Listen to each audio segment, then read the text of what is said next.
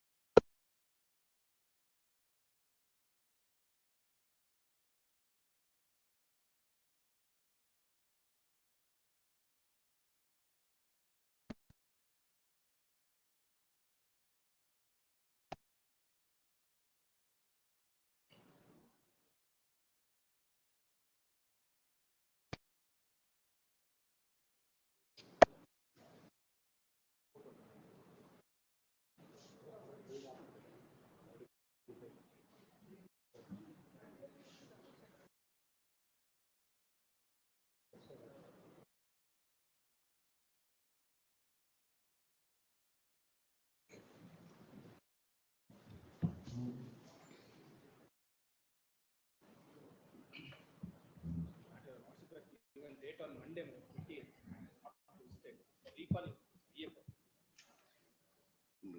List date is given for Monday 27. 20th it was given, it is not listed. I request on 27th. Memo mail date ಕೊಟ್ಟಿದ್ದು. 27, there are already 211 matters. We don't know how we are moving the memos. Only for recalling. ಆಯ್ತು ರೀಕಾಲಿಂಗು reach ಆಗ್ಬೇಕಲ್ಲಪ್ಪ ತೋಳಿ ಯಾವಾಗ. Your Lordship, this is a RERA appeal matter, pre-deposit. I'm not a promoter in the case, Your Lordship. I've been directed to pay the pre-deposit amount. The deposit date is on 27th. We pray it may be listed on 27th. You have to deposit, madam. You are I'm the, not a promoter. You are the landowner. No, Your Lordship. Then who are you? I was a sleeping partner and I was retired from the firm by that time itself. That's all to be examined in appeal, not to. Kodi, you are wasting your time here. Monday Monday ಆಗಲ್ಲ. Monday I'll take my chance, Your Lordship. At least I can make submission. Yes, Mr. One matter to be taken up at 2:30. ಏನಕ್ಕೆ? Lord, a unilateral appointment of the arbitrator by the arbitral institution. Hearing is on 27th. That's the reason, my Lord. First hearing is on 27th. Institution is unilateral only. Institution, my Lord, it is not unilateral. Their own rule says that notice has to be issued to me, even prior to accepting the rules or to appoint an arbitrator. That is what the rules says. They don't follow that. They simply treat this as ad hoc appointment and then they appoint the arbitrator. Your Lordship, my Lord, had directed, Your Lordship, may kindly recollect. CMP was filed by the by one of the contractors before Your Lordships. Your Lordships directed them to, pursuant to that particular agreement between the parties, Your Lordships directed them to go to ICA, where they say that they have already ICA sought clause. for appointment. Yes. Lord, they went there without even issuing notice to me. Appointment is done, treating this as an ad hoc appointment. Their own rules says contrary to it. Monday will take. ಅಲ್ಲ ಯಾಕಂದ್ರೆ ನಾಳೆ ಮಂಡೆಗೆ ಇದೆ. I leave to Your Lordships. Your Lordship. Your Lordship. 7 p.m. in the night, Lord. Yesterday 7 p.m. at the night, they tried to break open my house. Who tried to break open? Assistant Commissioner and his officers, my Lord. Under what? My Lord, pursuant to my Lord's order, they treated my Lord had stayed the order of Assistant Commissioner, my Lord, which had directed the daughter-in-law to be removed from the house and the house to be handed over to the mother-in-law, that is the petitioner. That order was complied, my Lord. Thereafter, they filed a petition before my Lords. My Lords had stayed that order without saying anything regarding returning of possession or nothing. On the basis of that order, my Lord, now yesterday night when I was not there, they tried to break open the lock, my Lords, and enter. This Jaffer. Jaffer. Look at the recording of the CCTV It's the footage instruction. also. The Senior Citizen Act Assistant Commissioner has gone at 7 o'clock to break open the lock. 2:30. Survey copy. I'll Survey copy here, I'll write not up with you. Without any FIR or complaint, police issued notice to the firm asking it to produce 14 documents, including a audit report, 3 years. Produce it. 14 documents, salary details, everything. And last Whatever week, they've asked for investigation, please produce it. No, there is no FIR or complaint, nothing there. It could be Bharat. My lord, Yes. Not at all. Monday. Your Lordship said granted interim order in the suspension matters. That order, oral order is not reflecting in the order sheet. It's about abandonment, not ozone. Check, man. It may kindly be taken. Fresh matter, testament order issued against the petitioner. Can't hear you. Exterminate order issued against petitioner, my lord. Have you been heard by the executive magistrate? Yes, my lord. Have you been heard by the executive magistrate? The national justice has been followed? No, we have filed here. You don't know anything for next week. Lords, even though there is, my lords, the undertaking by the opposite counsel, my lords, not to precipitate the matter, my lords, but they have precipitated and they are trying to dispose me from the property, my lords. The Senior Citizens Act, my lords, under challenge. The order from DC, my lords, has been challenged before this honorable court, my lords. I am the applicant, my lords, under Senior Citizens Act, my lords, for cancellation of gift deed, my lords. That has been challenged, and the opposite counsel, my lords, has undertaking that, my lords, they will not precipitate the matter, my lords, before this honorable court. It has been set aside. Who are you? My lords, I am the applicant, my lords, senior citizen. Senior. Please. Next week. No, Mangalwara, at least. They are trying to dispose me from the There are property. 211 matters on Monday, 175 matters on Tuesday, 126 matters on 29th, 151 matters on 30th. Tuesday or Wednesday, my This is lords. without taking into consideration the fresh filing. Please give it, it will come. It's a pending matter. Madam.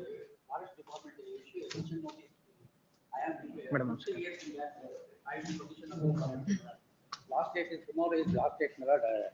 Take a matter. ನಾಳೆ ಆದ್ಮೇಲೆ ಬರ್ಬೇಕಾಗಿತ್ತಲ್ಲ, ಯಾಕೆ ಇವತ್ತು ಬಂದ್ರಿ? Monday. Don't put this unnecessary pressure by coming last time. No, Put it. Monday, my lord. Monday, my lord. It'll come. Monday. Yes. This is with respect to the Pradhan Archak office of Malepete Lakshmi Narsingh Swami Devasthanam. My lords, one of the writ petitions concerning the same issue is pending adjudication. my lords. In the meantime, the executive officer has issued a letter asking the Pradhan Archak to vacate the office and hand over the charge. my lords. The connected matter that I'm referring to, which is pending adjudication, is coming up on Monday. That's a date given, madam. Number kodi, and if it is on Monday, it'll come It up. is on Monday. My lord, I appear for the applicant. My lords, in this matter, this DC has passed an order to cancel my caste certificate, my lords. We have come before this court, and the court has ordered to replace my caste certificate and stay the proceedings, my lords. Later, the DC has not been complied with the order, my lords. File a contempt. No, my lords. My lords, the problem is in this matter is, my lords, the 27 is the last date for his If he editing of violated this. the order, file a contempt. We won't be able to take contempt action. No, my lords. My lords, the thing is that on the 27 is the last date for editing his PG examination application, my lords. So the caste certificate need to be restored. The old caste certificate need to be restored, my lords. Without issuing kodi, Bharat. Monday, my lords. Paper bank, a petitioner has taken interim order and he has not complied. Past 1 year, he has not shown any interest in repayment, my lordship. And bank has not initiated surface still, my lord. So, What is, if it's a surface matter, it won't come. no, before it us. is a DRT, means they have come and taken a bank matter, my lord. DRT matter. DRT matter. DRT matter is not before this court. GMRES only they have mentioned. GMRES Singh Bharat. Yeah, Adella change agide. All of it have gone to GMRES. Yes. My lord, Just a I moment, appear, madam. Lord, I appear for the You applicant. wait for your turn. Yes. Allotment of land has been cancelled by respondent, my lord. There is a chance that they might alienate it. Fresh matter, my lord, if the matter can be taken up on Monday, please. Who has cancelled the allotment? My lord, Karnataka State Electronic Development Corporation. Respondents are preparing to make road in the registered property without composition and amount, without acquiring land. Who is the respondent? Petitioner. Who is the respondent? Which authority?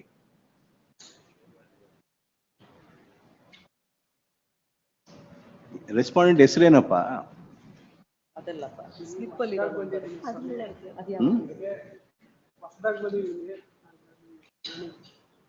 Good. Yes, madam. I'm sorry, my lord, I didn't realize it was going in this direction. I appear for the applicant. There is a gift deed that has been cancelled by the impugned order. I lie at risk of being immediately dispossessed from the property. They have asked the police to take coercive steps to remove me and my family from the property. Will be immediately dispossessed. So by July 31st, that has to be done. Therefore, if it can be listed a little Before early, 31st July. Yes. 27th if possible. Before 31st July it will come. Yes, Okay. madam. Much obliged. Yes, madam. That's appearing for the appellant, my lords, regarding to 33 percentage of reservation in all committees for women. It is a fresh matter, requesting to list on Monday, my lords. When is the election? Election, I don't know when it's election. Yeah, but please list is on Monday. Monday, if we listed, it won't reach. That much we know. Because 211 matters are there. When is the election? Tell us that. I will. List it accordingly. Okay, I will tell. Give the date, our date will respond. Yes. One fresh matter covered by your lordship judgment. Body. It will come in the regular course. Not regular course, my lord. This Covered by judgment will come regular. No, my lord. Police people are, I am running the club, my lord. Police people are interfering with me. Coming up with a new policy, that policy will be applicable. Yavati Any club matters, sir? Any date, my lord. Before 31st, any day. 17th August. My lord, till then, my lord, they are stopping the. Club matters on 5th. My lord, before 31st, my lord, if I'm not. They are coming up with a policy. They are not going to interfere with anybody's submission that they have made to us. Now, my club is closed, my lord, in view of the police interference. They are not giving any. Done really something wrong. So it will come up on 5th. Next. 5th, my. Adjournments. List number 1, page number 5, serial number 37. Page number 6, serial number 38 to 42. My lord, may I make a request, my lord, that serial number 41, my lord. I am for the respondent, government is for the petitioner. Some genuine personal difficulty today, my lord. It can be disposed of. Your lordships had allowed it, my lord, and then recalled it. Could What it be is had to? on Monday? That forest matter, we had last time also, nobody Yes, my lord. appeared. I'm sorry, my lord. I had some personal genuine difficulty today. Monday I'll be there, my lord. At top of, I'll We not, can't my lord. adjourn it like that, Mr. Prithvish. Monday we I have too many understand. matters. Please come on VC. There's twice it's been adjourned Very well, already. my lord. I'll be here, my lord. Yes. My lord, I had some genuine personal difficulty if I can. Very well, my lord. I'm sorry. I understand Today your we lordship's can't board. appreciate it. After 2 adjournments, we can't appreciate it. Next. I'm sorry. Page number 7. Page number 7, serial number 43 to 46. Page number 8, serial number 47 to 52. Your Lordship, serial number 48, Your Lordship. I'm for the petitioner. I seek for an adjournment, Your Lordship. Have you informed the respondents? Yes, sir. Yes, Your Lordship. I have informed. 48 at the request of counsel for the petitioner released on 19th August. Your Lordship, first week of September, Your Lordship. Senior counsel is traveling. Hence. Apologies. Please don't make a submission on the basis of a senior counsel. We not accept it. Because you said that, we won't accept it. 19th August. Yes. Page number 9, serial number 53 and 54. Page number 10, serial number 55 to 59. My lords, if I may make a submission, my lords, serial number 58. Both the parties have entered into a compromise, my lords. If my lords may permit, all the parties will be present at 2:30, my lords, to enter. Today? Today, my lords. Yes. Inform us when they come. Grateful, my lords. Page number 11, serial number 60 and 61. List number 1, for being spoken to, serial number 1, G.R. Mohan. JPF for the respond number 3 in this matter. This is a railways matter. I served the copy on the other side. What copy? On last paragraph, Your Lordship, in the application. Survey number, instead of 70, it should be read as 71. You would file amendment application. Lords, before any further confusion, may I just kindly point out, last week when the matter had come up, Lords, I didn't have the benefit of either the website copy or the certified copy of the order, which is now available. The judgment, my lords, there's no error. There's absolutely no error in the judgment. There's a separate order passed dismissing the IA for amendment. In that there is the discrepancy between 70 and 70. Let us see what is the application that they filed. Yes. When did you file the application? 1 of 26. Yeah, 1 of 25. That mistake has happened, and the order was passed on 7th. This was on the IA, asking them to matter of trial. While mentioning survey number is by mistake, my typing mistake. The 71, 70.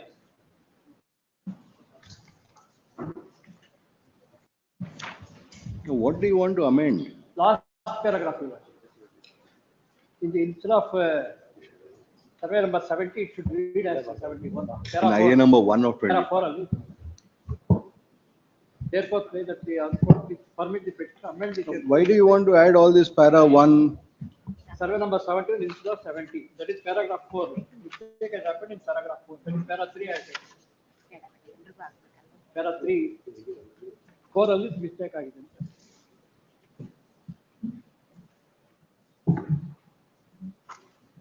Para 4 of the IA 1 of 25 only mistake agide. And in fact, even in the main writ petition and the Mohan, you are asking to add in para number 1, to add in para 8. For the prayer, it was, ಒಂದು ನಿಮಿಷ ಕೇಳ್ತೀರಾ ನೀವು? Please listen before you respond or react rather. You are not short. We have not even asked the question. Please don't respond. No, to add is that was mentioned in my IA 1 of 25. That paragraph which I read. You have not even asked the question. You are responding from that time. Para 3, Your Lordship. ಆಯ್ತು.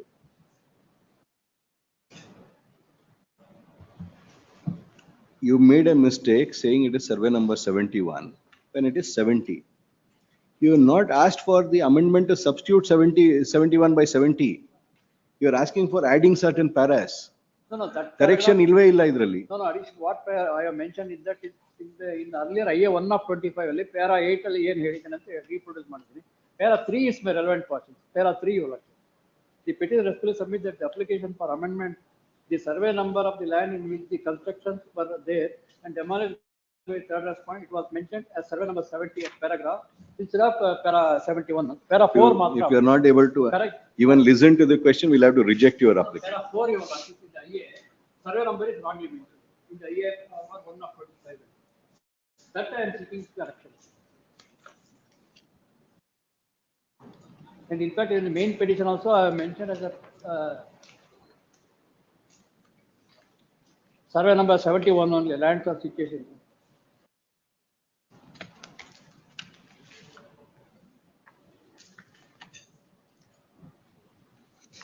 Page 5 of my writ petition, you know. Specifically, I mentioned the survey number 71, page 5 also. Main writ petition. We are not considering the writ petition, we are considering only the IA. Writ petition is disposed. You said you have made a mistake in this one. So we said we can correct it. Mistakes happen. But if you have to correct it, you have to correct it properly. So that's what I said, para 3. The construction was demolished by so-and-so. However, the petitioner noticed the typographical mistake when the order passed by the Alma court, so-and-so according survey instead of 71. Para 3, then I am seeking requesting for this court. In the IA 1 of 26, specifically, para 3 you are.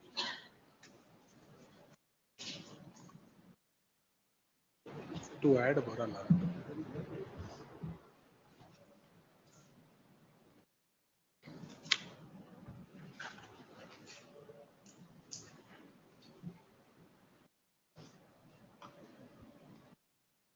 Para 4 is my prayer. You have not said where what is to be amended. You only said please to permit it to amend. You'll have to say in line number so and so, so and so. Yenu illa nim application alli. That's what I said in para 3. Specifically, I said typographical mistake. I said in para 3. That is the prayer number. Earlier, my prayer is the earlier prayer was rejected by this court. IA number 1 of 25. We have asked you thrice. You are not. Now you are forcing us to reject it. You want to file a better application, we'll give you time. If you don't want to do it, we'll reject it. Para 3 is very clear. I'll file my. I'll file my. 1 of 26 has been filed. Counsel for the petitioner once again seeks for. This is the third time it's happened. Seeks for and is granted 2 weeks time to file a better application. Relist on 18th August. Oblige, my lords. Serial number 2. We'll allow the amendment if it is properly done. Please, 70, 71, I have no objection, Your Lordship. We have, but that application has to be correct. In para 8, illegally demolition antala bardu bittidare. So that may be a that this one, if he files it, we'll allow it. Let him file the application. Yes, yes, deeply obliged. Serial number 2, R.B. Sadashivappa. Clarify ಆಯ್ತಲ್ಲ ಅಲ್ಲಿ ನೀವಿರ್ಲಿಲ್ಲ ಅಂತ ಅಷ್ಟೇ. See, what Mr. Sadashivappa is saying is in the impugned order, though you are speaking of 2018 amendment, in the impugned order, the reference is to 2017. Please, Please see page 16. You gave us 2018. Please, madam. 5/6/2017, class 2E. 5/6/2000, see clause 2E, mattu clause 12 ready. Yes, please, madam. So this is speaking of 2017. The power is not exercised under 2018, number 1. Yes, number 2 is 2018. Is it been gazetted? What you have shown us is not the gazette copy. Please, madam. Notification. It's been gazetted. I'll check and get back. And this order, of course, this order we have told Mr. Sadashivappa, it may be a typographical error. But if it is not gazetted, then you can't use that. Please, madam. So when will you let us know? Monday, madam. And AG seeks for, well, the matter has been moved for being spoken to. The submission learned counsel for the petitioner, firstly, is that the order referenced in the impugned order, the amendment referenced in the impugned order is dated 5/6/2017 and not the later amendment of the year 2018. Secondly, is submission is that the document which has been produced by the respondent does not indicate as to whether it has been gazetted or not. Learned AG seeks for and is granted 3 days time. 29th, my lord. Relist on 29th. Please. Fresh matters, serial number 3. Janardhan Reddy. Mr. Reddy? He is not in station, my lord. Okay. There is a death in his family. Kindly have it next week, my lord. Enidu, what are you seeking? Any Ombudsman order ಮೇಲೆ ಹಾಕಿದ್ದೀರಿ ಅಂದ್ರು. I don't have file therefore kindly have it next week. 1925 you are seeking for. Issue emergent notice to respondent returnable by 18th August. Grateful. Petitioner is also permitted to record and summons on respondent. Serial number 4, Shivkumar. Yes, Mr. Kumar. My lord, I am for the petitioners. There is no interim relief. PP. Issue. Who is respondent number 2? Respondent number 2 is a state officer. Who will take notice for them?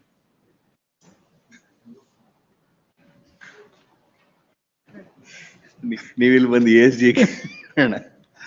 Who will take notice for respondent number 2? Because he is the adjudicating authority, so we have made him a party. Notice may be dispensed with me.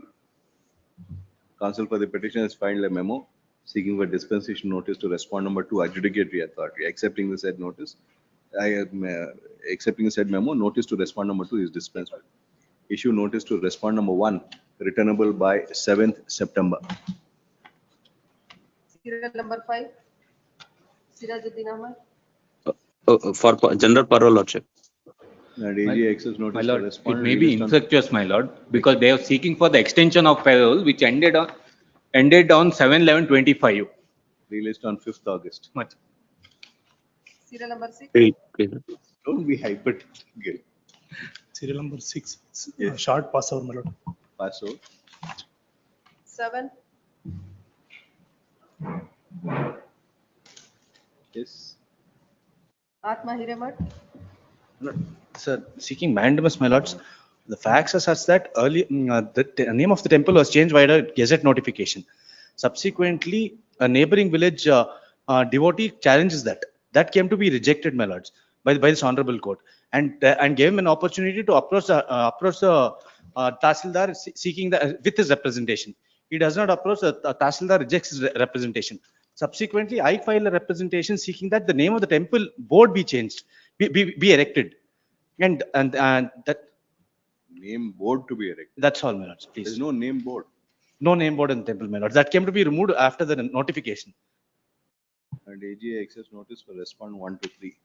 Petitioner is before this court seeking for the following leaves. My instructions are that, my lord, there is a law and order issue, a dispute between two villages regarding the change of name. Now the name has changed, so you have to put up the board. It has to be, for that, my lord, the Tahsildar has written to DC, my lord, for implementing that order. Please, That order is attained finality. please, my lord. The name of the Muzrai temple having been changed. Board, and the name board was not erected in front of the temple. In that background, that the villagers, including the petitioner, had submitted a representation on 24/2/26 at Annexure A, requesting respondent number 2 to erect such a board. The said application not having been considered, the petitioner is before this court seeking for the aforesaid relief. And AG on instruction submit that the change of the name of the temple has not been accepted by certain other villages. Yes, There ma'am. being a law and order problem, the Tahsildar has requested police Please, protection my lord, he's written from already. the jurisdiction police, and necessary action would be taken Yes. with police protection. The said submission of learned AG answers the grievance of the petitioner, directing the second respondent Tahsildar to do the needful within a period of 30 days from the date of receipt of a copy of this order. Petition stands disposed. Much obliged, my lords. Sorry, my lord, I asked permission. Previous matter. 6th. My learned colleague not thought that yes, I would press for interim order. We have not sought for any interim. No interim. Notice. But the ombudsman, Lord, has closed my complaint on the ground Annexure A and Annexure W are the. Pradeep Sarkar for respond number 1 and 2. 1 and 2. Other are private parties. 3 to 6 notice has to go. 3, 2, 3, 4, 5. HDFC, Francis Xavier. Francis Xavier for respond number 6. Issue notice to respond number 3, 4, 5 and 7. Written up by 7th September. Great. Serial number 8. Sir. Yes. Mr. Arbatti. For the petitioner, my lords. Petitioner is the mother of the convict, my lords, for general parole. General parole. Please, my lords. And AGA for respond released on 5th August. Please, my lords. Serial number 9. Avinash AP. Yes, Mr. Avinash.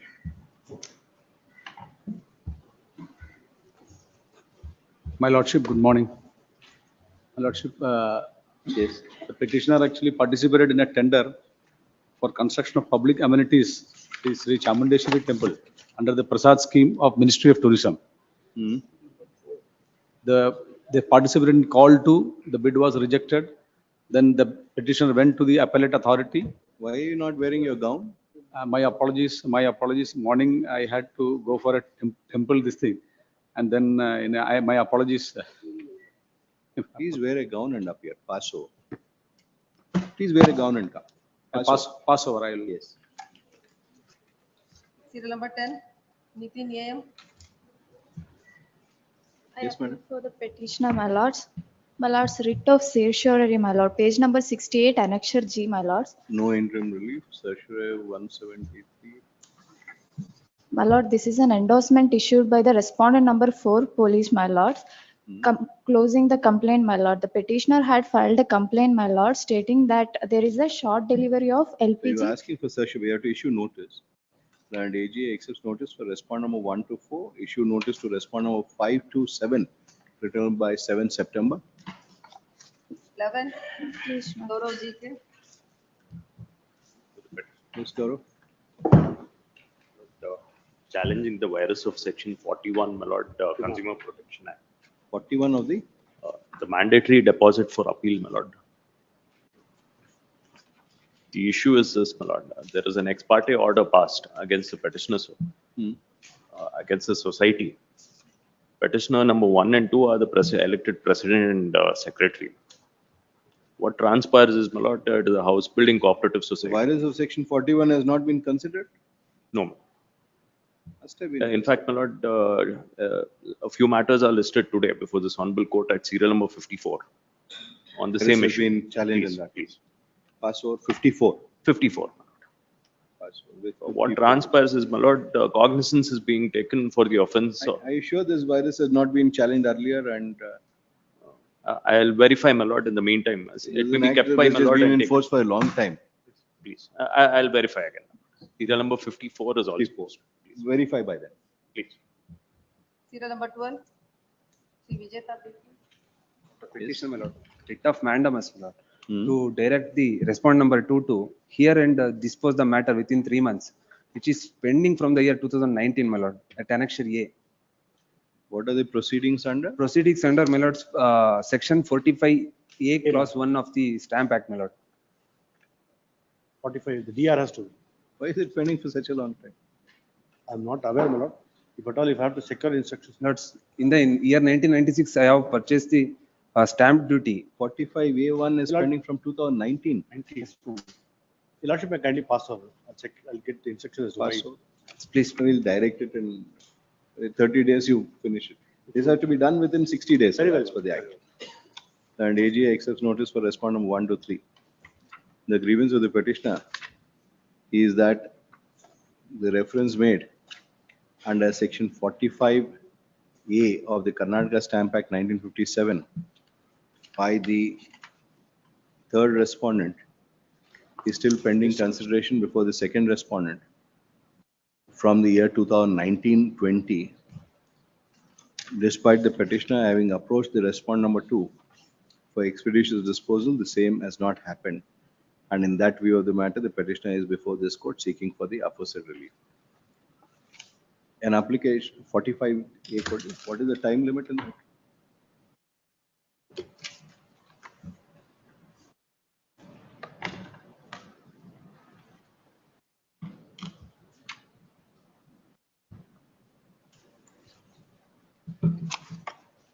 Schedule of subsection 2 of section 45A indicates that any reference which has been made under section 45A1 is required to be disposed of within 90 days from the date of receipt of such reference.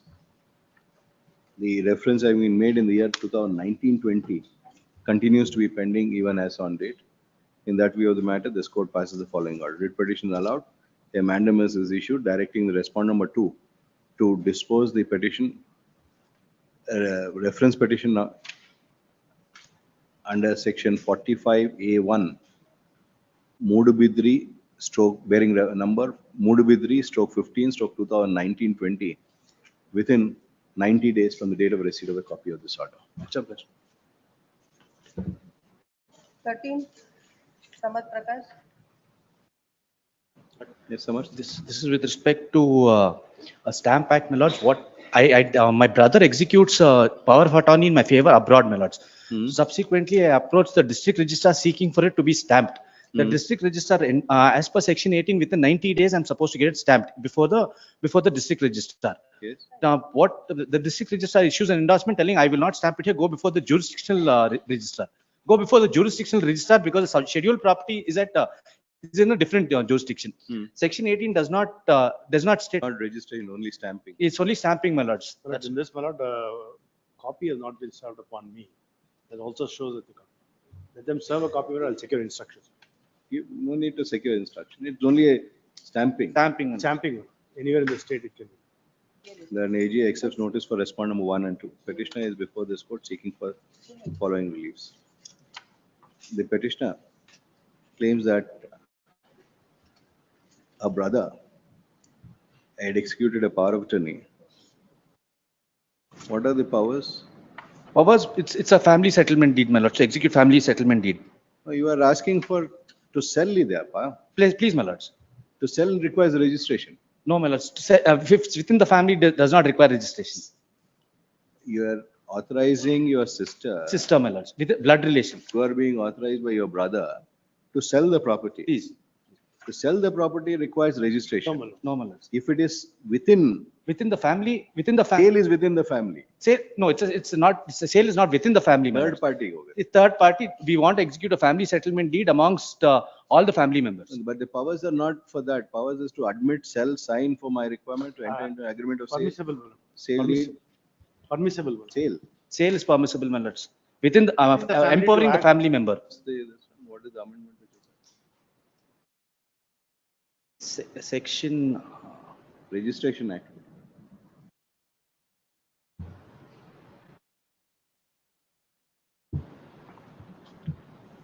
(17) Is it not registered?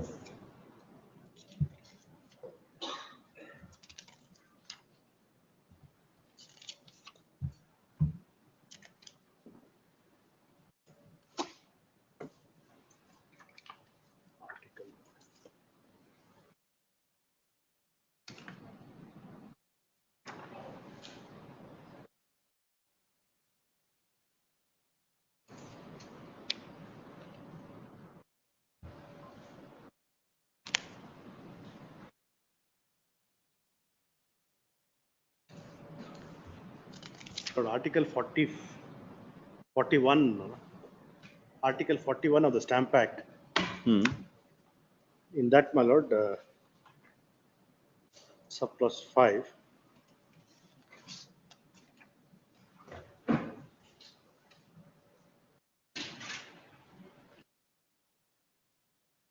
No, is it required to be registered? No, my lord, not compulsory registration. This is equivalent to registration, my lord. A foreign GPA. This is a foreign GPA, my lord, executed before the either the embassy or the notary. Then it has to be adjudicated before the deputy commissioner, the DR here. When the document is submitted within 4 months of that execution date, the deputy commissioner is required to appropriate duty, my lord. then for that article period. To that extent, there's no problem. No, registration, If it is appearance in court, it's etc., there's no adjudication. issue. It's adjudication. Here it is a power for sale, Yes, adjudication. not required to be Not registered. required to register.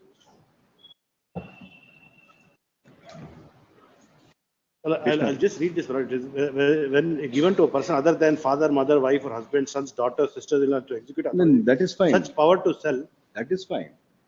Does it require registration? No, that's equal to registration. Adjudication is equal to registration. The AG accepts notice for respondent number 1 and 2. Petitioner is before this court seeking for the following reviews. A power of attorney having been executed in favor of the petitioner by a brother in respect of the brother's share in a property jointly owned by the family outside India was placed before respondent number 2 for stamping. However, respondent number 2 had, by way of the impugned endorsement, directed the petitioner to approach the jurisdictional sub-register where the property is situated. District registrar. Jurisdictional district registrar. Illi sub-register anta ಹೇಳಿದ್ದಾರೆ. He went to the DR, that's the problem. No, they have to go to the DR, my lord. No, they have to go to the DR. DR has issued the endorsement. Yes, my lord. He says go to the DR of the jurisdiction. So the Jayanagar. property is in This is Jayanagar, Shivaji Nagar. my lord. They have presented before the sub district registrar. In fact, my lord, it is wrong what the deputy commissioner has done. They have a choice, either the place of residence of the either of the executant or the son. So they have gone to Shivaji Nagar because they have shown the address as Chalgatta, which is within the administration of. Your Lordship, I kindly see the document, my lord, the foreign GPA at page 11, my lord. The executor who. Property is in Jayanagar. Jayanagar, please. You are residing in Chalgatta. Chalgatta, which is which under comes the- under the Shivaji Nagar jurisdiction, my lord. That is under Jayanagar district register. So tell me, go before the Adjudication would have to be done in Jayanagar. No, no, my lord. Section 18 does not state that, my lord. Section 18 tells any district registrar can adjudicate. It's basically only payment of stamp duty, my lords. There is not, if I may be permitted to read section 18, which I've culled out at page number. Get instruction, we are not convinced on it. The AG accepts notice for the respondent, he seeks for and is granted a week's time to obtain instruction. Released on 6th August. My lords, 8th, on 8th, the stamp duty would expire, my lords, and. Released on 3rd August. Much obliged. 14, Aditya SK. Lords, the matter is regarding general parole. General. AG accepts notice for respondent 5th August, I-1 of 26 is allowed. Obliged. 15, Parameshwara Sundara, party in person. Lord, I am petitioner number 2, Parameshwar Rao. Yes. The mother is petitioner number 1. Prayer is disclosure of UIDI of certain individuals. This time in this, you have asked some prayer for yourself? Or Yes, is my it lord. Yes, my general lord. prayer? Yes, my lord. So the facts of the case is the certain people have involved in fraudulent sale deeds. The civil court, Mayall City Civil Court has already decreed in our favor and further directed the Commissioner of Police to invoke Aadhaar and trace those individuals and take action. The Commissioner of Police did not take action, rather forwarded the matter to the KR-Puram Police Station. The KR-Puram Police Station told us to go to the appropriate court. Thereafter, we filed PCR. The learned magistrate was pleased to take the sworn statement. Exhibits were masked. Notice was also sent, out of which accused 1 and 5 and 7 have appeared. The rest of them did not appear. The magistrate told us to take steps to trace them, my lord. Section 33 I of appear for the authority, my lords. My lords, if I may kindly take the decree that they are relying on, my lords, in page number 14 of the petition. Yes. My lords, it's a civil decree. It's a civil suit for declaration and injunction, my lords, wherein the honorable judge observes that it is further ordered that official issue an intimation to Commissioner of Police about the fraudulent transfer observed in this suit and to inquire about such transaction by these defendants by invoking their personal unique identification principles, that is Aadhaar, and to initiate appropriate legal action to avoid such fraudulent so and so manner. My lords, this is the judgment passed by they have produced the decree. This is the judgment, my lords. Is only the high. Lords, if I may kindly take para 21 of the judgment, their own judgment. 21. Para 21 of the judgment, my lords. Yes. my lords, the learned judge, my lords, there he observes. Among the defendants, defendant number 1 having executed the power of attorney and allowing to operate it for good length of time and later on being a consenting party to the registered transfer to the so and so. This deserves appropriate penal action against defendant number 1 to 6. Hence, copy of these findings shall be sent to Commissioner of Police, Bangalore, for initiating inquiry by appropriate agency of the state. Because the state recognizes title and the court consent shall be informed about the investigation once in 3 months till completing the investigation. Lords, this is beyond the jurisdiction of the civil court, my lords. It could not have set the criminal action into motion. And on the basis of that, the prayer is made by the petitioner in person. The decree is on not an appeal before us. No, my lords. That is the basis of their. I'll just read the prayer, my lords. Unless it is being set aside, it is binding. My lords. Unless it is set aside, it is binding. Please, my lords. I am just reading the prayer, my lords. My lords, the prayer of the writ petition is to so and so, directing the respondent number 1 UID to trace and furnish the address details of the defendant by utilizing the fingerprint identification available on the alleged fraudulent link, my lords. My lords, that issue stands covered by the judgment of my lordships. If I may, it was passed by my lordship in the November.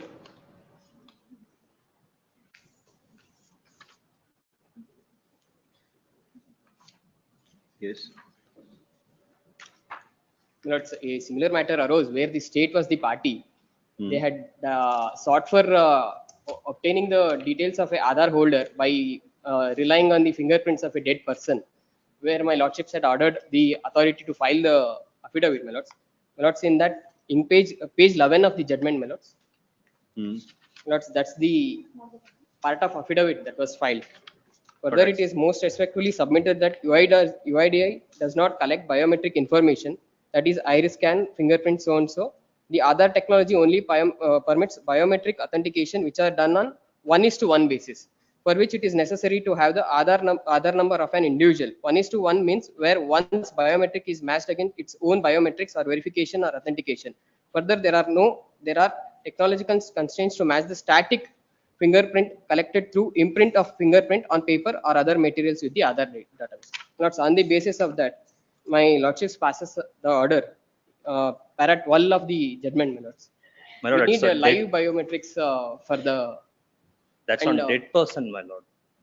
My lord, this court has also passed a judgment. Memo of citations, page number 21. Memo of citations? Yes, my lord. Page number 21, this bench has passed and dealt with the exact manner. Page 21. Yes, my lord. And then further in page number 26, my lord, whether during the course of investigation by police authority or any other investigation authority, the usage of Aadhaar card, including authentication, could be provided by respondent number 1 to such investigation agency, if so, under what circumstances? Yes. And para 10, my lord, this court has already adjudicated that under section 33. It can be given. That was a case where a person was missing. Is that the case? Because his own father who had filed the case, The where citation Aadhaar number is was saying, my available. lord, I have already gone through that. That was a dead person altogether. This was a case where there was a missing person. What we had directed them was, if that Aadhaar card were to be used by the missing person to communicate the details. Now, what you are asking is from the fingerprint to identify the actual person who has impersonated a dead person. Not impersonate, no. They have fraudulently created the sale deeds. That's correct, but dead person, somebody has affixed their. No, in my civil suit, they are all live persons, so they are not dead, my lord. Now, that person who has impersonated is what you are saying. They are not impersonated, my lord. Fraudulently, they said, I am the owner of the land they have created. That is what. See, now you want, what you want is the identification of that person from the thumb impression. Yes, sir. Address on location. Yes. Now, what is the other, because of Justice Putswami's judgment, there is a clear direction that UIDI shall not store any data. They can't store the data which is there. So once it is used, whether you use it for your eKYC or anything, you don't want your fingerprint to be available, right?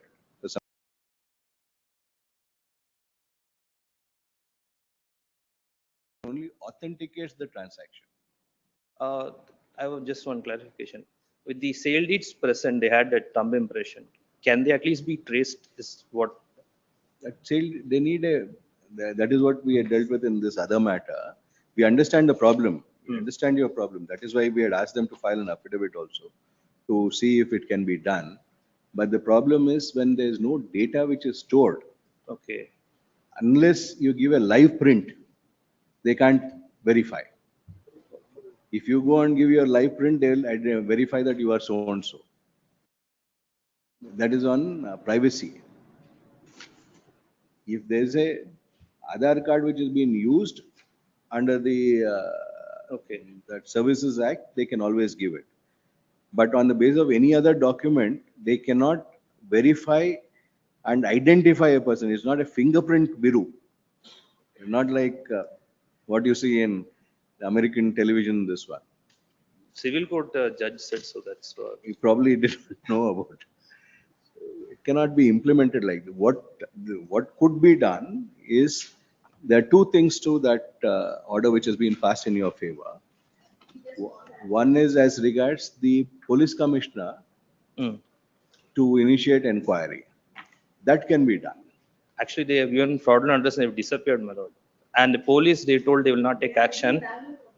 They told you go to the court. That's how I filed PCR. Magistrate, I also told the same thing to the magistrate, my lord. He said you should only take steps. That's why he came to. Being of the considered opinion that the commissioner of police, Bangalore, would be required to be brought on record as a party respondent. The commissioner of police, Bangalore, is brought on record as respondent number 2. And AGA accepts notice on behalf of respondent number 2. Serve a copy on it. Learned counsel for the petitioner is direct serve 2 sets of the petition along with annexures on the learned AGA.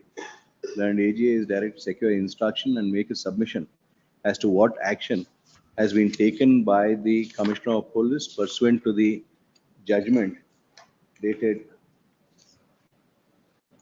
25/7/22 in OS number 26290 of 2023, passed by the 83rd Additional City Civil and Session Judge, Mayall Unit, Bangalore.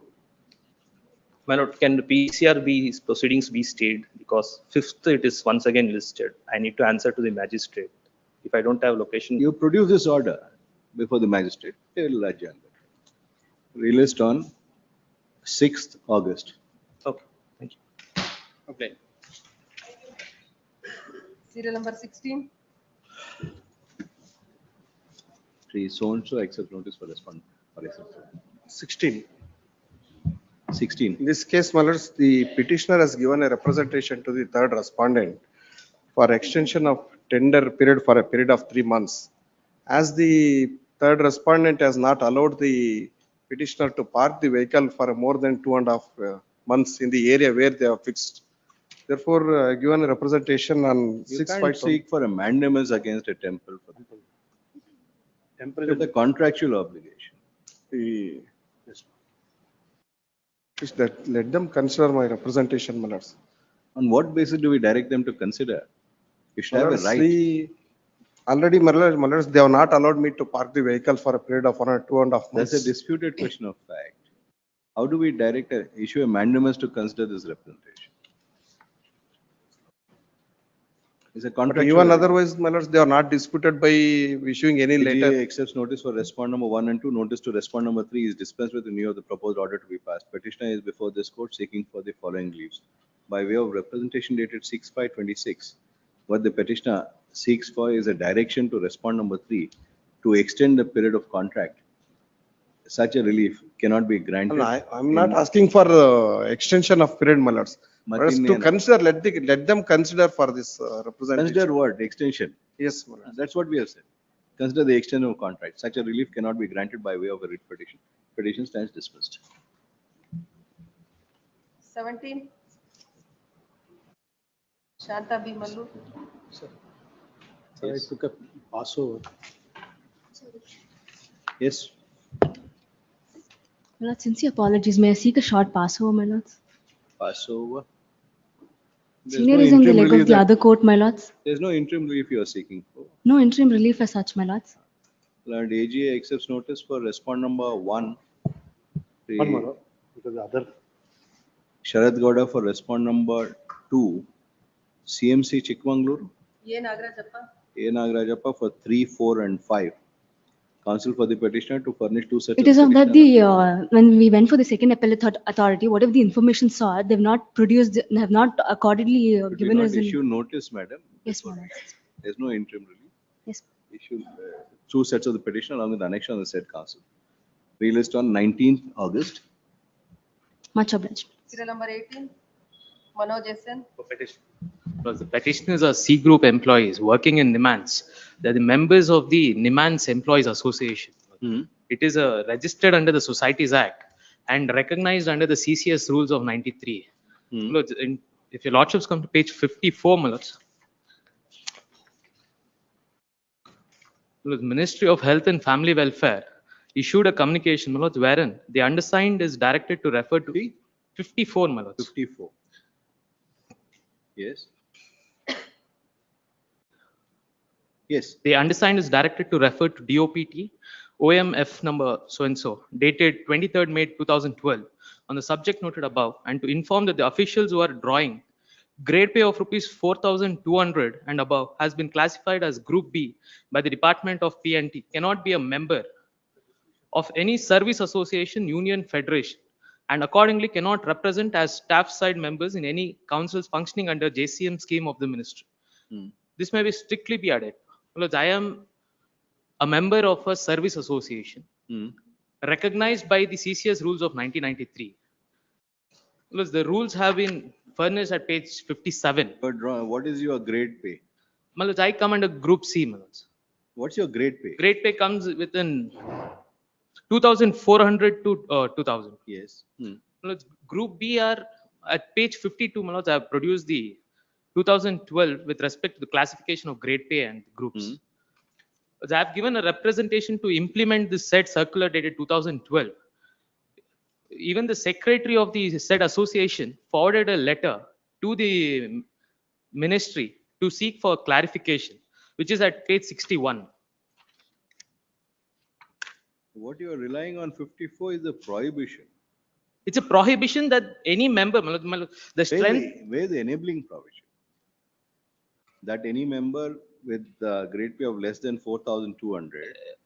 That is be a member of service association. It only says anyone who is drawing more than 4,200 should not be a member. A JCM scheme. Where's that JCM scheme? I have not produced that. You can only ask for JCM scheme to be implemented. No, not just for the JCM scheme.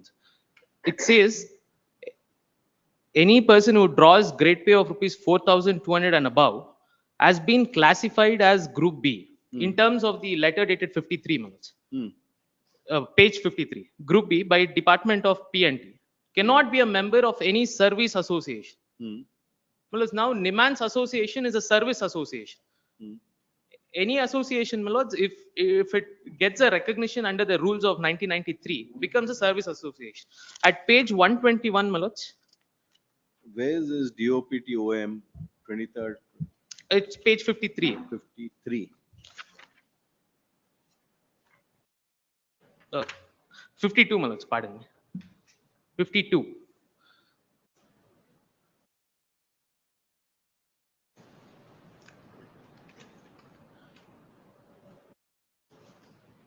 Yes, madam.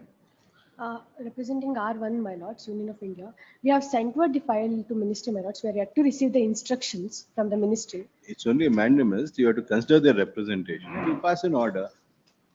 52, the classification is there.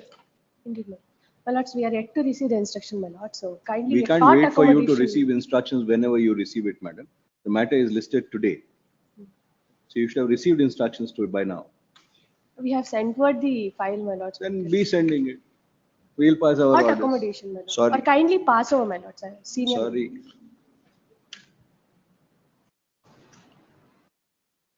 You filed wakalat before notice. Ms. Sadhana, as they say, who has filed wakalat before.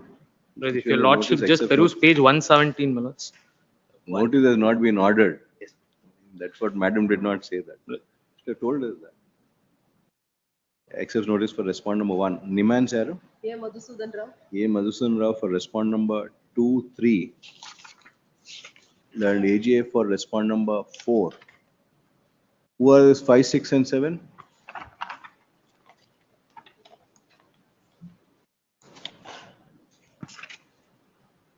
Anybody Because they are the appearing? members of the Anybody appearing for elected body. No one. any standing counsel for respond number 5? I have no instructions.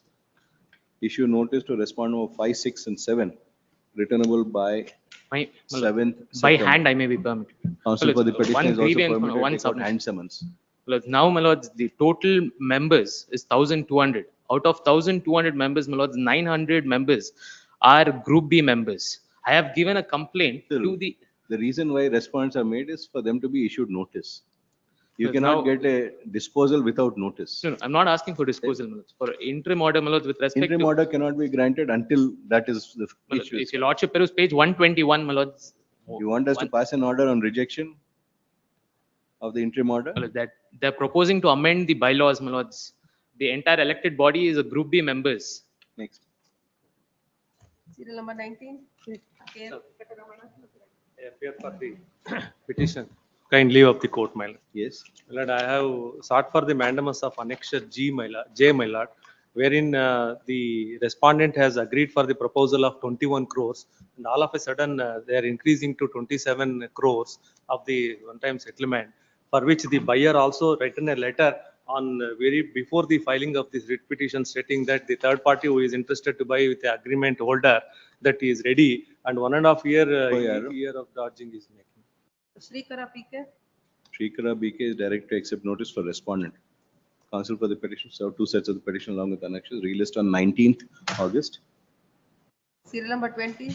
Kiran SS. General parole matter, ma'am. And AGA for respondent relist on 5th August. Serial number My lord, 21. serial number 24, same order. Serial number 24, my lord, same order. 21. Vinay Kumar Shetty. Seal number 21, 25, and 26. My lord, arising from the case filed by the ED, my lords, where summons has been issued under section 50 and search and seizure under 17 has been conducted, and that has been challenged. And petitioners before this court are not arrayed as an accused. Lords, in total, 4 petitions are filed. Any other proceedings pending? No, my lords. They're not accused in the predicate offense. And in fact. ED Garu, Madhu Rao. Yes. Sri Madhu Rao is directed to accept notice for respondent number 1 to 3. Counsel for the petitioner to furnish 2 sets of the petition along with annexures on the said counsel relist on 11th August. I request for an earlier date, my lords. Is allowed. Then what is 20?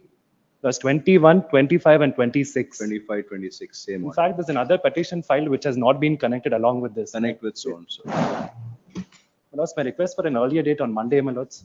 In fact, the coordinate bench had granted an interim order to some of the other accused who had come before this court, my lords. So my request next week sometime. It won't reach any of those dates. Please wait. Next. 22.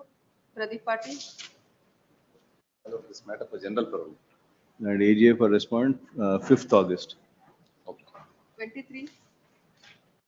Chandrasekharaya. This is the And recreation AGA for court. respondent. When is that matter? Adu 5th. The lordships are given on 4th, I suppose. 5th August. 4th and 5th. Like 4th or parole is on 5th. Spy is on 4th. This is cultural association. That is on 5th. 5th. 24. 24 is also a parole matter. Parole 5th. Be classified as GM police mode. Registry is there to verify the classification. Yes, much. 27. CO Gerule. Lords, I may be permitted to withdraw. Lords, I've Filed a memo, dismissed as withdrawn. filed in the registry, my lords. Yesterday. You I filed it? Please. Bandidiya memo? Yes, check. The office copy. 28. Krishnamurthy D. Krishnamurthy. Enidu? My lord, it's a mandamus to consider the complaint, my lord. We'll look into it. It's a cognizable offense. Cognizable. Yes, ma'am. Kodi. Kodi.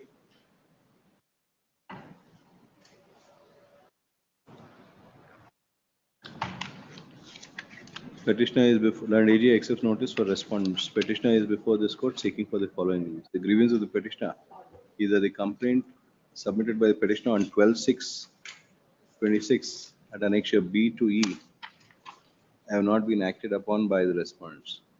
Learned AG on instruction submit that since cognizable offences are made out, the respondent would register necessary FIR, carry out investigation. The said submission answers the grievance of the petition. Placing said submission on record, petition stands dismissed. 29. Ravish Delhi. Lord, is insurer claim petition, insurer claim petition. Insurer. Insurer writ petition, please. Two vehicles are in this case. One is motor two-wheeler, scooty. Another one is our lorry. Lorry mail, there is charge sheet against the lorry. That the minor, your vehicle driven by the two-wheeler is a minor, and pillion death is also minor, please. Charge sheet under section 180 of 180 of the MU Act against the owner of the vehicle, and also charge sheet against the minor who drive the vehicle G1 juvenile delinquency ಅಂತ ಹಾಕಿದ್ದಾರೆ. We have filed an application to implead the owner of the scooty, please. It is rejected.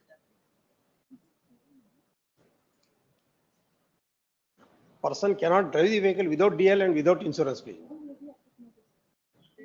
50% contributing attracts on the part of the rider of the two-wheeler, please, and also owner of the scooty.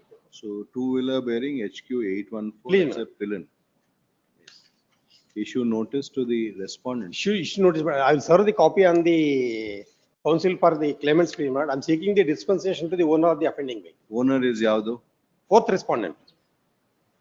Notice to respondent number 4, owner of the vehicle is dispensed with in view of the memo filed by the counsel for the petitioner. Issue notice to respondent number 1 to 3. Allah, I will serve the copy, please. ಕೇಳಿ ನೀವು Please, please. ನೀವೇ order ಮಾಡಂಗಿದ್ರೆ. I am sorry, sir. Court has to issue notice. Please, I am sorry, extremely sorry. Issue notice to respondent number 1 to 3, returnable by 19th August. Counsel for the petition is also permitted to serve the counsel of appearing for respondent number 1 to 3 before the trial court. The further proceeding in MVC number 2355 of 2024, pending on the file of ಯಾವ court ಇದು? ಇಲ್ಲ Bengaluru, please. ಯಾವುದು ಎಷ್ಟನೇ MSCT?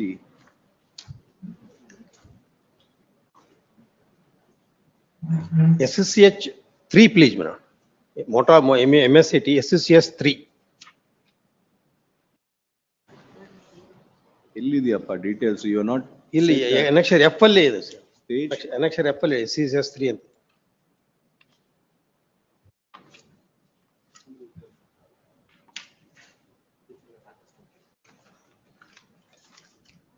SCCH ಅಲ್ಲ. Before the SCCH. 7th additional SCJ and ACJ in Please, Bangalore. ಅದಕ್ಕೆ is called an SCH 3 ಅಂತ ಕರೀತಾರೆ sir. ಅದಕ್ಕೆ SCH 3 ಅಂತಾನೂ ಬೋರ್ಡ್ ಹಾಕಿದ್ದಾರೆ sir. That is the. Please, 11th. What is the legal way of mentioning a court? That is at page 29, Nodi.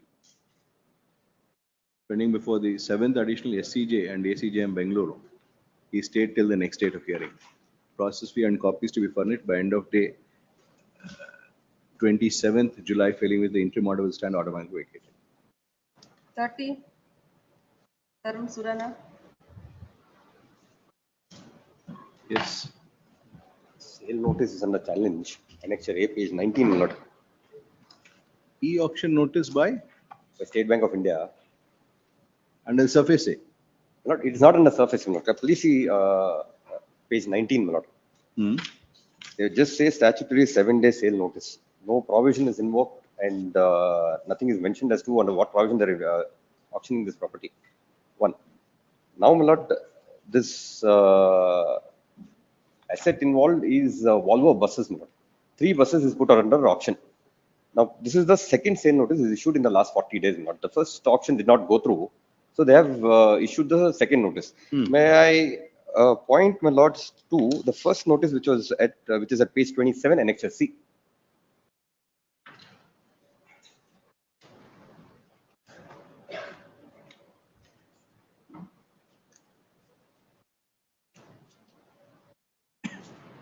Lords, will see a stark difference between the. Just one moment.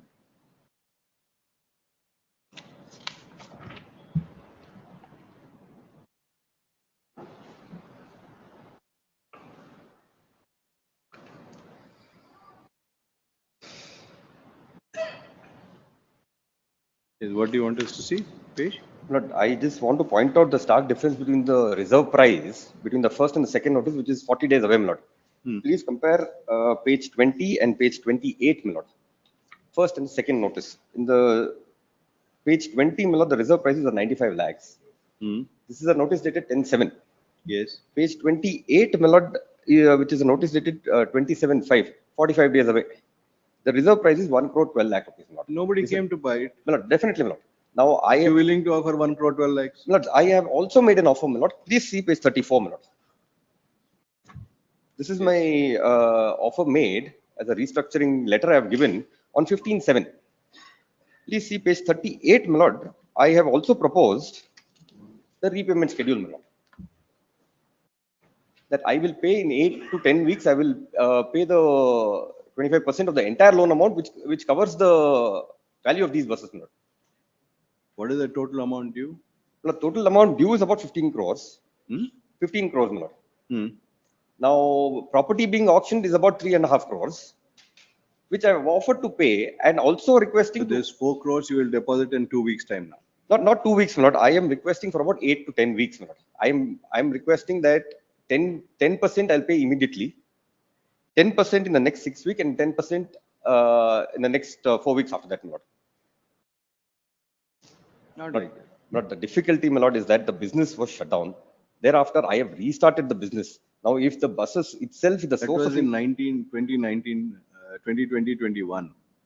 We are speaking of 5 years thereafter. You are given COVID-19 as a reason. But that is a different loan, my lord, which was withdrawn and because of which I've suffered. Now, how much are you willing to deposit, Mr. Counsel? If it is a reasonable amount, we'll consider your interim relief. If it's unreasonable, then we can't. Lord, I'm willing to deposit 10%, my lord, in the. Sorry.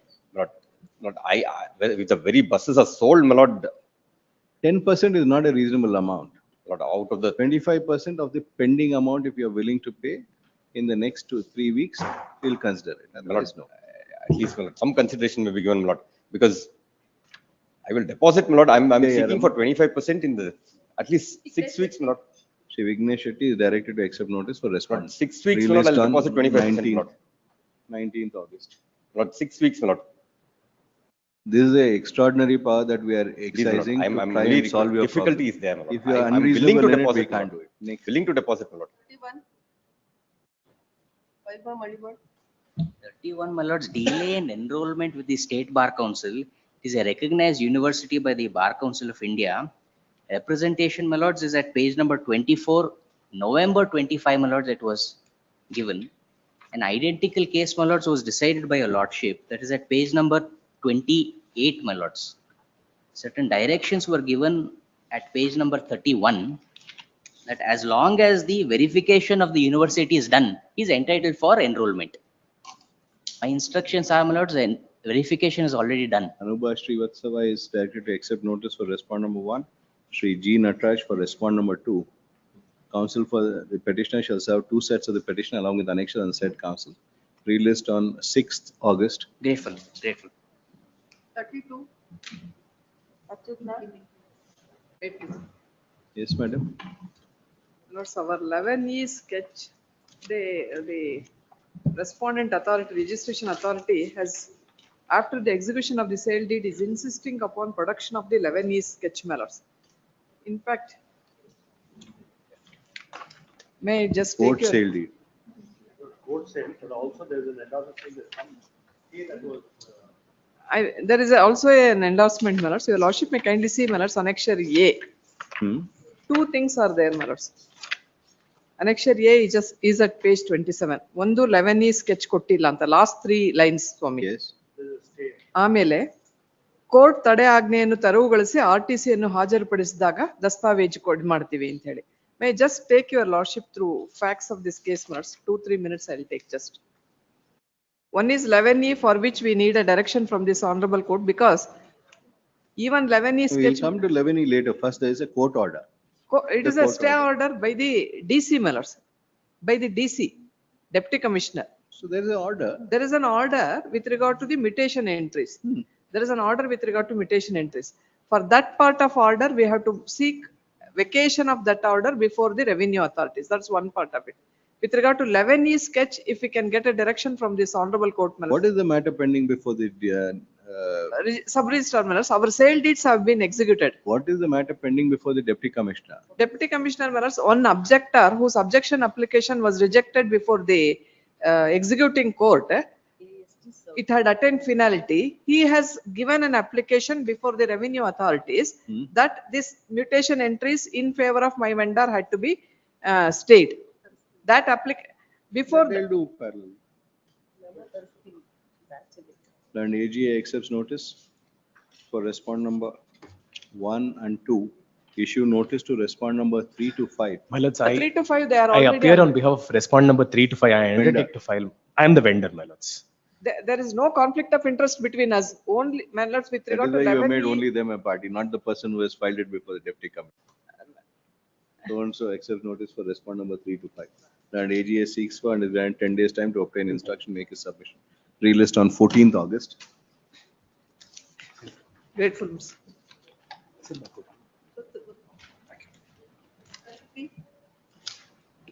Gokul MG.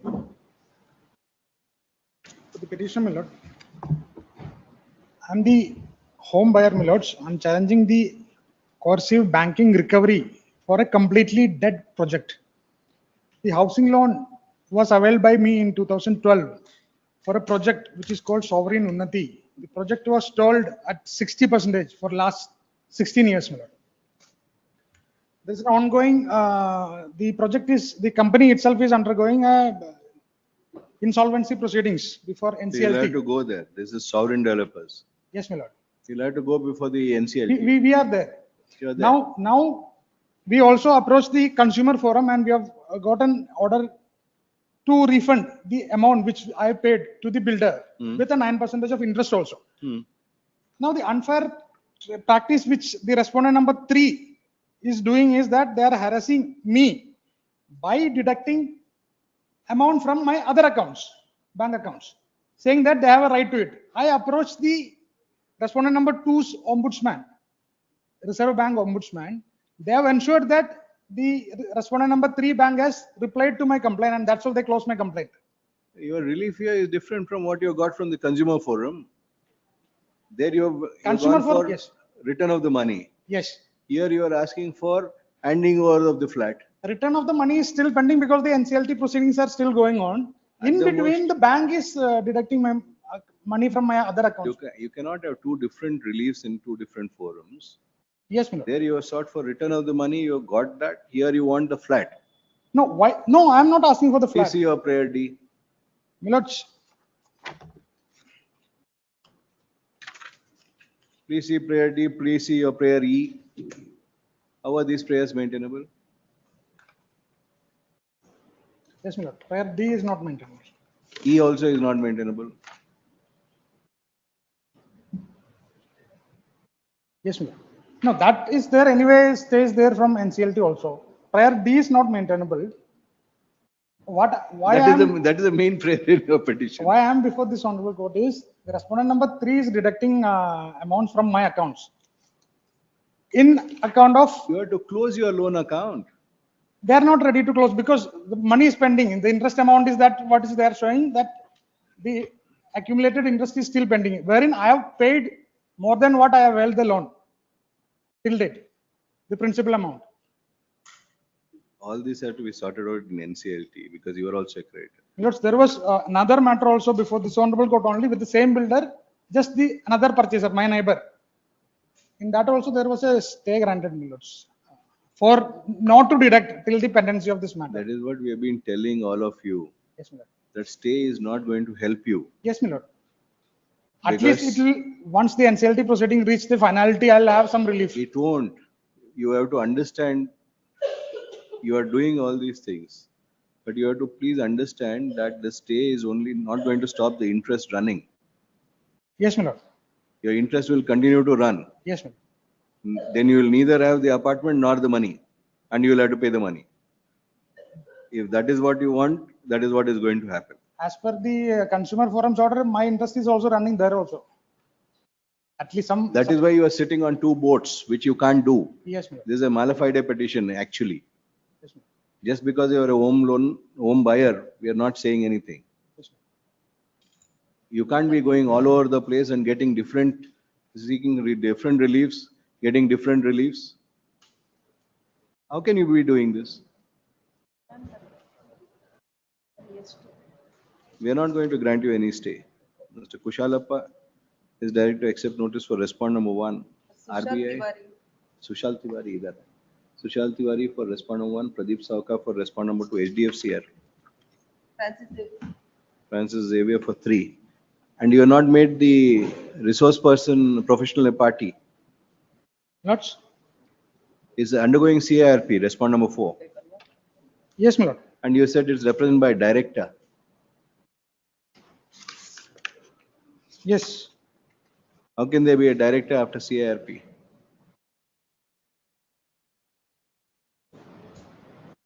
I shall correct it. Velankan Ravi for respond number 5. Counsel for the petitioner seeks for and is granted 2 weeks time to array the RP or IRP? RP now. RPR. Resource person, resource professional as a party to the proceeding to represent respond number 4. Released on 19th August. 34. Obligation. Tejaswini Ji. Yes, madam.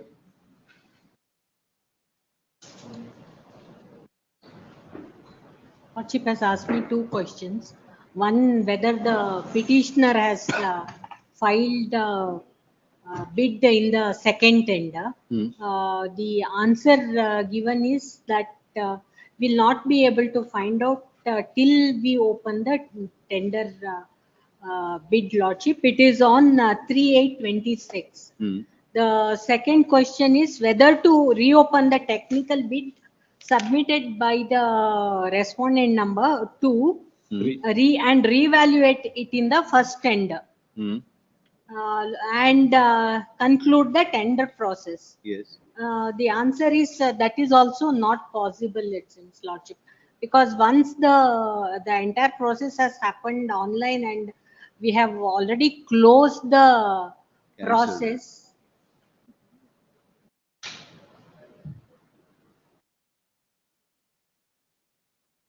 So the entire process is completed. This is the Sorry.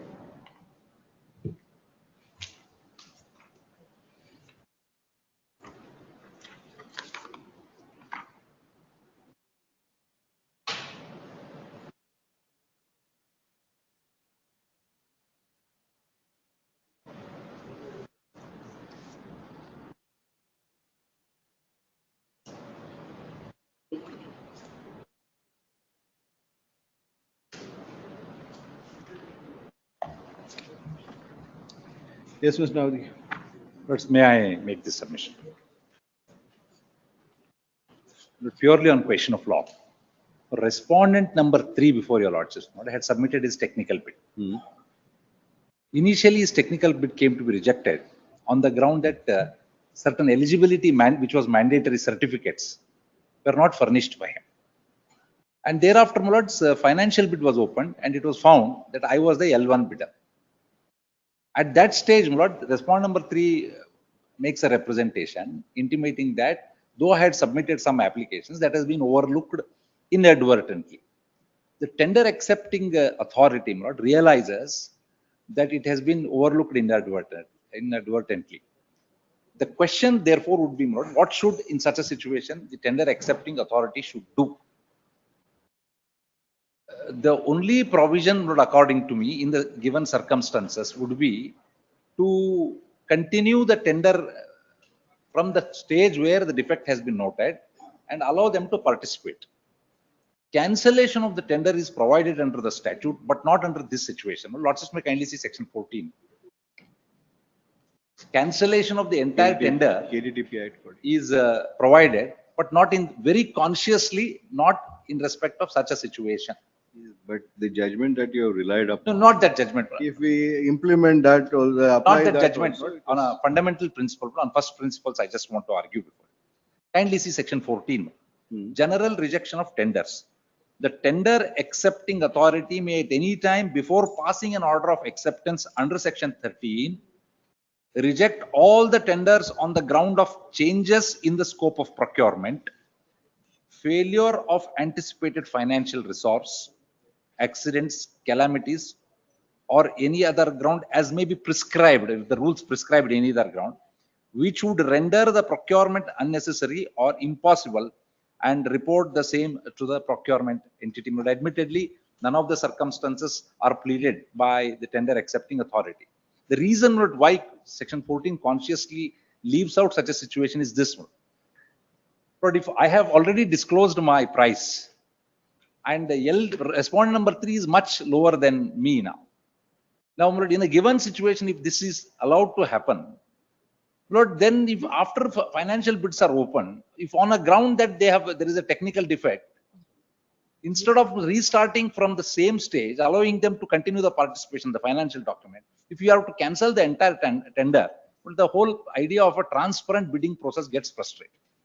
But in the absence of there being a provision to cancel the tender process and start again, except on that power is controlled by these provisions. It is not, if they find any defect, obviously they have to restart, because kindly, I'm not saying in this case, and I'm not for a moment alleging any nullified on behalf of the respondent number, but kindly look, visualize a situation, as I was mentioning yesterday, 3 of us bid, and it is all confidential, but it is opened. And I am considered L1, but in order to ensure that my tender is not accepted in a given situation, they will say it was incorrectly rejected earlier. We cancel the whole tender, we go for a fresh. One thing is, it is not even in public interest, because whole process delays. Second is, it would also result in hitting on the principles of transparency of procurement, because we would have disclosed our price. You are not able to do it by yourself. But if an order is passed by the court, you will be able to do it. That portal will open. And no prejudice will be caused to anyone. Because there, at the most, you rejected him on a technical evaluation, wrongly. Now you have come to a conclusion that it is wrongly rejected. Therefore, you could consider. He has already submitted his financial bid. So why do you need to redo the entire thing?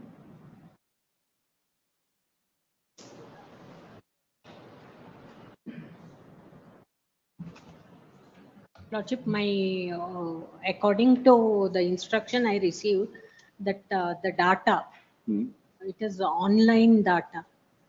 Once the process is completed, whether they'll be able to retrieve the bid of the ADTP portal should have the data. It won't be gone immediately.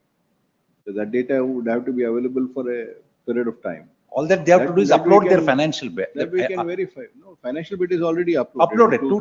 Two envelope. Is what two cover Navati is system. saying is right.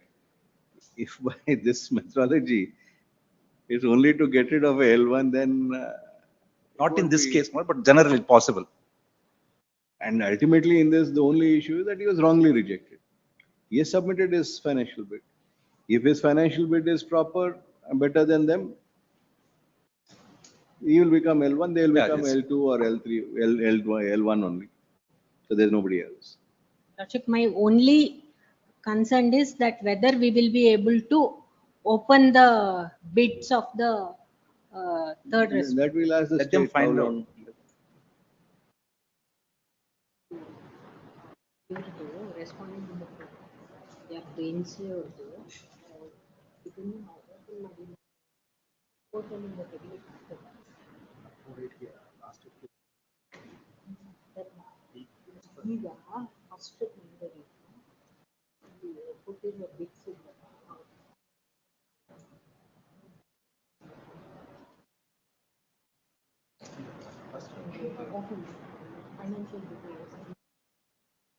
A notice to respond number 3 has not been ordered, has it?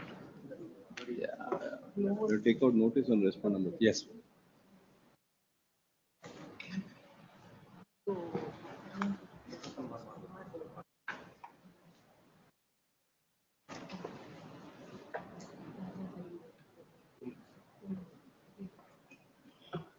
Notice to respond number 3 is not done, so we'll issue notice. By that time, you sort out this. Please, And we'll stay the further proceedings. Issue notice to respond number 3. Counsel for the petitioner is also permitted to take out hand summons on respond number 3. The further proceedings. Lordship, instead of staying the further proceedings, will not proceed with it. A short, Then very they'll have to short, again upload this one. very short to date participate. may be given, Lordship, very short date. ಇಲ್ಲ Third ಅಂತಂದ್ರೆ is- ಎಲ್ಲಾನು ನಿಂತು ಹೋಗ್ಬಿಡುತ್ತೆ. Third is when you have your last date for this. ಅದಕ್ಕೆ ಒಂದು ವಾರದಲ್ಲಿ service ಆಗಿ ಬರಲ್ಲ. And without them being there, we can't pass any order. Stay ಅಂತ ಬರಿಬೇಡಿ ಸ್ವಾಮಿ, we will not. In fact, Mr. Nawadgi has been reasonable. If we have to apply 14, the entire tender would have, your order would have to go and they have to be evaluated. He has been reasonable to say evaluate 3 also. But I don't understand why they complicate the matters. In fact, it would have been very simple. Once they found technical bit, they should have asked them to. In fact, there's a process I can show. They already uploaded. They have to click a button with financial bit. The further process, what we have done, that process also I have submitted before your Lordship. Because in the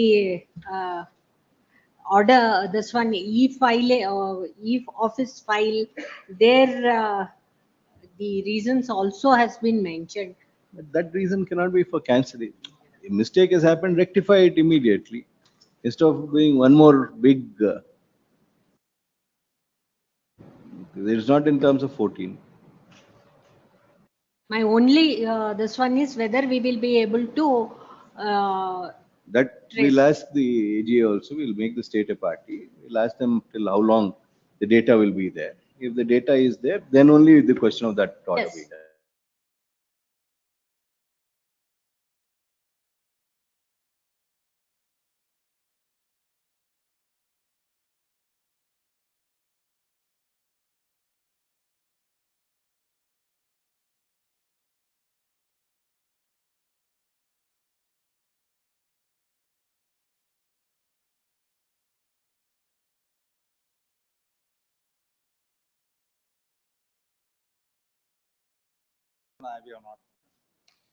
State of Karnataka, represented by the Principal Secretary, E-Governance Department, is brought on record as respond number 4, and AGA accepts notice for respond number 4. And AGA is directed to secure instruction, make a submission as to for how long the data which have been uploaded on the KDTP portal once the tender is closed is available. As also in this particular case, whether the said data is available in respect of the present tender. Learned counsel for the petitioner to serve 2 sets of the petition along with annexure and learned AGA. Released on 14th August.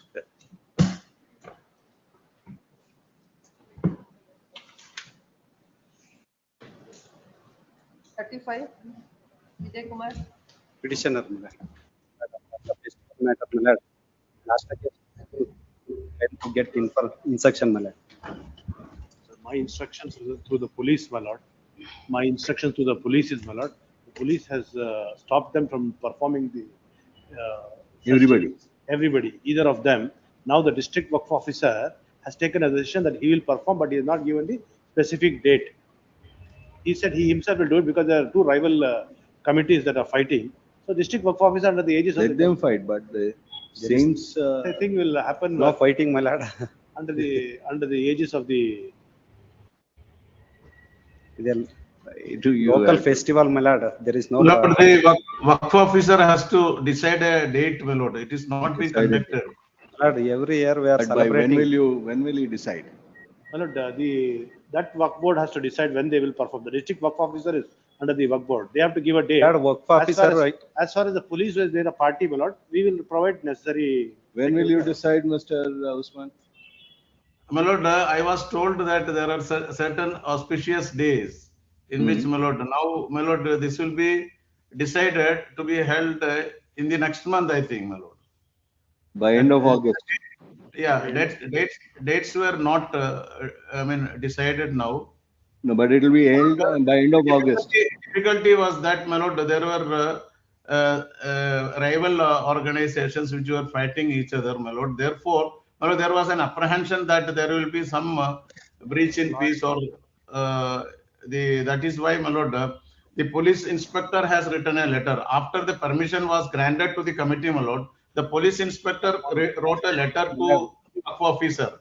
Therefore, my lord, because my lord, the association to which the permission was granted, they also wrote to the police After getting that Mr. letter, my lord, Usman, police officer, Mr. yes, my lord. Usman, all this may not be required for this. The simple question is, will you have this function by end of August? My lord, Can you record your submission on that? my lord, I have to verify that one because they have to decide on the auspicious. That is what they told me, that auspicious We'll days. Maybe pass it is. over- Yes. We'll pass over, find the dates. If you give us the exact date, we'll record it. My lord, your lordship may hold, my lord, uh, direct to hold within August, my lord, within the month of August. We And can't direct that because it is up to you to verify the dates. So you my have lord, to tell us. it's very difficult for me to get the information today, my lord, because I have to contact the Waqf When officer. when will you get the information? My lord, by Tuesday I will get the information, my lord, because I have to contact the Waqf officer. My lord, By Waqf board Tuesday has. you give us by Tuesday you give us the information. Yes, yes, ma'am. And counsel for respond number 1, as also learned AGA, submit that due to certain rivalry between different factions, There is no rival. the concerned festival could not be held. Now the district Waqf officer would be fixing a date on which the festival would be held, when all could participate, would be held with police protection. He seeks for 3 days time to obtain instruction, make a submission as to when the festival would be held. Released on 28th at Also, my lord, 2:30 p.m. I request my learned friend to give me another copy of petition as You are few- for whom? For R1, my lord. R1, my lord. Usman's You're Mr. Usman's colleague. Few pages are missing, my lords, in the petition. I kindly request Give him my those learned- copies. Yes. Tuesday, Gratefully. Mr. Usman at 2:30. Please. Gratefully. Yes, ma'am. Much obliged. Yes. Serial number 36, Devraj Iyer. Mr. Devraja, why is he not coming?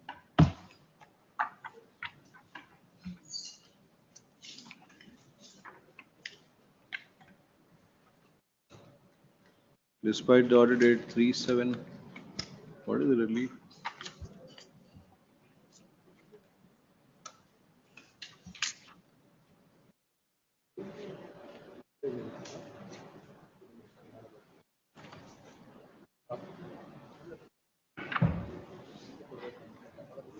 Mr. Devraja, despite the order date 3/7/26, none appears for the petition today also. It appears that the petitioner is not interested in prosecuting the matter. Petition dismissed for non-prosecution. B group matters, serial number 37, R Shashidhara, connected matter. Petitioner in this case, my lordship. Connected matter, your lordship, I need to sign the Vakalat and also statement of objections. I've Already sent all filed, the my case lord. papers to them and I'm yet to receive the Already filed In Vakalat. 37, you have filed. 37 I filed and the matter was, had already reached arguments. We have argued several times also. Then when he came to know that the year 2026, I think just a few months 25. back, your lordship. Yes. 25. So you have to file your objection in that. Yes, your lord. And also When will what you happened- file it? 2 weeks time minimum, I kindly believe. 37.1 IA 1 of 25 is allowed. And counsel for respond number 2 to 6 seeks for and is granted 2 weeks time finally to file a statement of objection. Objections, if any, by 14th August, failing it will be taken as not filed, might proceeded with released on 19th Please. August. 38, Therefore, RC. Shivraj MS, 14%.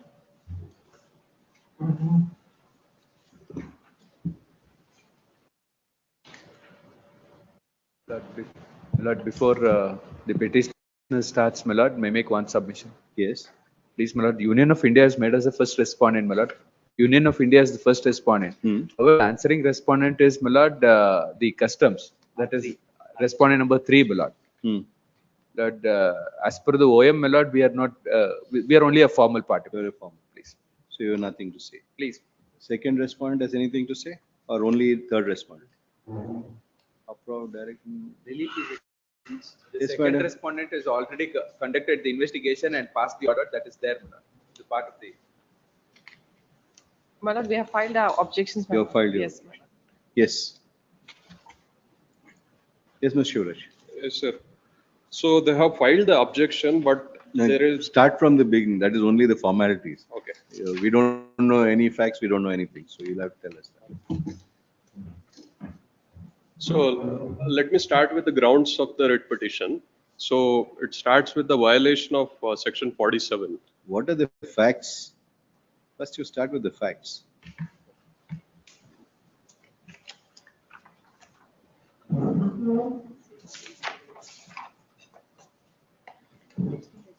So it starts with importing a shipment, cryptocurrency miner from Hong Kong on July 2018.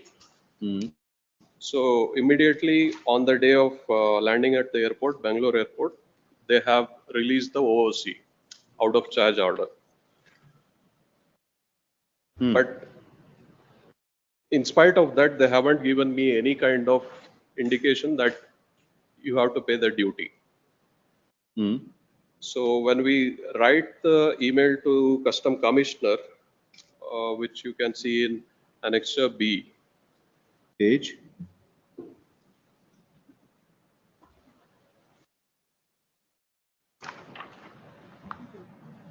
Uh, 34. Yes. So they promptly forwarded to an email address called courierbacc@gmail.com. Now what they It's do? 34. 34. Yes.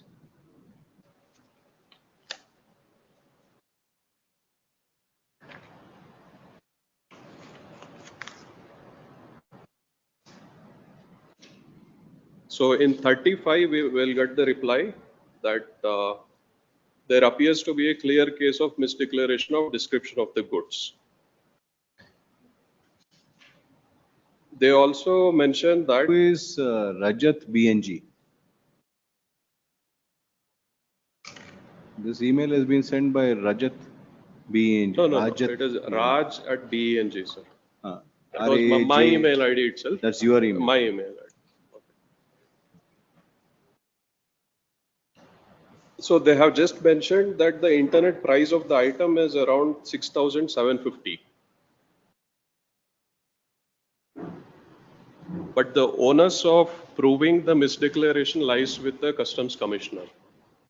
This is the only correspondence which the Customs have made with me. Page 34. Page 35. 35. Yeah.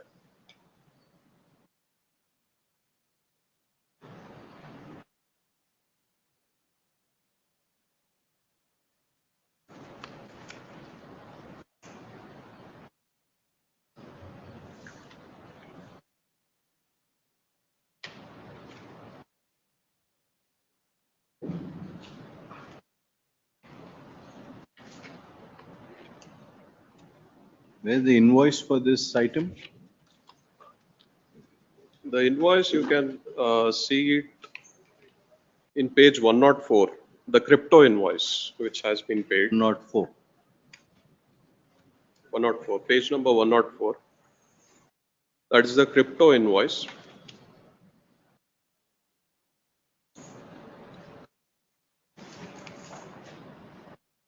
So you bought Inoxacilin Z9 Z Master, Bitmain. So this is a mining Machine. It's a crypto mining machine. Crypto mining equipment. Yeah. And So where this is this was not available in India, Indian markets. where is the airway bill? Airway bill is Annexure F. Page?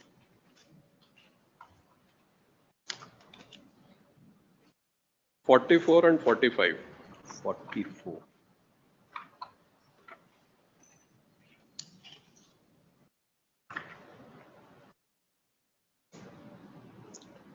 So in 45, you can clearly say the challan date is on 6th July 2018. Description of item is shown as server. Yes. But this is a- Functionality is server itself. Because we have a decentralized exchanges. These machines act as decentralized server exchanges. So I don't know how they mentioned it at server, because probably the shipper has mentioned it as server. And Shipper is given the wrong details. That is what they say at your email at page 45. Sorry, at page 35. the declaration of the value was done by shipper, seller. So I have no control over it. And he could have mentioned it in bitcoins, but because the government would not recognize the bitcoin as the payment currency. You paid 0.94 Bitcoin. What is that amount in dollars or rupees? Now it is around. Not now, as on that date. As on that day, maybe somewhere around 6,000. $6,000. I'm not sure. I can get you that on this one. That is what the issue is.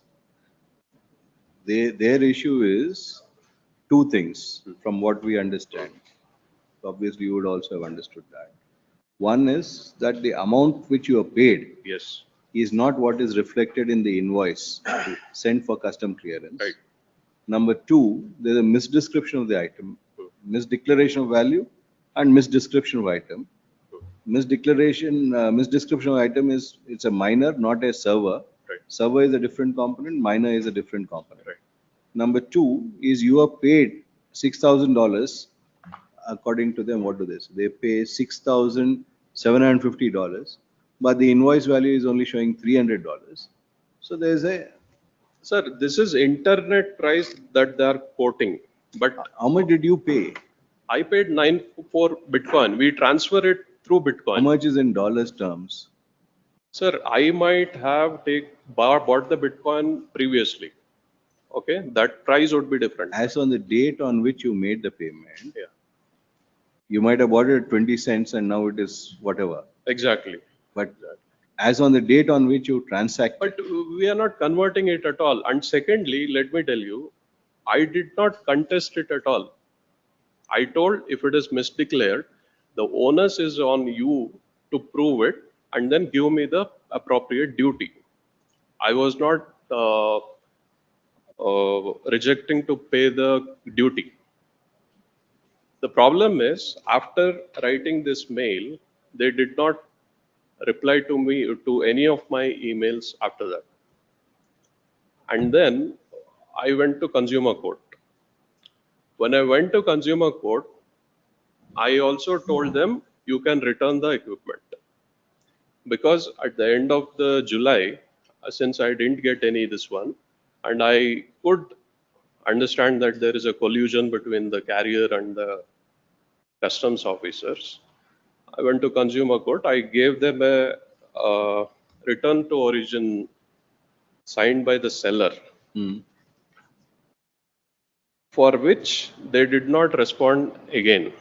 Now, when I went to consumer court after 3 months, they just cleared the equipment without any duty which they were mentioning in this email.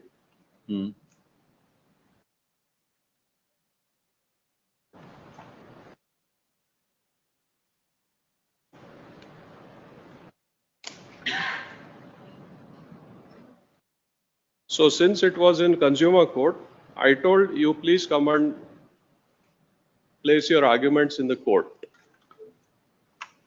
The consumer court doesn't have jurisdiction over the central government officers. The counsel who I hired didn't tell me that. So he just removed the government officer's name. And then the whole case fell on DHL. Now the problem is, you can just go through the objection filed by the CBI itself, sir. You can see in the objection filed by R2, in para number 4. R2?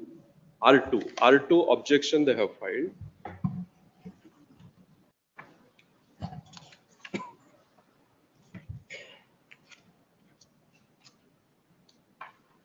When did you file your objections, madam? Page number 4, I think. Alidia.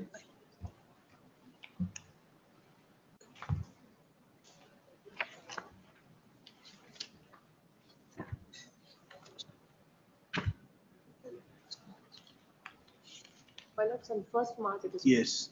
Page, para number? Para number 4, but it is at the end of the para number 4, just before para number 5. So if you examine the last sentence, it says, however, it subsequently came to the petitioner's attention that the courier company DHL had taken it upon themselves to declare the value of equipment to customs department without prior consultation or the consent of the petitioner. This is a gross violation of any rule in any country. So I import a machine, the carrier will pay on behalf of me. So this is a DHL's mistake. Exactly, but how can the customs accept it? They should have verified my KYC. I have uploaded it on the DHL website. They should have forwarded it. They have to give me the duty to pay if it was misdeclaration. None of that thing happened. They did send you a mail on page 35 as regards this on 19 July 2018.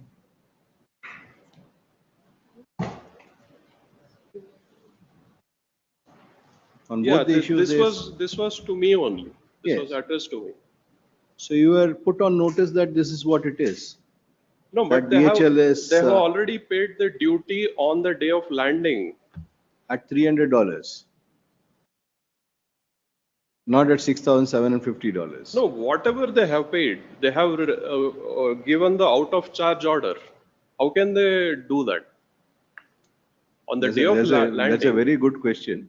But the question would be that when they've told you that the valuation. I was ready to pay, sir. Did you reply to this email? Exactly. There is. Where is that email? You can go to the next page, 36. I have replied the whole thing.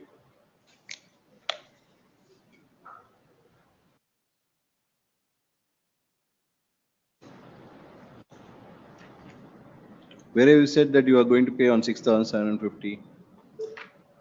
No, I have told them what is the duty to be paid. They have told just the price. They have to calculate the duty according to HSN code or whatever is there with them. According to GATT rules, they have to find a similar machine in Indian market, see what is the duty applied on that, and give me an invoice to pay. I was waiting for that. Then for the whole month, they did not reply anything because misdeclaration will be lying with the seller who is doing that. It doesn't lie with me. I didn't declare anything. Your courier agency is your agent, Ms. Shivraj. Exactly. Not It's their not agent. my agent, it's seller's agent. I don't know which courier is coming from. But you accepted that it's DHL as per the invoice. You paid for the transport charges. No, I didn't pay. I didn't pay for anything. I was not given the opportunity to pay. Shipping, they have not charged you. But shipping, they have said carrier DHL free shipping. Yeah. So they have some kind of adjustment. But at the end of the day, DHL is not somebody who is associated with them. DHL comes into the picture only because you bought it from mining store 5111 who have engaged. Exactly. So But any they didn't complaint that mention. you have is against mining store. Right. I mean, whatever carrier I would have accepted. Yeah. There is no problem with it. Yes. But the problem is after the customs officer have told that this is the price of the market, I did not deny it. Did you pay the money for that? 6,700. I did not get the invoice at all, sir. I was waiting for that duty. They should send me pay this much, 10%, 12%, whatever it is. They did not send me. Yes, please continue. So that happened, and I went to consumer court, and you can see that it has been released on October 3rd. I don't know how did they release it? Because I went to consumer court, they released it. Where's the release on October 3rd? Give us the page number. You know all the facts. We don't know. Yeah, just a minute. And you'll have to show us the document so that we can see it.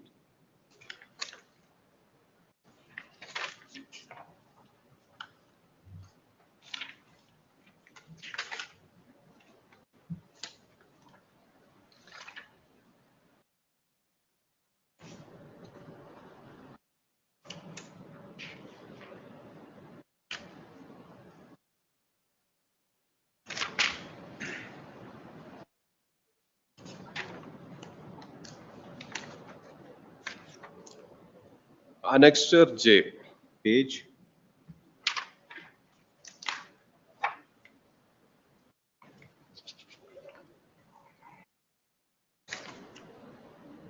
Of 64, sir.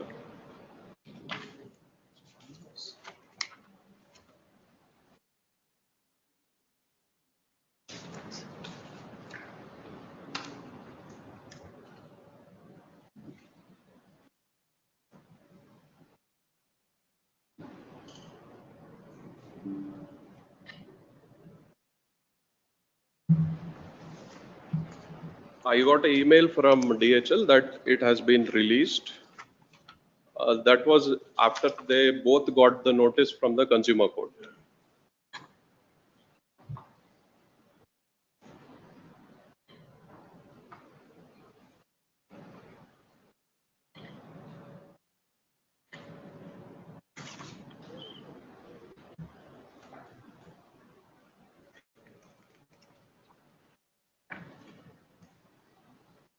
This is an invoice. This is not the release.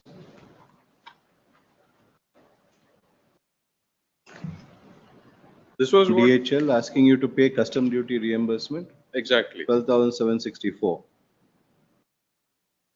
If I had paid that, they would have released it. But the problem with the crypto miner is every 6 months it becomes of zero value.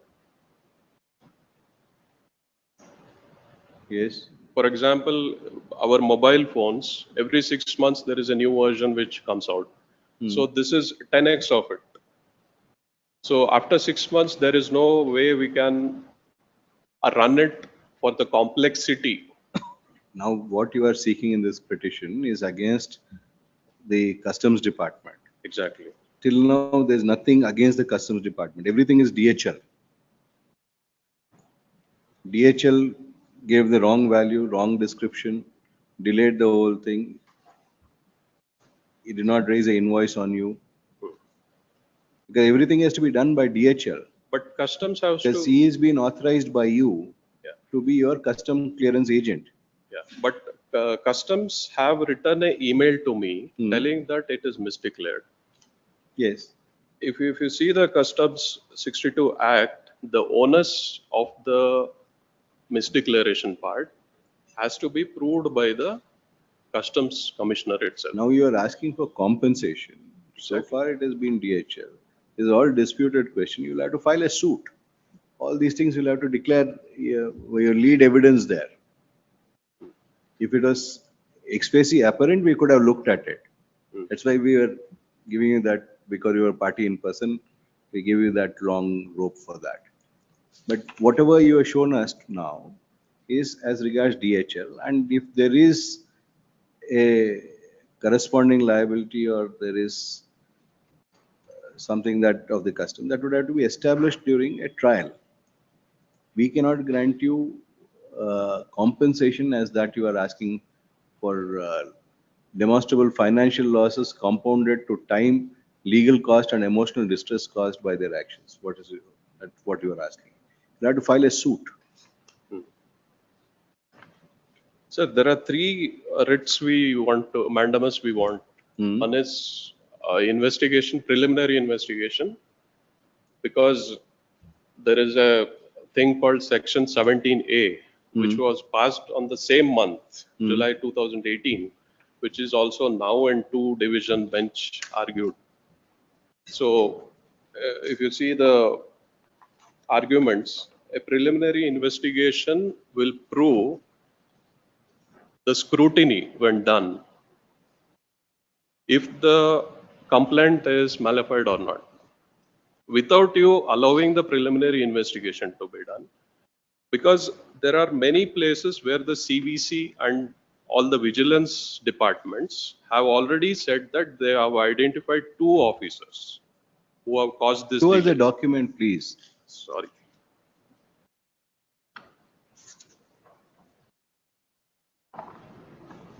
Yeah, 122, Annexure AJ. 122. So that is the copy of the letter issued by a vigilance transferring the application to Hyderabad zonal unit. Now 121, they have a copy of letter issued by the Principal Commissioner of Customs stating that 2 officers appear to have caused delay. Where is it said in 122? 121. Only transferring your application. Yeah, 121, sorry.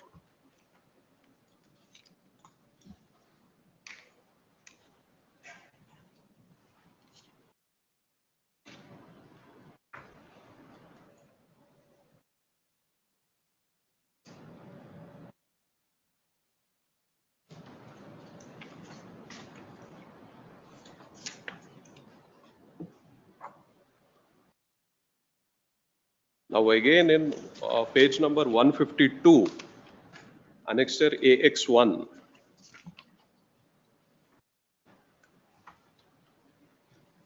there are 3 officers who are called for examination. They say that there are 3 officers. Yes. Where is it saying that there is a default on their part, or it is only saying that these are the people? Like any file goes through our court also, there will be people who will be associated with the file listing. Right. But that does not establish the fault. What you said is they have deliberately delayed this, all that. Right. But so far from what you said, there's nothing like But that. they should reason out what is the cause of delay. It is for your agent to do it. DHL is your agent. You cannot be holding customs. You have authorized it to be the. Sir, we have gone to consumer court Whatever against DHL itself. Correct. So not against the customs. If your agency, your custom clearance agent does whatever is required to be done at the right time, they would release everything. They've been saying from day one that, look, this is what it is. It was for your agent to do it. These reliefs cannot be. If you want to file any suit, you can file it against DHL for claiming the monies and recover it there if you are able to establish. In the court itself, High Court. Not High Court. It'll have to go to civil court. You get some legal advice. We can't advise you. Third, petitioner is before this court seeking for the following leaves. The petitioner. Sir, you don't encounter any kind of violation, like there is no preliminary investigation required. The agency who was responsible is DHL. They have sent you a mail as far back as on 19 July. After 19 July, it is the agency DHL which was to do it. But if they delay something, how can they go? How can we go and investigate that? It is your agent was there. Your agent raised the invoice only in October. We can't. Third, petitioner, being a resident of Bangalore and IT professional, had bought a crypto mining equipment online from mining store 5111 by making payment towards the same through Bitcoin bracket BTC 0.9400, as regards which an invoice was issued by the said seller. The equipment was shipped via DHL courier and arrived in Bangalore on 7 July 2018. However, the equipment was not released immediately. The petitioner on 16 July 2018 wrote an email to the Chief Commissioner of Customs expressing grievances on the non-release of the said equipment. On 19th July, an email was sent by the Assistant Commissioner of Customs, Courier Section, Airport and Air Cargo Complex, Bengaluru, stating that there is a misdescription of goods as also misdeclaration of the value. Misdescription in as much as the airway bill indicated the description of the equipment to be a server when it was a Bitcoin miner, and misdeclaration by contending that the value declared on the airway bill was USD 300 when the valuation as per the internet price was 6,750 USD. Pursuant thereto, there were various communications between the parties. The petitioner had made various allegations against the officials of the customs department, alleging that they had colluded with the shipper, indulged themselves in corrupt practices, and as such delayed in the release of the equipment of the petitioner. DHL, the shipping agency, finally raised a demand for the due customs payment on 4th October 2018. By that time, the petitioner contending that the equipment had become obsolete did not make payment of the said amounts and did not receive the equipment, but requested for the equipment to be sent back to the shipper. It is in that background that the petitioner is before this court. The petitioner had also filed various RTA applications seeking and representation, seeking for inquiry by the CBI, etc. And it is in that background that the petitioner is before this court seeking for the officer relief. Ex facie, what is sought for is for a mandamus directing the Central Bureau of Investigation to conduct an impartial, uninfluenced, unbiased, fair and time-bound investigation.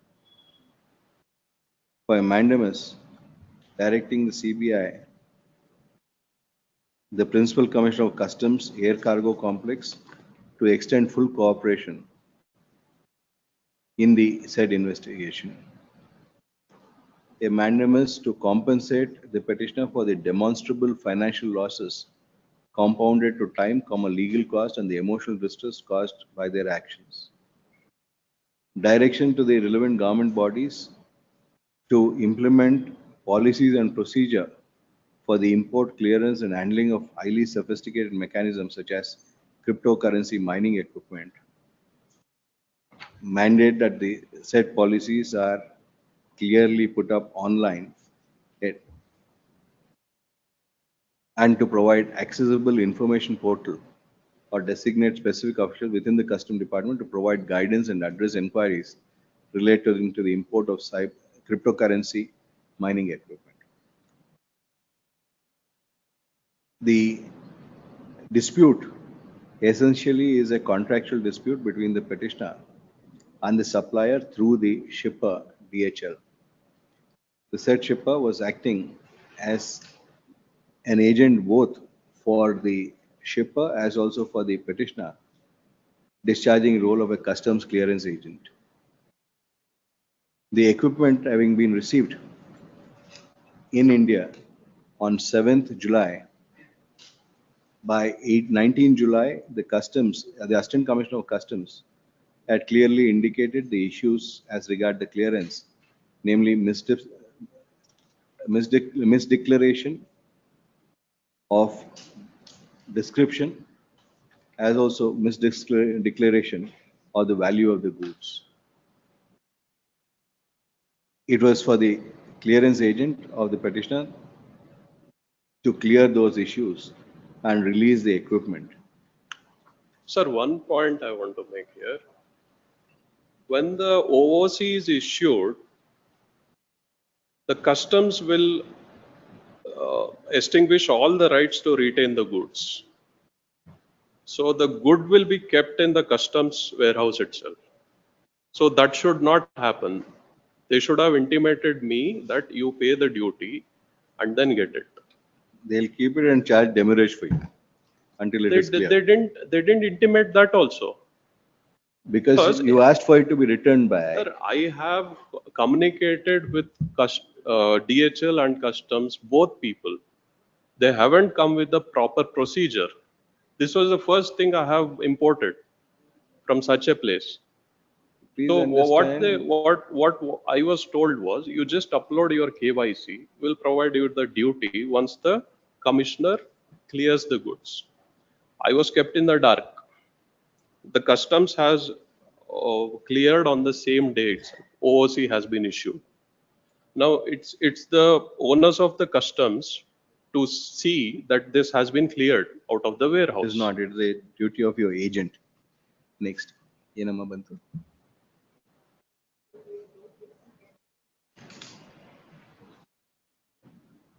The agent did not do any of those aspects, did not perform any of those actions, delaying the release of the equipment, even though the customs had cleared it, subject to the payment of the differential customs duty. In that background, it cannot be said that there is any misdemeanor or corrupt activities by the Office of the Customs in clearance of the equipment after the email dated 19 July had been sent. Though the submission of the petitioner party in person is that the said email has been issued from a Gmail ID which is not verifiable,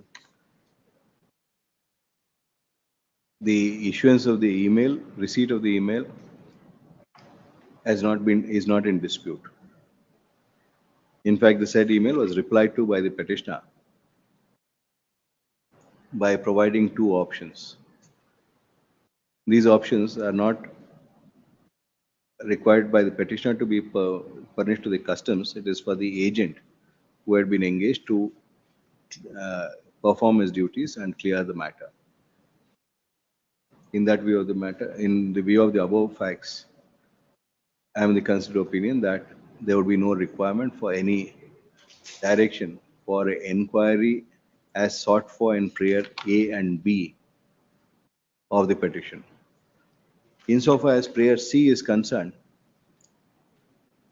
if any damages, if any losses has been caused to the petitioner would always be, it will always be available for the petitioner to file such proceedings before a competent civil court seeking for such compensation.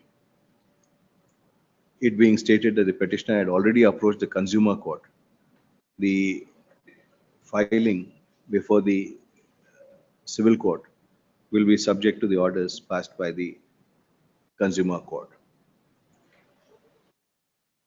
They also have not given any compensation. They told that it is only liable for the shipping charges. You can't get it. But there are cases where they have taken cognizance of even the government machinery. They have fined the customs officers also. If there is, here it is clear, the email was sent immediately. 17th you sent, 19th they sent. Sir, if there was a delay, yes, we would have told you that. It's not the question of this one. They should provide a show cause notice. They should tell that this is misdeclared. They should give me the opportunity to pay. These are all in the GATT rules. India is a signatory for 19th that. they have sent you that amount which is due. That email itself is a Gmail. We cannot even understand if it is sent by the custom commissioner. You can see how many people he has copied it, the email, To all the officers, because you have copied your email, your complaint to all of them. It landed on 6th. I mean, I was desperate for getting my shipment, sir. Correct. So you have sent it and he has replied to it. He has replied to it, but I didn't deny it.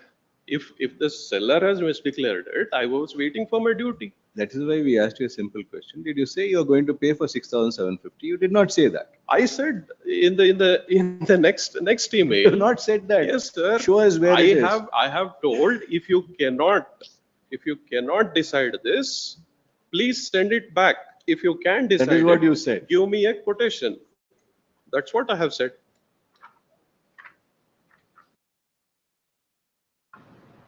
You went on one tirade against them. And go on a tirade like this. It is for the petitioner to establish, since the same are disputed facts, it cannot be dealt with in a writ petition. As regards the prayer D, what do you have to say about prayer D? Prayer D, he is asking for regarding minor cryptocurrency. Is any process. policy made? There is no policy made. I'm not aware of that.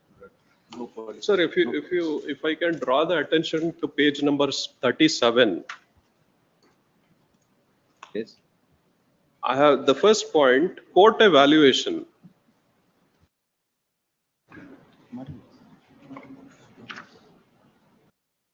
If it is not happening, second point, return back the product.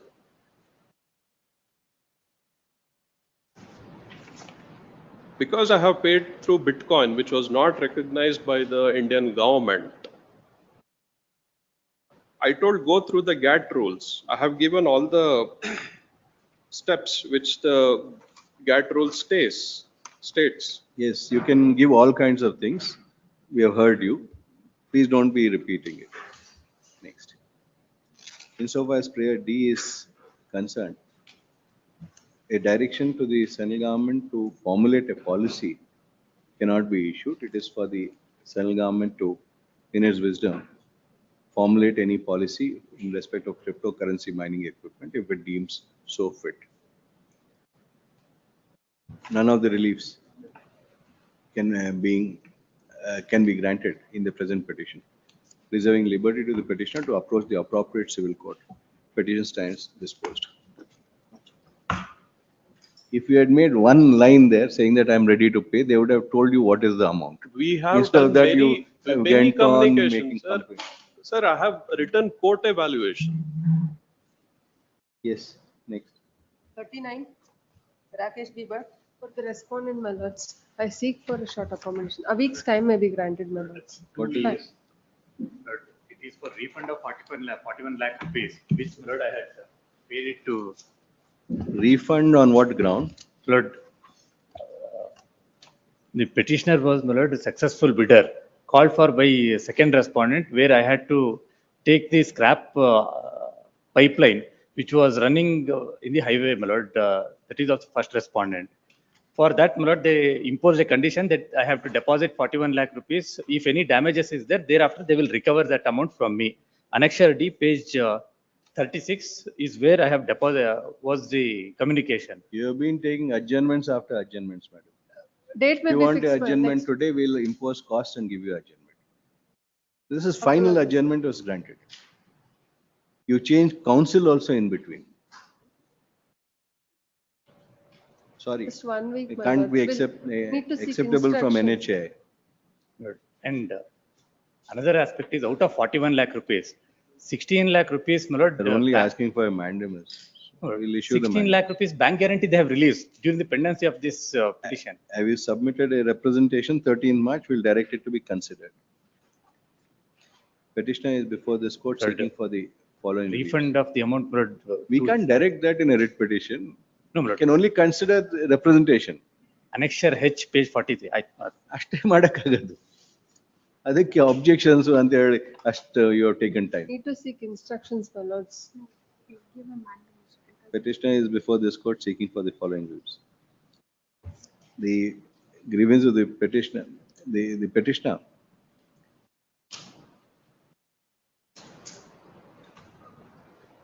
the second respondent had floated a tender for auction of water supply scrap pipeline and its accessories from Iriyur to Chitradurga. The petitioner was awarded the said contract. A sum equivalent to 50% of the deposited amount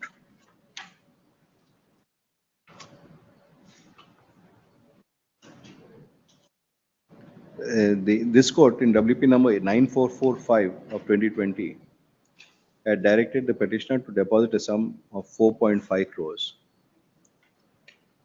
Out of the said amount of deposit, a sum equivalent to 50% was directed to be released to the petitioner, and remaining 50% directed to be transferred to the second respondent. Thereafter, Para 7, brother, please. there were several correspondence which occurred between the parties. The petitioner, after executing the works, had sought for refund of the monies deposited, which was not so refunded. Hence, the petitioner submitted representation on 13th March 2024, which has not been acted till date. Whenever any representation is submitted to a statutory authority, it is required for the said authority to consider the same and pass necessary orders, either accepting or rejecting the same within a reasonable period of time. In the present case, the representation has been submitted on 13th March 2024. No action has been taken by the respondent to either accept or reject the representation. Needless to say, if an order of rejection were to be passed, it ought to have been accompanied by reasons. For the last more than 2 years, the representation of the petitioner has been pending consideration by respondent. And after filing of the petition in the year 2024, multiple adjournments have been granted to the respondents, despite which no submission has been made. In that view of the matter, this court passes the following order. Writ petition is partly allowed. Respondent number 1 is directed to consider the representation of the petitioner dated 13th March 2024 within 30 days from the date of receipt of a copy of this order. It is made clear that this court has not expressed any opinion on the entitlement of the petitioner. The said entitlement would have to be determined by respondent number 1 on the basis of the contractual documents and the orders which had been passed earlier. Serial number 40, Mohan KN. For the petitioner, seeking only issue of writ of mandamus. Consider, I am running river rafting in Dubare of Kodagu district, my lord. Similar matter is listed at serial number 65 today. State has filed its objections there. In that? Yes. Passover 65. My lord, earlier I was given 6 river rafting to run, my lord. Now it has been stopped in man all, and I am seeking only to retain grant of 6 river rafting. It is in pursuance of a tender. You can't say I'll be doing this. Is the contract in force? That because of there was a commotion between some river rafting operator and tourists. It was been randomly stopped. Same matter? Same. Randomly stopped. It Petitioners was. are different, my lord, but The location is the same. Issues the same. Location same, but there we are seeking Passover badwa. 65 serial. 41, government advocate.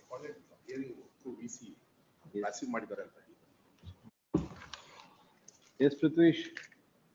Pritesh.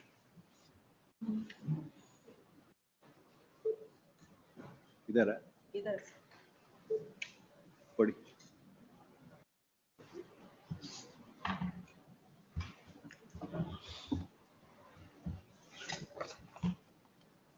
Malad, I'm here, Malad. I'm sorry, I was a passive. Malad, can I just at the outset say two things, Malad? Malad, I'm Yes. sorry, Malad. Last date, my And it name was says not state shown. I with could not petition. appear, Malad. I'm sorry in that regard, Malad. I did not know, Malad, that this has happened. It's not my intention to get it that done. It's okay. Malad, second thing, Malad, before my Ah. learned friend says anything, I'll join hands with issues with her, Malad, on the question of jurisdiction, Malad. Malad, in fact, Malad, I must concede, maybe there is an overreach of jurisdiction. To that extent, last time also your lordships had set it aside, Malad. It can be set aside. Malad, only one request, Malad. Earlier also, Malad, it was remanded back to the Tahsildar. Tahsildar, Malad, was directed to consider, Malad. I'll go back, let him consider in a time frame. I have produced that order also, Malad. That is at annexure R13, page 210 of my reply, Malad. Last time it was sent back to the Tahsildar. 210 of your reply. Reply, Malad. Yes. Where's your reply? Same party. My statement vacating and statement of objections is on record. Just a minute.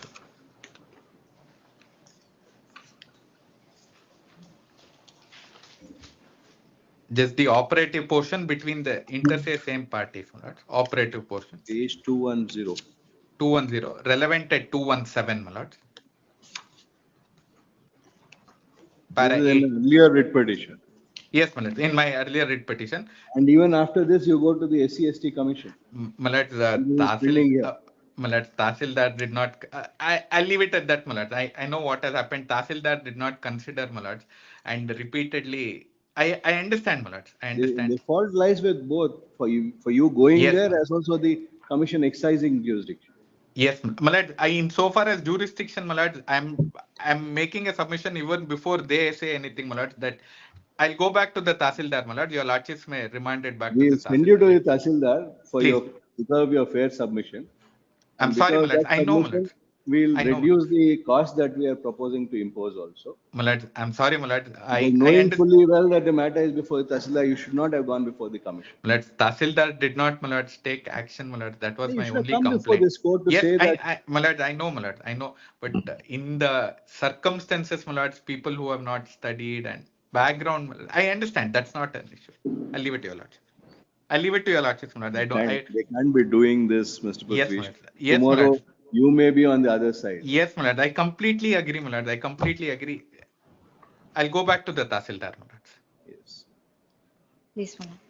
Petitioner, the state is before this court challenging the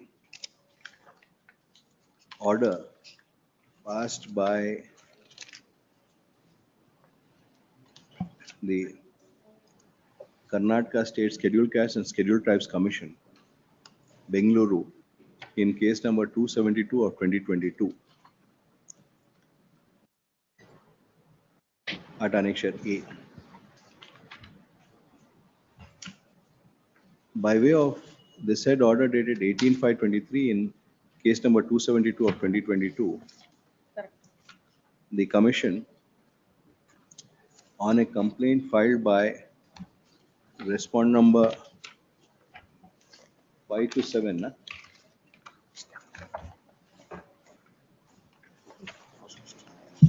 Please, Malad. Respondent number You don't disclose this. Vitra.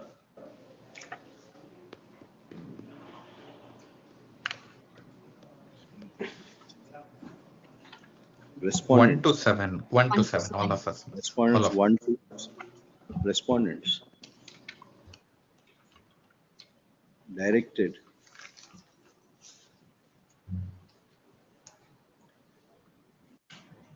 the officers of the Revenue Department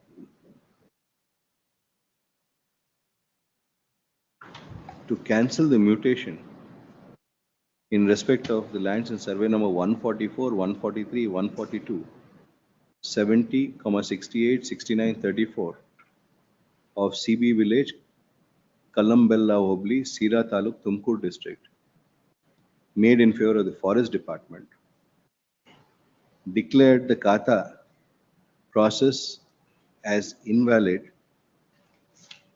and directed the authorities to effect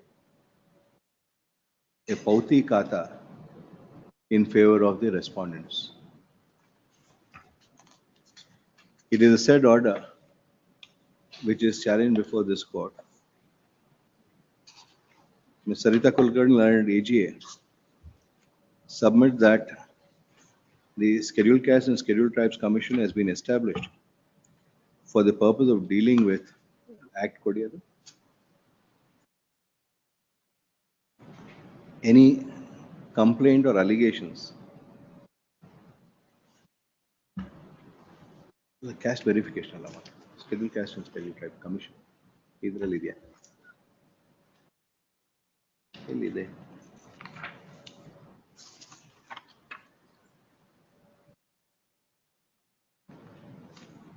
ಇದರಲ್ಲಿ ಇಲ್ಲ. ಬರೀ reservation.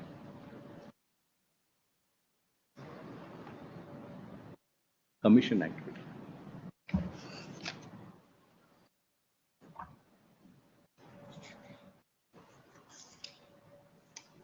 Atrocities Act. ಇಲ್ವಾ?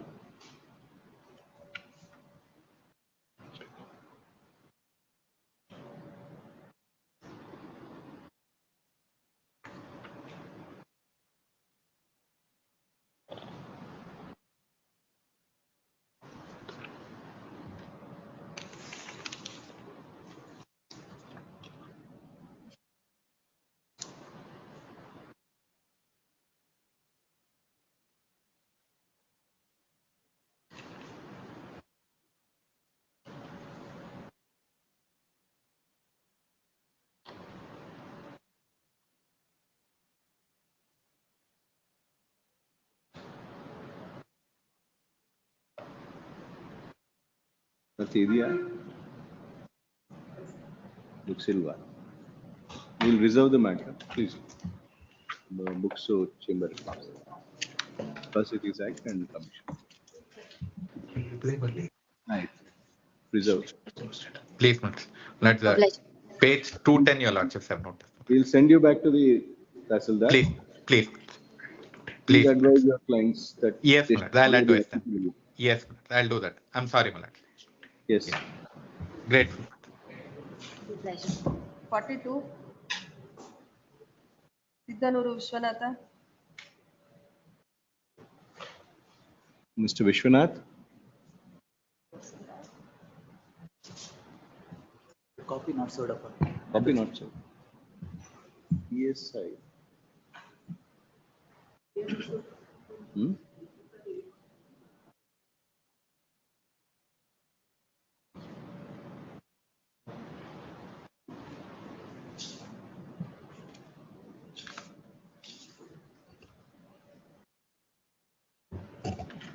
Garnishi order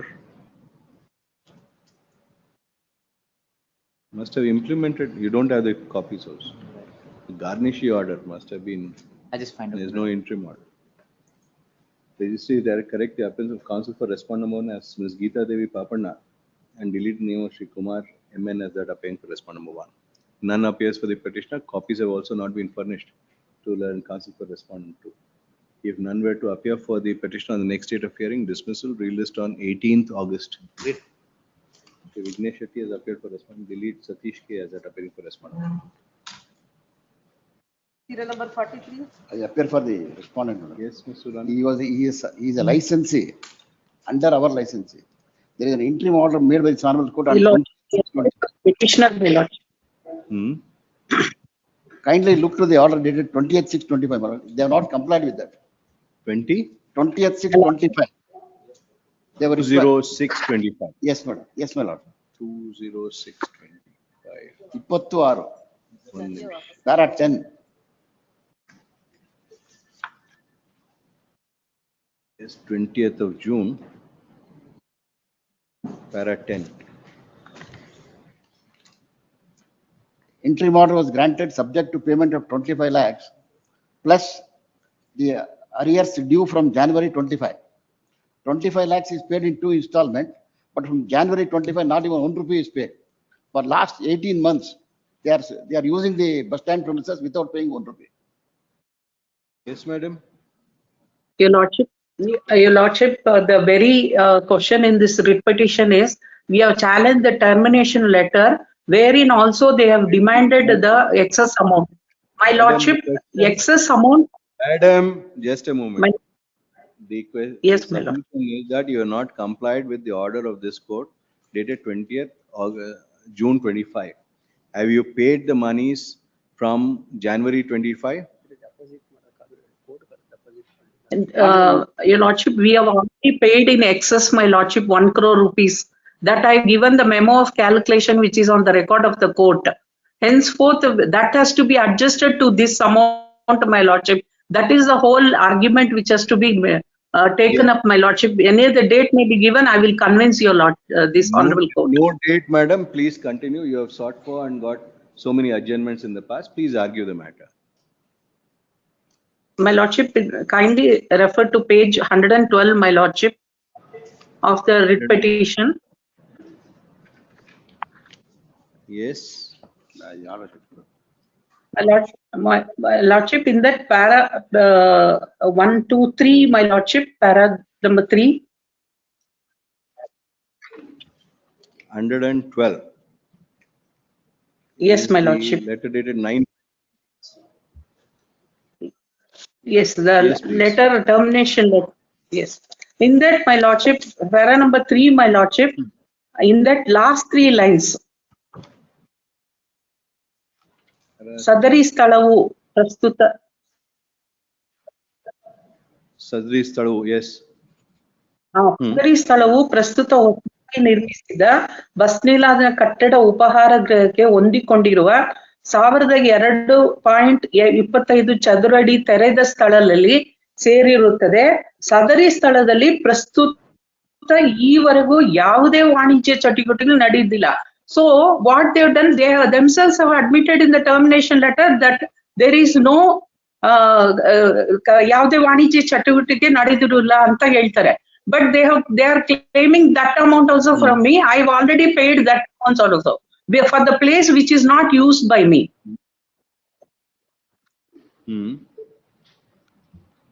Then my lordship, coming down, my lordship,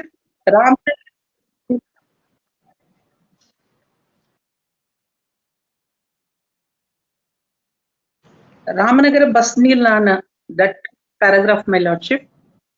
Yes. Ramanagara bus nilana Kamagari avadiyalli, your lordship has got it. Ramanagara bus nilana Kamagari avadiyalli, yes. Kamagari avadiyalli, ಅಂದರೆ July 2015 ಮೊದಲ ವಾರದಿಂದ December 22, 2015 ವಾಹನ ನಿಲ್ದಾಣವನ್ನು ಕಾಮಗಾರಿ ಕಾರ್ಯಕ್ಕಾಗಿ ಮುಚ್ಚಲಾಗಿತ್ತು.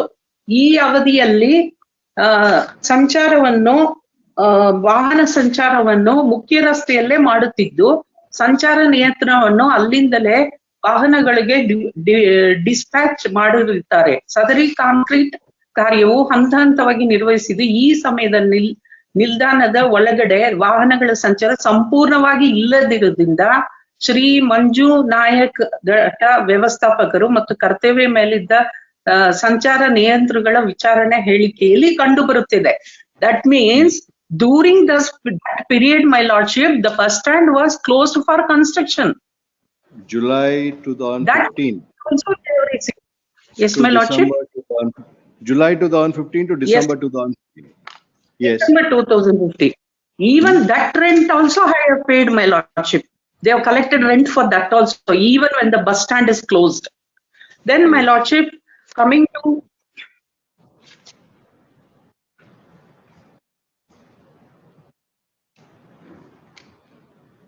they have stated in the termination letter that during COVID, whatever that 8 lakh rupees was given as that they need not pay, that also has been withdrawn, my lordship.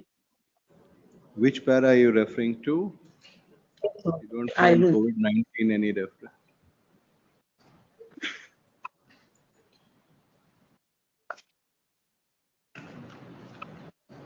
They have withdrawn the lordship. I'm not.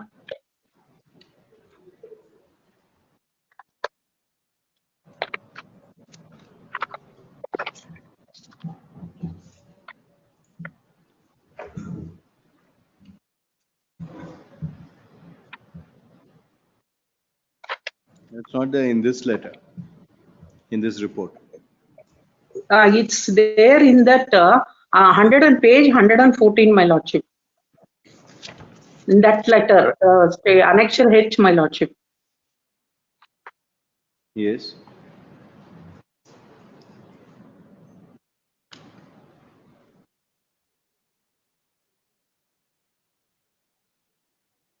This is the letter which has been issued during the COVID-19.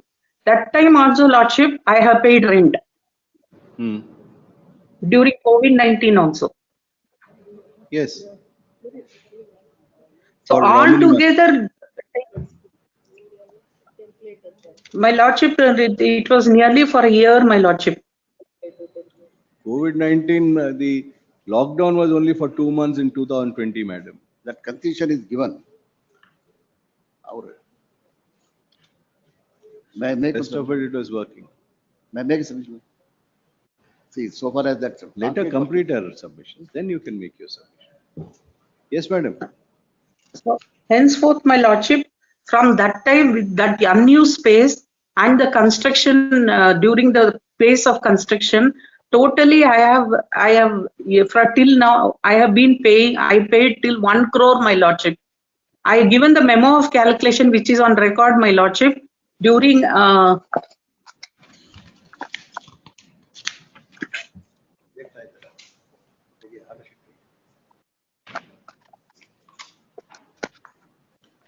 What you are challenging is the termination at annexure A. termination letter and also seeking to adjust the amount which is already being paid by me for That's the a unused mandamus. space and the construction. That's the incidental one. First, you will have to convince us on annexure A, on termination. You are challenging the termination. The termination letter has been issued only on the ground that I have not paid rent, my lordship. But what I am telling is the termination letter is not just and fair because I have already paid excess amount to the KSRTC.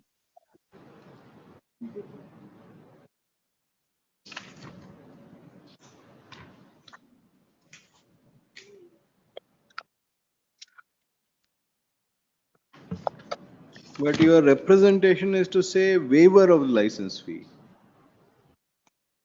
You have not said that you paid Waiver of excess. license. No, my lordship, I got the prayer here. Page 35, you are seeking for To waiver. consider the representation requisition dated 21/5/2025. We have given a representation, lordship, 2000 annexure B, my lordship. Yes, please come to page 35 of annexure B. What is it that you Yes. sought for?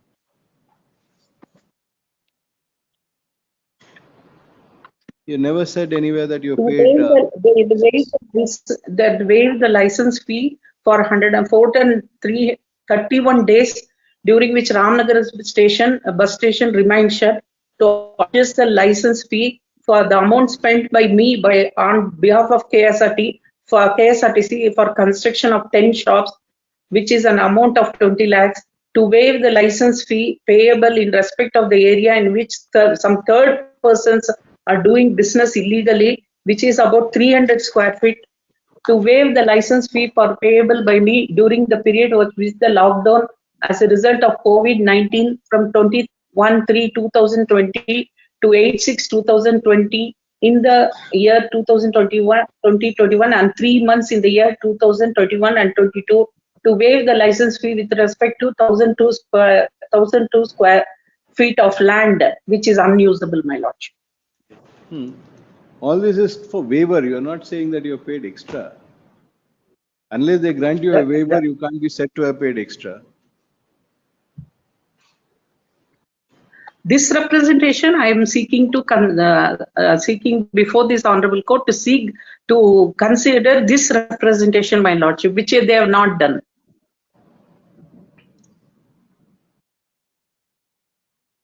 Madam, they have terminated your license on the ground that you have not paid. Your defense is that I have given a representation seeking for waiver. Therefore, you are not in default. Is that your defense?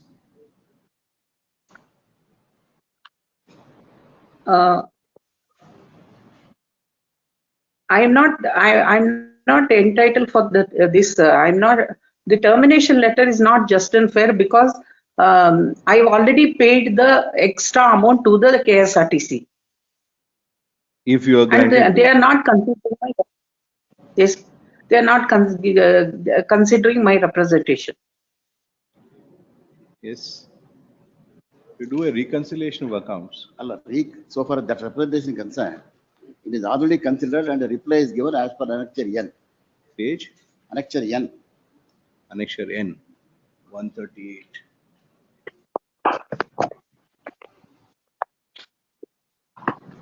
Is the representation dated? At page 138. They themselves have produced it. See, there is a, before this Annexure N is there. This does not have any ullekha of 21,525, Mr. Rana. Last television. Ellide? Annexure F. See, earlier what happened was, earlier they filed a writ petition, kindly turned to Annexure M at 130.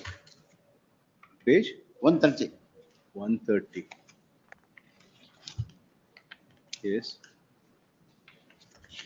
What are the reliefs there? Waive the rent for a period of 431 days. In this writ petition, they had challenged. Sought for waiver. Waiver and all that. Then the writ petition is disposed of by order dated 29th April 25. Page number? Page number 127. 127 is a different writ petition. That is 10538. This is 11946. I'm sorry. The writ petition is at, sorry, I'm sorry. Annexure camera. Page 117. 117. 117.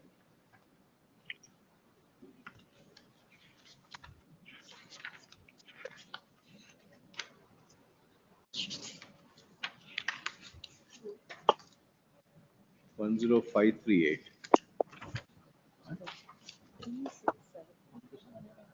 What is this note demanding a This sum of? prayer is to quash the notice dated 2/4/25, wherein an amount of 65,57,217 was demanded.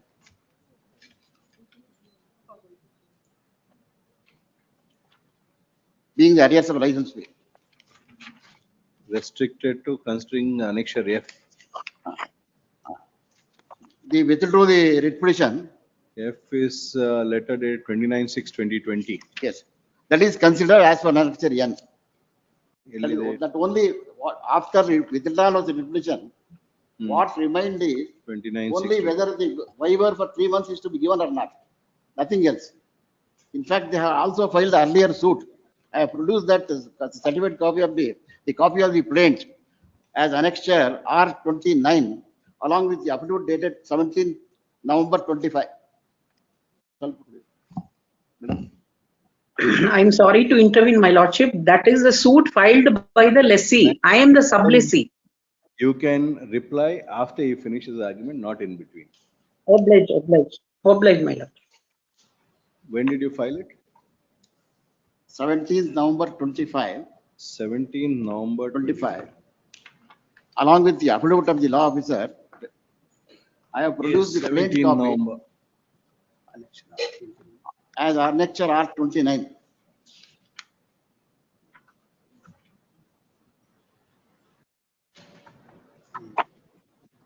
Yes. Kindly turn to paragraph 6, my lord. A concrete work ella concession kottagide. The plaintiff, he is the suit is filed by this licensee. The government in the plaintiff submit that after entering into license deed, the second respondent has commenced the concrete flooring work in the suit shell property, for which it took 5 months. Under those circumstances, no single bus came inside the bus stand or any public was entered the bus stand through the property, and the said work completed on 12/12/2015. Accordingly, according terms of tender notification, second defendant has agreed that they will not levy a license fee for 120 days. That was considered and concession is given for 120 days. Hmm.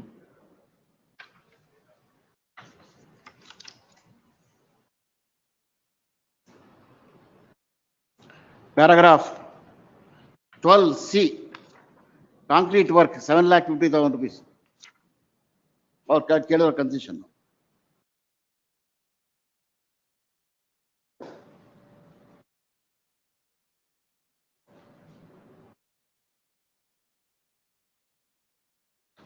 Yes.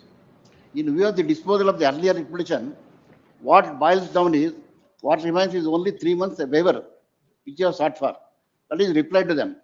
They can't go on agitating, re-agitating facts which have already been concluded by the Honorable Court and also by suit. Now, in spite of the interim order, they did not comply with. They filed an application for review. It came before my lordship and it was posted before the same court. The learned judge has rejected their application. Review of which order? Review of the order dated 20th/6. They sought for. That 1053. Yes. That is also rejected.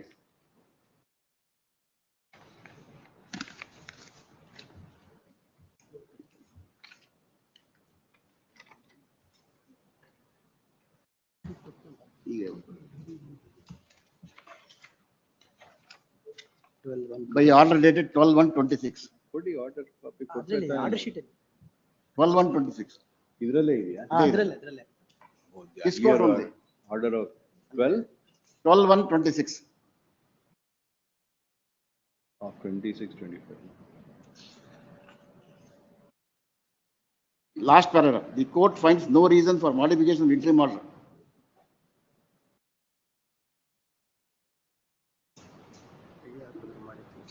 IA2 is rejected.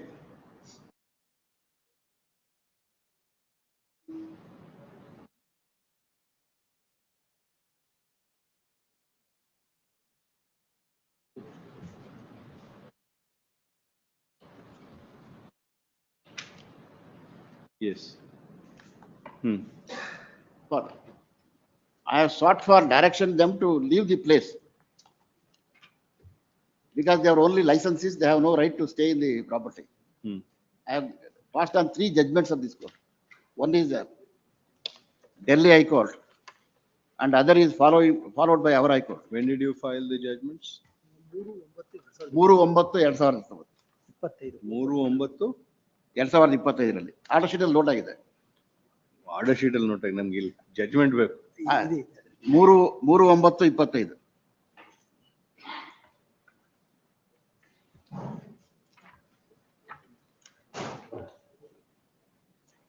A licensee is only on termination is only entitled to We haven't reasonable got time. those judgments as it. Just a moment, please.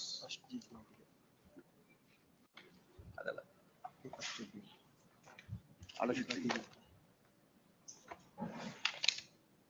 Yes.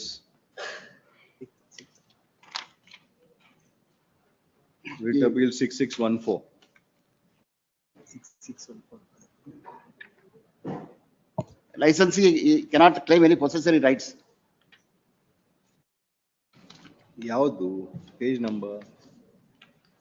Para number 6.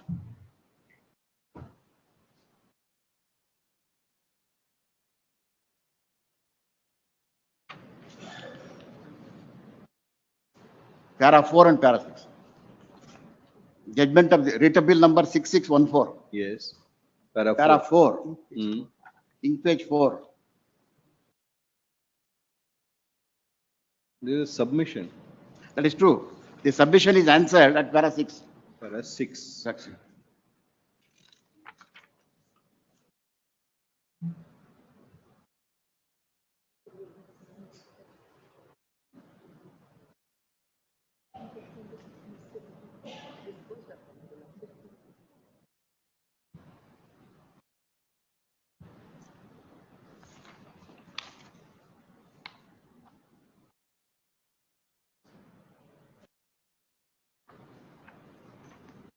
Yes.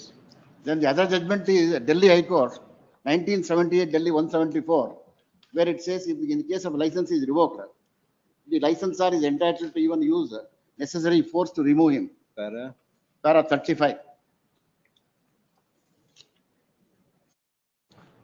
1978 Delhi 174. Para 35. 35.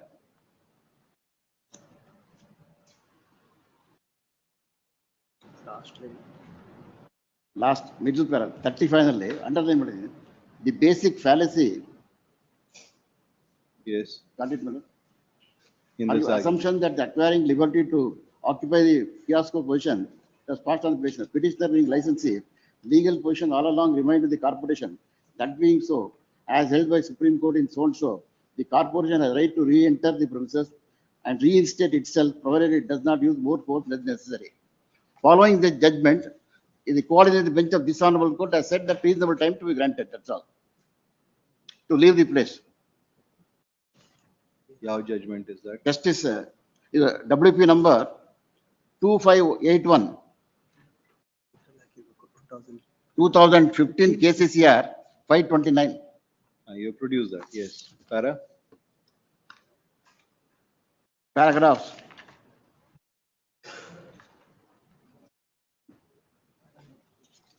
Kindly turn to paragraph 7. Delhi High Court judgment is referred to.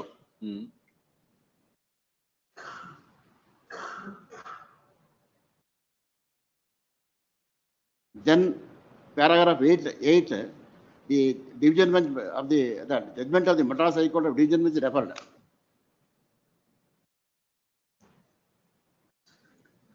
Then finally para 9. Yes. Easement Act lays down licensees on right of it states that where licensee revoked, the licensee entitled to reasonable time to leave the property affected thereby and to remove any goods which have been allowed to place in this property. Thus, license is revocable at any moment at the instance of licensor. The provision is salutary. Then last page, last paragraph, in that paragraph, a time was granted to leave the place. Para 14.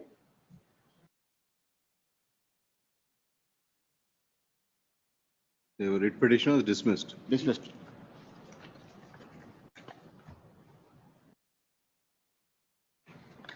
Yes. Yes, madam.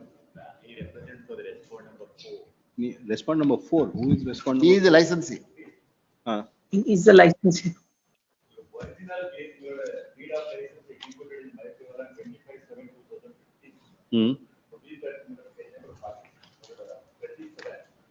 I have executed deed of place. 37. Yes. I am the original license. Thereafter, I have executed deed of supply in page number 71. 1/8/2015.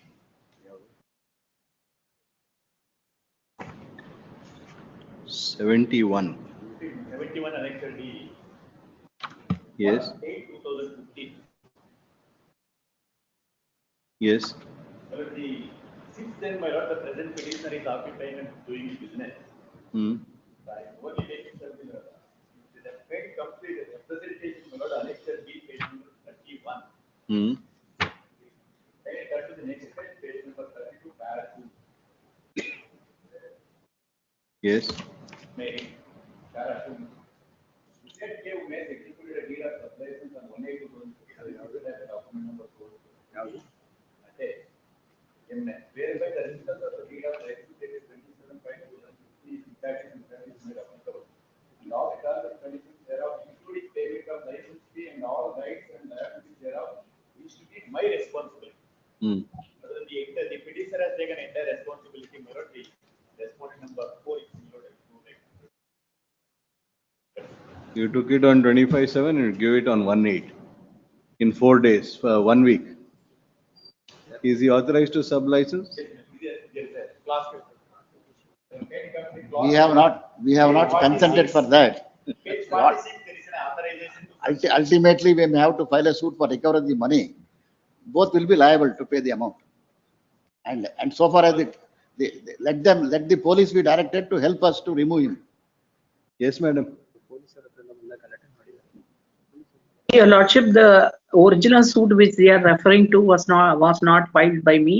It was filed by the lessee, my Lordship. Then, my Lordship, my prayer is the termination notice was issued without giving an opportunity for me to be heard.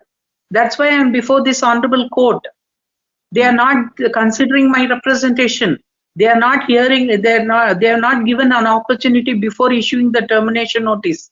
That's why I am before this honorable court, my Lordship. Yes. So my humble submission is to. Anything else? Hello. That's all, my Lordship. Heard Ms. Sumati Pauline, Learned Counsel for the petitioner, Shri P.D. Surana, Learned Counsel for respondent number 2, Shri Basaraju, Learned Counsel for respondent number 4. Reserved. My Lordships can leave, Miller. Yes. Miller, next matter, Miller, 44. Interim order earlier granted is extended. Next matter, 44, Miller. The main matter, Miller, despite the interim order was there for not to proceed with the further, the matter came to be disposed, my lord, by passing the arrest warrant against the petitioner. No, my lord, but rightly or wrongly, my lord, I approached the. What do you want to do in 40? My lord, it came to be disposed, my lord, it may be disposed, my lord, as to having this is rendered infructuous. Memo has been filed, dismissed as infructuous. My lord, serial number 46, my lord. I filed a writ petition challenging the same order, my lord. I'm filing a memo, my lord. My lords, I appear on behalf of the petitioner in serial number 46. It is with respect to the same order. The same order has been challenged by the petrol bunk as well. All of them might be clubbed in another, it may be heard on another date. Connect with 46. Yesterday only we have filed the Yesterday only. Connect with so and so and relist on 19th August. I'm grateful. My lord, my case was listed at serial number 9. Yes. I had taken a short passover to get my gown. There's no short passover. Passover will be when it is called. 74.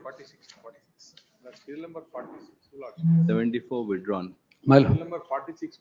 We'll call it out. When it's called out, you can make a submission. No, I think they Nimdala, our gate. Yeah, Nimden 46 in. 46. I think I sought for time. I did not seek for time, my lords. Okay. There's one more writ petition. 19th we have posted it. There are writ petition last week. The matter had come up last year. They took time a lot. They served the copy on the other side and ಹೇಳಿ 6-7ಕ್ಕೆ ಬಂದಿತ್ತು.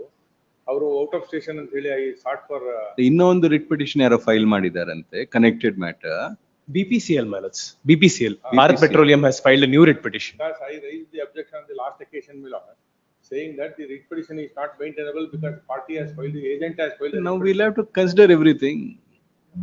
Now that they have filed it, we have to. I am without pay, my lord, illegally in the absence of NOC, contrary to the judgment of the. ಏನ್ ಮಾಡ್ಬೇಕು miss Shivaramu? ಹತ್ರ ಡೇಟ್ಗೆ ಒಂದು ಹತ್ರದಿದ್ರೆ 19th. My lords, interim order may be extended in that. Interim order 46.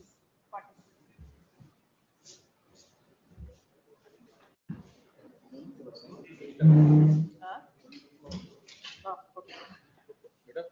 98. ಹೌದು 19-8.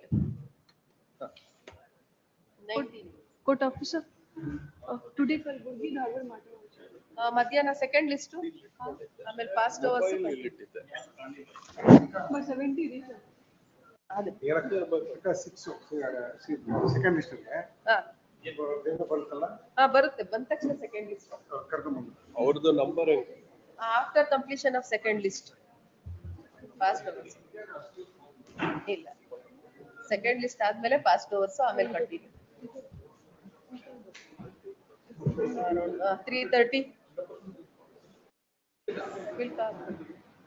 Sir second list ಬಂದ ತಕ್ಷಣ second list ಇಲ್ಲ first direct ಆಗಿ second list 2:30ಗೆ ಅಂತಾನೆ ಇದೆ ಅದಕ್ಕೆ ಸೆಕೆಂಡ್ ಲಿಸ್ಟ್ ಫಸ್ಟ್ ಆಮೇಲೆ ಪಾಸ್ಟ್ ಓವರ್ಸ್ 3 ಮ್ಯಾಟರ್ಸ್ ಕಂಟಿನ್ಯೂ ಆಗುತ್ತೆ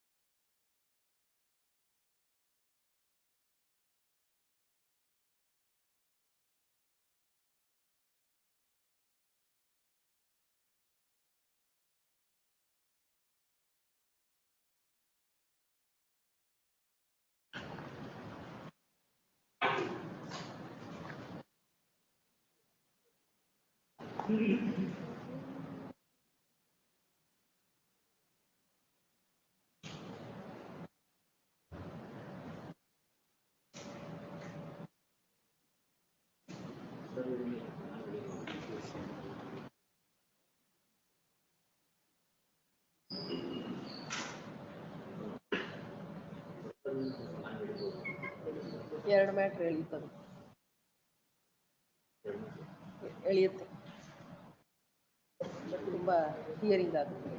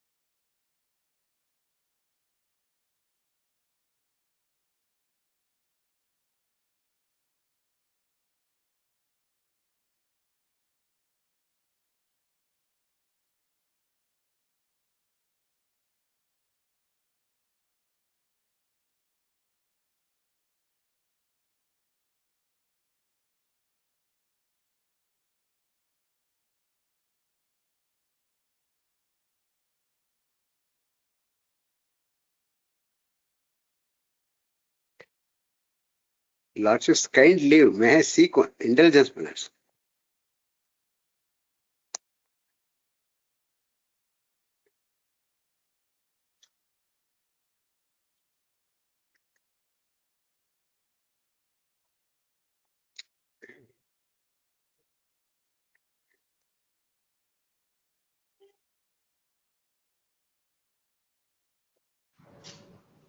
Lordships, kind leave, my lords.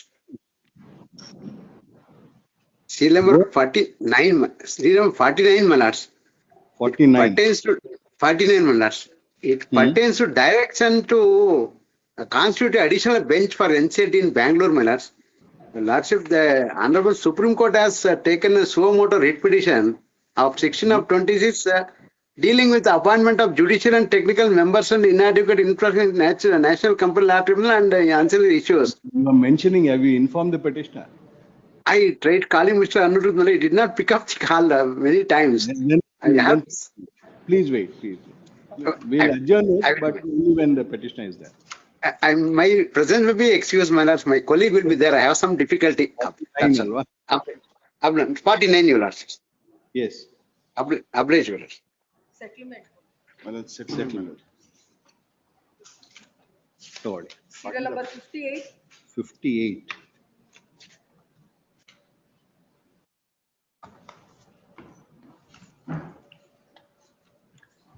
What is this? Senior citizen matter.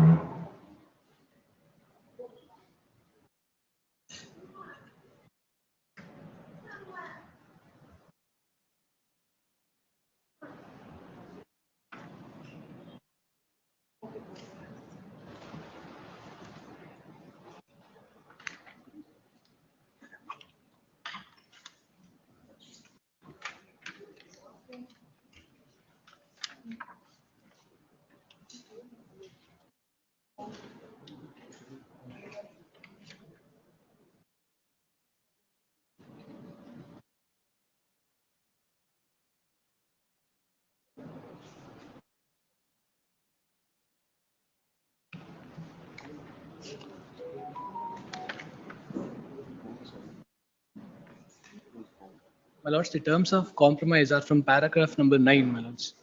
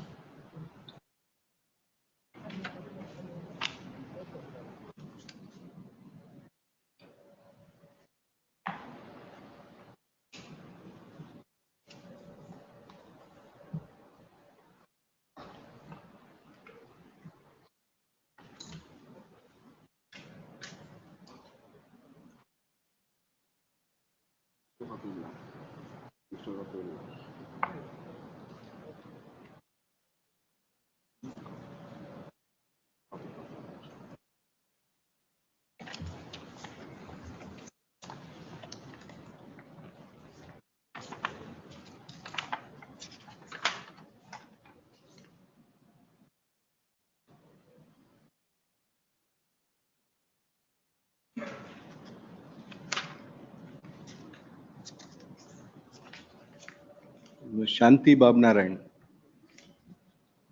What is the settlement that you have arrived at? Excuse me. What is the I settlement? am that- agreed. I am agreed for that. You tell us what is the settlement. I mean, my portion, this is my son and myself partner that property. After my demise, my share is going to my daughter-in-laws. Now what will you get? That I'll agree for that. No, what are you getting now? What are you getting? No, no, that thing that is, they are constructing now that building. When will the construction be completed? It will complete in January. Till then, where are you going to stay? I'm staying in a rented house, sir. Who is paying the rental? Developer. Developer is paying. So until the completion of the development, you can stay in that house. Yes, sir. And after that, you will get 2 apartments. Yes, sir. Those are only during One your. is I am staying. One will be getting rent. One will be tenant.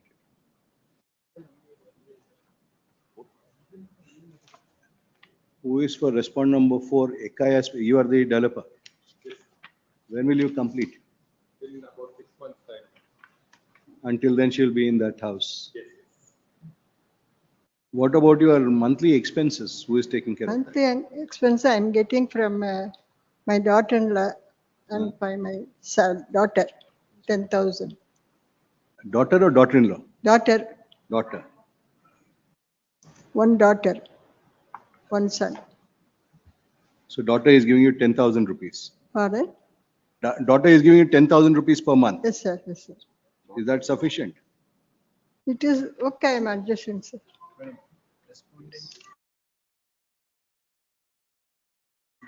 Daughter-in-law ಕೊಡ್ತಾರೆ, daughter ಹೇಳಿ ಅದು daughter-in-law. daughter-in-law ಕೊಡ್ತಾರೆ, daughter ಕೊಡ್ತಾರೆ. Daughter-in-law ಎಷ್ಟು ಕೊಡ್ತಾ ಇದ್ದಾರೆ? 10,000. So 20,000 you are getting.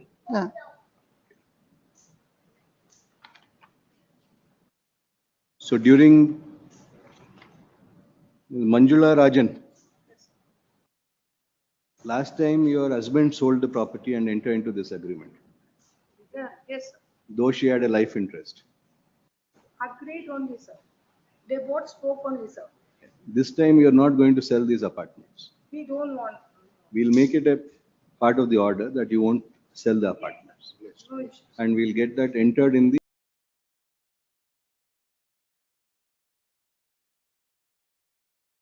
That we agree, sir.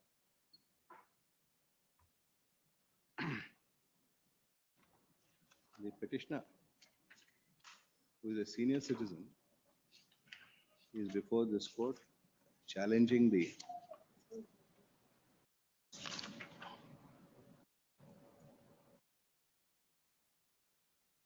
order passed by respond number 1, Assistant Commissioner, in MSC number 130 of 2022. During the pendency of the above petition, get everybody to sign it.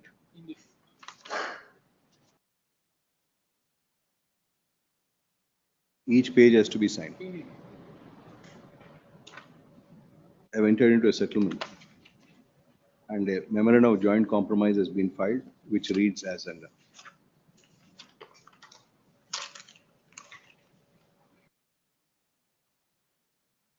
Srimati Shanti Babnarayan, the petitioner, is as also respond number 2 and 3, and Sri Chetan Puvaya. Puvanna. Then it has been mentioned as Puvaya here. Sri Chetan Puvanna, the representative and the partner of respond number 4, are personally present before this court and are identified by their respective counsels. On inquiry, all the parties submit that they have entered into the settlement of their free will and volition, and there is no undue influence or coercion laid on them. The petitioner, senior citizen, submits that as of now, she is living in a premises rented by respond number 4, of which the rentals are being paid by respond number 4. The petitioner, the senior citizen, would be entitled to stay in the said premises until the development is completed by respondent number 4. She submits that after the development, she would receive 2 apartments, namely G002 and F102 in the said apartment complex. My lords, my apologies, my lords. One correction, my lords. The rent is being paid by the daughter-in-law, my lords, not the developer. I believe. Paid by the daughter-in-law developer. The daughter-in-law is agreed, second respondent daughter-in-law is agreed to make payment of the necessary rentals till the development is completed. On completion, G002 and F102, the choice left to the petitioner to occupy one of them and let out the other by receiving the due rentals. She submits that it's been agreed that after as of now, she is receiving maintenance of a sum of rupees 10,000 each from respondent number 2 and your daughter and her daughter. Post the petitioner receiving the aforesaid 2 apartments, 2 flats, there would be no requirement to make payment of maintenance amounts, and that from the petitioner shall maintain herself from and out of the rentals received from the apartment let out. Respondent number 2 and 3. Respondent number 4 has undertaken to complete the construction by end of January 2027 and hand over the aforesaid 2 flats G002 and F102 to the petitioner by making payment of all due taxes till that date to the petitioner. On such handing over of the 2 apartments, the monthly maintenance as also the taxes in relation thereto shall be the responsibility of the petitioner. Respondent number 2 and 3 have agreed that the petitioner shall have a life interest in flat number G002 and F102, and that they will not alienate the said 2 apartments during the lifetime of the petitioner. An application would be made to the GBA for entry of the name of the petitioner as a older kata in respect of the aforesaid 2 flats.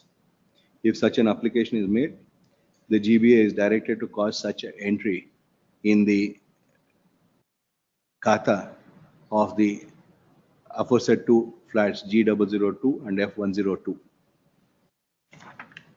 The jurisdiction sub-register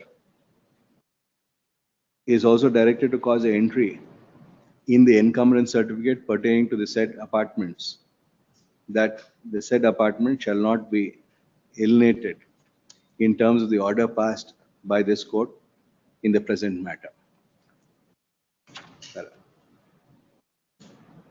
In view of the above, recording the compromise as also the submissions made by the petitioner and the respondents as supra, being of the considered opinion that the compromise which has been entered into is voluntary and in the interest of the senior citizen, the compromise petition is accepted. Registry is directed to draw up a compromise petition. Sign the order sheet, all of you. You will identify your respective parties.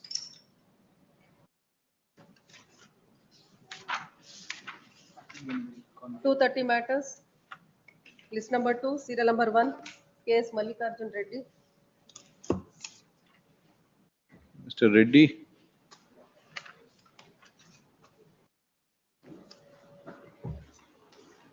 Yes.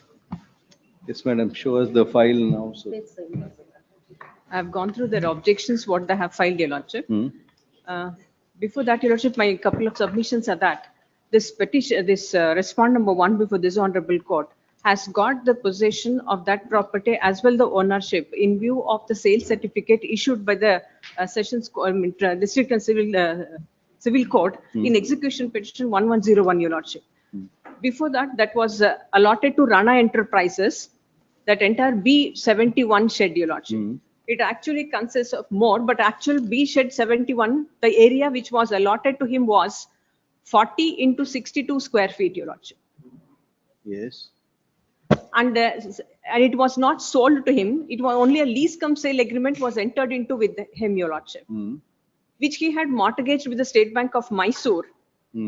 Since he did not repay the loan of the bank, the bank had filed a suit for recovery. Mortgage was tripartite mortgage Yes, with your Your Lordship. concurrence. Yes, Your Lordship. And then it was bank. The decree was passed in favor of the bank, and then sale certificate was issued by the civil court to the respond number 1, who was the highest bidder in the auction purchase, Your Lordship. Now he says that in the area which is just in front of that portion, that is, instead of taking the khata to the extent of 40 into 62, Your Lordship, he has applied for the entire area. At that point of time, the BBMP has objected, stating that your sale deed issued by the court is only to the extent of 40 into 62. So we can't give it. If you want it, get the sale deed from the KSSIDC, Your Lordship. Then he filed a writ petition before this honorable court, and the writ petition came to be allowed, directing the BBMP authorities to give the khata. At that point of time, they have filed this RP, stating that the area measured or shown in the order, operative portion of the order, it requires some clarification. So, and I have filed my objections before this honorable court to the review petition filed by this BBMP also, Your Lordship. I have stated very clearly therein. I have called out all the details in para 3 and 4, Your Lordship. You filed an objection. You Yes, filed affidavit. I'm sorry, Your Lordship. Affidavit, Your Lordship. Yes, para 3. Yes, sir. From para 3 onwards, I have called out all the details, how this first respondent came into possession of that property. Para 7 is little important, Your Lordship. It is submitted that as per the latest sketch of the shed, the total area of the shed is 530.30 square meters, that is 5708 square feet, for which he has sought for the khata from the BBMP, Lordship. The shed allotted to Rana Enterprises is a 62 into 40 feet, that is 2480 square feet, which works out to 230 square meters. The remaining area works out to 300.30 square meters, that is 32 square feet, which is not allotted to the auction purchaser, Messrs. Kamath Transformers Private Limited, and the ownership of the said additional land vests with the KSSIDC Limited. We have made it very clear in para 8 also, Your Lordship, that in case the auction purchaser intends to have the additional land measuring 300.30 square meters, then allotted in their favor, they will have to abide by the prevailing terms and conditions of the KSSIDC, including payment of the cost of the land, etc. Now, if he comes forward to purchase that land, let him abide by the terms and conditions and pay But the according cost. to you, the allotment to Rana Only, Enterprises yes, Your Lordship. was 40 into 62. Yes, Your Lordship. Let us see the file. Yes, Your Lordship.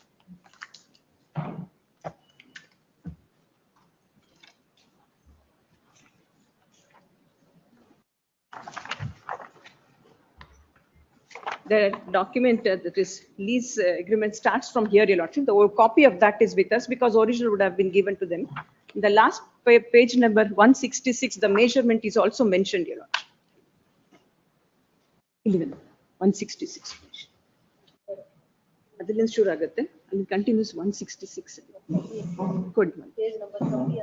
How the kammi agta hogutte. In the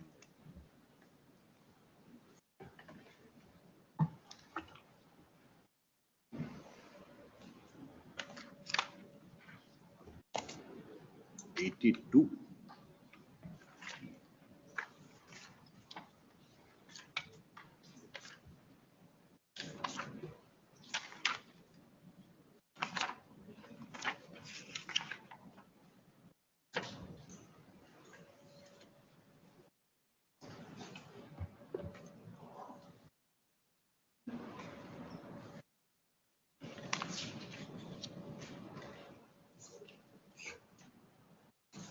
Where is the sketch of the property? Yes, Your Lordship. That is also. That is folded. what they had produced earlier. Yes, Your Lordship. I'll take it at that. Good.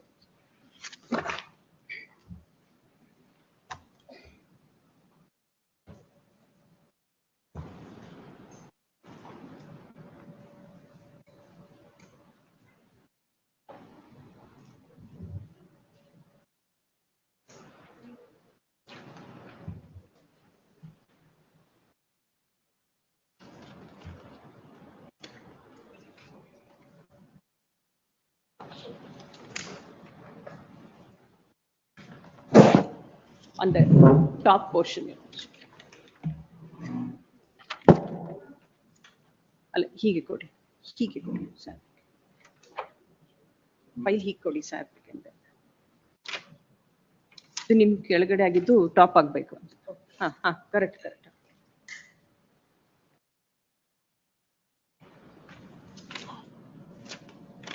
B71 top, Your Lordship. B71.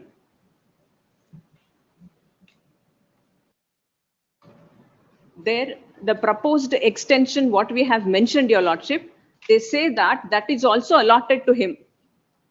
It is not allotted to him, Lordship. It was only an approval map for the proposed extension. It was, and even Rana Enterprises, to him we had not executed any sale deed, Your Lordship. Only lease cum sale agreement was executed in his favor. And of course, to be more candid, and I have made it clear in my objections also that we were intending to even allot that extended portion to Rana Enterprises since he became the defaulter and did not comply with the terms of the original B71 area itself and had mortgaged it to the bank. The question of allotting that proposed extensional area did not arise, Your Lordship. So as of now, that area, extended area, it still remains with the KSSIDC. They are the owners. And I don't understand how the first respondent is concerned about that extended portion. He got it through the sale certificate issued from the court. The measurement is very clear and he doesn't dispute that he is not in receipt of that measurement. And he, in his objections, has filed 3 sale deeds, Your Lordship. Therein, he relies upon saying that he has sale to all the 3 persons. We have executed the sale deed specifically mentioning which is the covered area, which is the open area. So since they had paid for that also, we have executed the sale deed to them. So he cannot compare the sale deeds which we have executed to the other persons, including that extended area, to this Rana Enterprises also is my humble submission, Your Lordship. That apart, he also goes to say that the KSSIDC had filed an objection before the executing court for giving the sale certificate in favor of the first respondent, which came to be dismissed. They say the reason why we had filed was that since sale deed was not executed in favor of Rana Enterprises and he was only the leaseholder, so we said that the bank cannot get the entire consideration.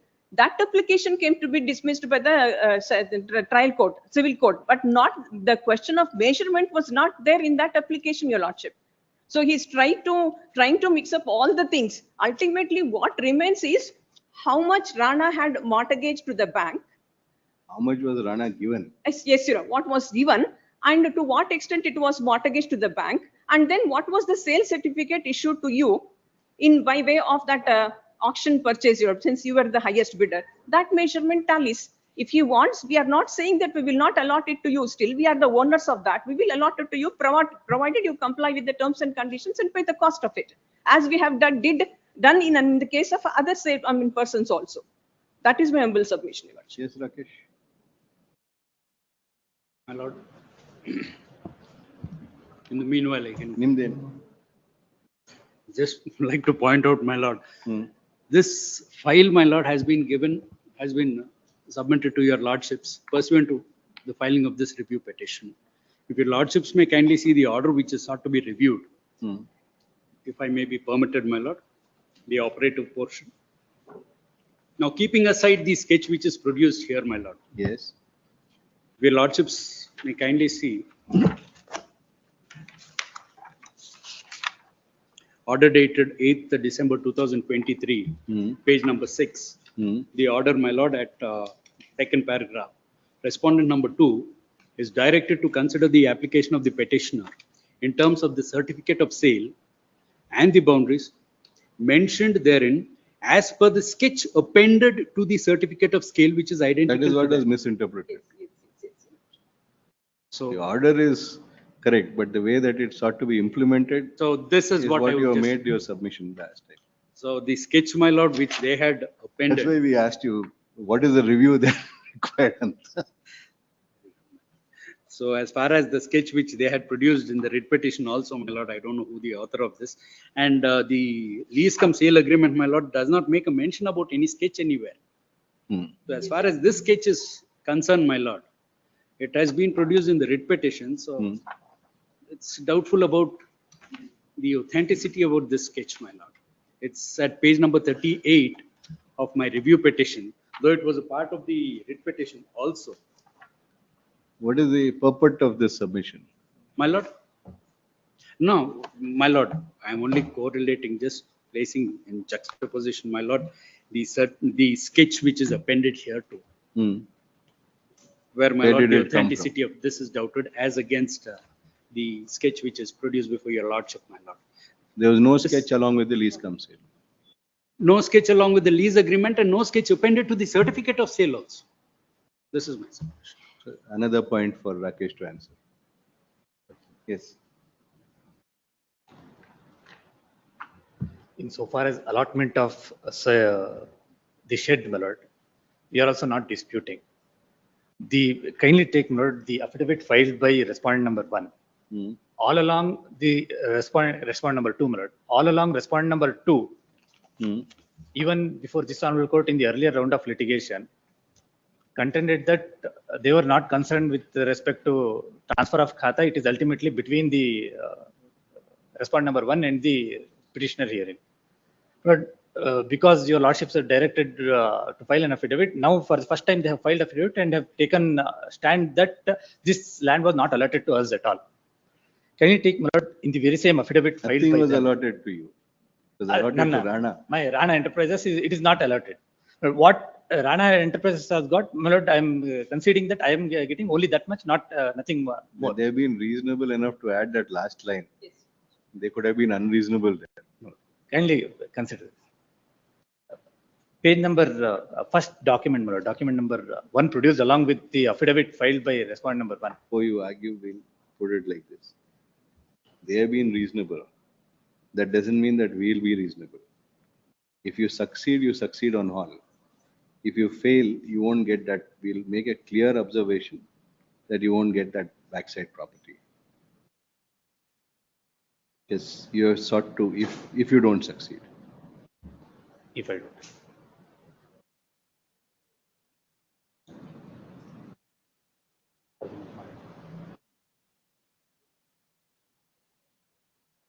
We won't impose costs, we'll only impose that condition. Then you take your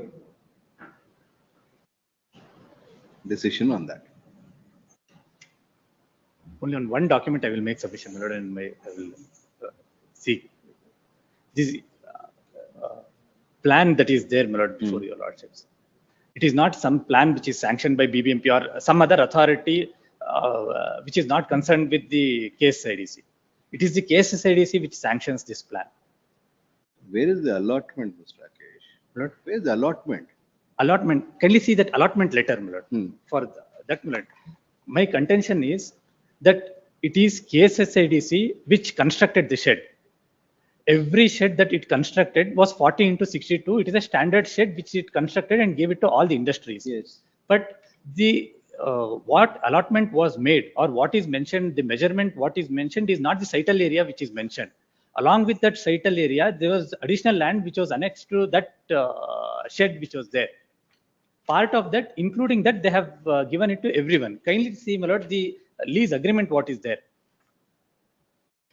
The agreement that they have produced, and I admit, my lord, regarding that agreement executed in favor of Rana Enterprises. Now, schedule very clear. factory 62 building, by 40. factory building, my lord, factory building is measuring 256 square meters or 40 into 62. When they were allotted, I am not disputing. Situated factory building B number B71 situated in industrial estate, Pina first stage, bounded on north by B type factory, south by second crossroad, east by shed number B72, west by crossroad. Two side road is there, two factories are there. In between, whatever is allotted, it comes to what I am seeking, my lord. It comes to 530 square meters. The area in which this is there, clear boundary is there, two sides roads are there, two separate factories are there. What was allotted, it comes to 530 square meters. In between this, 256 square meters of factory shed was constructed. That too in between the property. But on the northern side, towards the road side, my lord, there was no construction.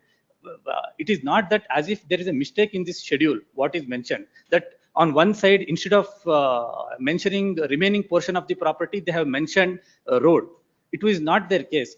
I have produced other factory or other factory sale deeds also.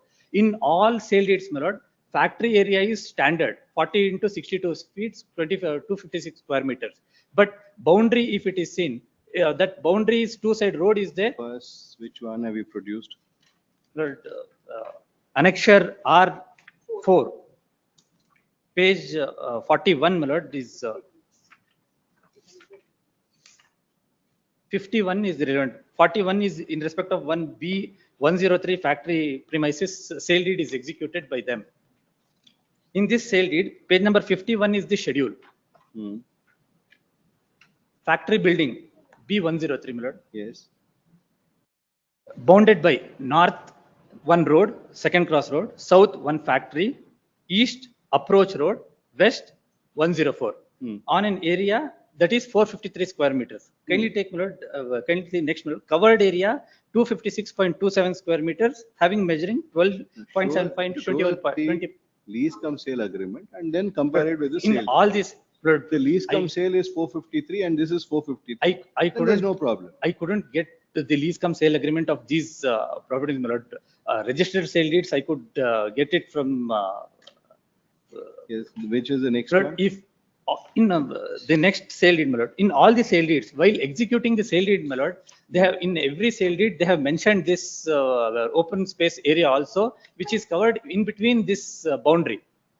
Insofar as the Rana Enterprises is concerned, the question of sale deed, executing sale deed did not arise because they defaulted the loan payment and the Now property was you have auctioned. produced 3 sale deeds. Please, my lord, seal We'll get them to get the agreement of sale. of these properties, my lord. If they'll produce it. Please, my lord, in these lease comes Madam has already made the submission. She has already verified it.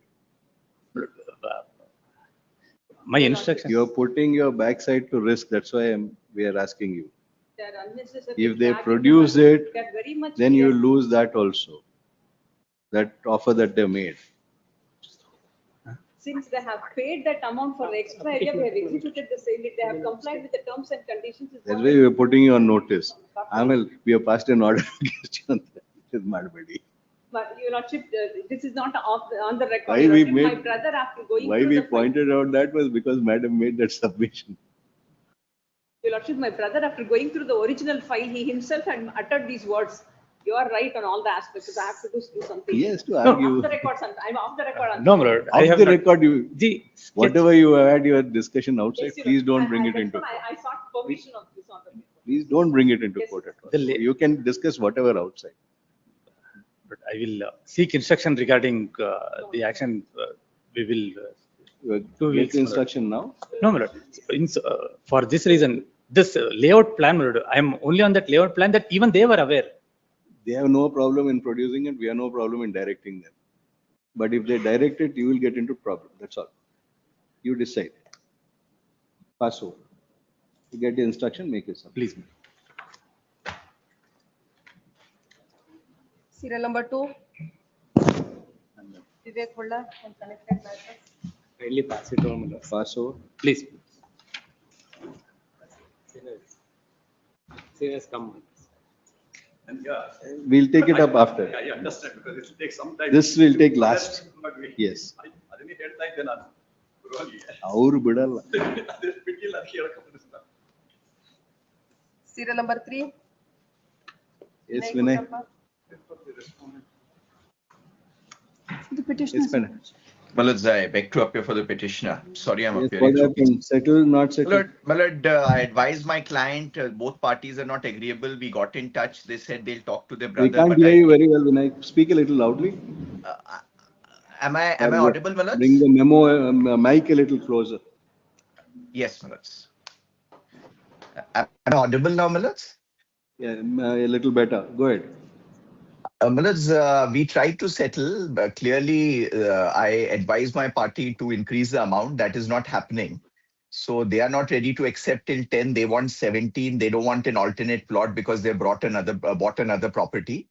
So Manoj, I have already made my submissions. Allow me to assist the court. I'll just hand over my oral synopsis of oral submissions. My argument is entirely procedural, and my argument, Manoj, in fact, observed that I should go in a 482. I requested the Honorable Court kindly label it as a 482. In fact, I went through two of Malod's judgments, but I didn't cite them. Malod have been very particular about procedural compliance in 138 and recently in 183 BNS, Malod. Yes. So We already expressed our opinion. That's why we said it's better case for you to settle. Malod, we try. I remember Malod's advising lawyers to advise the clients correctly. I told them, but ultimately it's up to them. So allow me to only give my synopsis. Ultimately, I'm in Malod's hands. Yes. My junior will just hand it over, Malod's. Is handed over. Much obliged. Both the parties, both the councils submit that they could not arrive at a settlement. The matter having been heard, synopsis of submissions have been filed by the council for the petition. Same is taken on record. Reserved. Much obliged, Manoj. Thank you for your patient hearing. Serial number 4. For the petition. Reserved. Yes, ma'am. Reserve. Ms. Anuparna.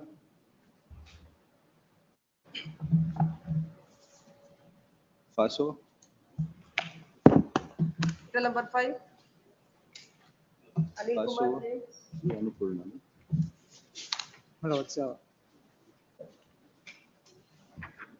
appearing for the petitioners in the matter, my lord. Petitioner. Who is appearing in this? Prasanna Kumar, Madhukar Deshpande, Uni Krishna. Who is appearing for the respondents in these matters? That's in 5.3 and 5.4. I am representing the respondent number 2, Mysore Urban Development Authority. Is there. But the provisional attachment order is passed by the Enforcement Directorate. It's earlier Mr. Madhukar Deshpande. Uni Krishnan is there. Where is Mr. Correct. Now Mr. Uni Krishnan has entered appearance because in some it is Prasanna Kumar's. That's why.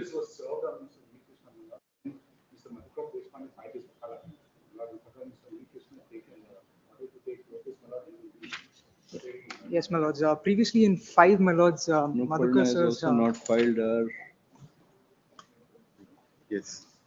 My lords, I'm appearing in the connected matter also, my lords.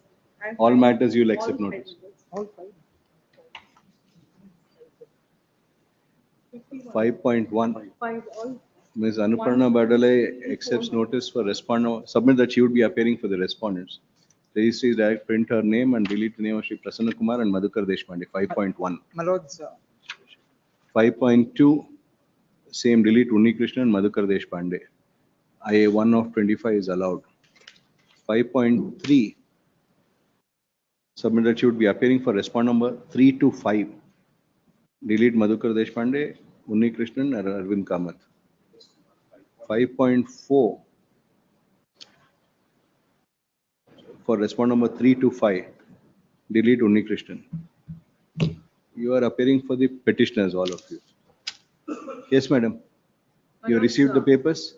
I have not received the papers. Today only I have filed my memorandum of appearance. May have it next week, my lords. I will, and I also filing my objections in the first matter, 5. In the 5, I am filing my objections. What about the other matters? Other matters, pleadings are complete is what I am given to understand, my lords. Pleadings are complete? If it is not complete, I will complete. We'll ask them. 5.1, 2, 3, 4. Pleadings are complete. 5.4, 5.3. 1 and 2. Can we? Just one. 5.2. My lords, Readings are are not complete? completed, my lords. Not complete, madam. 5.2. My lords, in that we have filed for an amendment application. You in filed in 5.1 and 2. Both of them you have filed amendment. Yes, my lord. If my lords can take connected matters, we can file amendment application in that as well. There are 5 other matters which are. It's not been listed that Yes, my lords, amendment if you can application. tag them. You filed amendment application in 5.1. 5, 5.1, 5.2. 5.1 and 5.2, my lords, 5.1. not 5. 5.1, 5.2. Counsel for the petitioner submit that amendment application has been filed, registry that put up the same. Readings are not complete in that. I'll complete. Yes. Srinivas, what were you saying in 5.3? Because now the properties It's, involved are totally different. I am not there in 5.1, 2 and 3, 5.1 and 2. What are the facts of Then those why were cases? they connected? What happened was, my lord, this is the Mula case, my lord, all of them were connected together at that point of time. Otherwise, my lord, 5.1 and 2 minus provisional attachment is not being confirmed. In regard to 1 and 2, it is already being confirmed. Mine has a different thing. I don't come under the 50-50 scheme, but they come under the 50-50 scheme. We don't know the facts. You 50-50, 20-20, 50-50. You find out, madam, why they are connected. Respective respondents are granted 2 weeks' time to file their respective statement of objections. My lords, if a Objections, list, if any, by 14th August, relist on 20th August. my lords, if a list can be taken to tag along the matter. Sorry? Similar You have matter. Yes, some my more lord. matters? Yes, my lords. 5 other matters. Then Mr. Srinivas will come and say not connected. My lords, Connect all- with so and so. You have verified that they are connected? Yes, my lords. Yes. 25th. Yes. Interim order wherever granted is extended till next day. My much obliged. If I seek kind indulgence in serial number 4, I have filed a compilation of judgment. I'll serve a copy to the other side. My lord, he was here only. I'll inform him. Mrs. Ravi Shankar's counsel is appearing. My lord, recollect that. But My lord, I'll serve a copy. May have it on Monday if it is convenient. Monday we have 211 matters already, without the fresh matters being taken. Wednesday if it is convenient.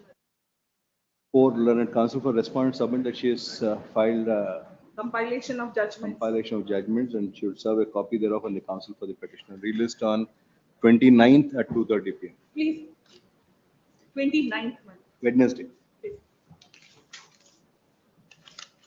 Serial number 6, Sarvada, yes. Of the argument.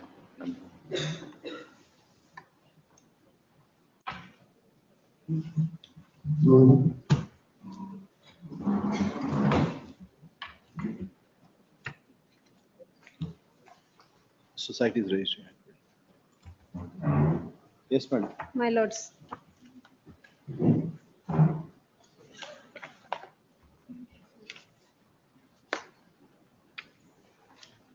May I pass on this list of dates and events?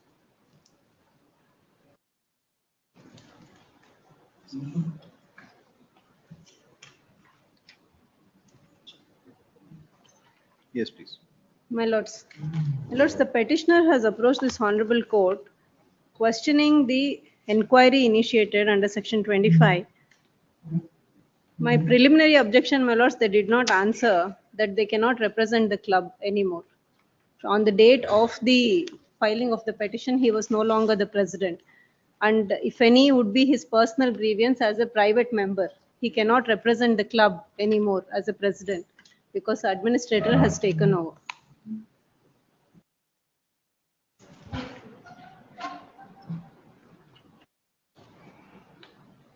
My lords, may I just read the list of dates and events for my lords consider? Yes. My lords, on 17/11/25, the club members so-and-so gave complaint to the club regarding the various allegations to the district registrar zone 1.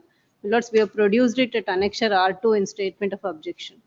I'll read the complaint later, my lords. On 10/1/26, the club members so-and-so made the allegations and again approached the district registrar. And we issued a notice, my lords, and it was the first day of the inquiry on section 25.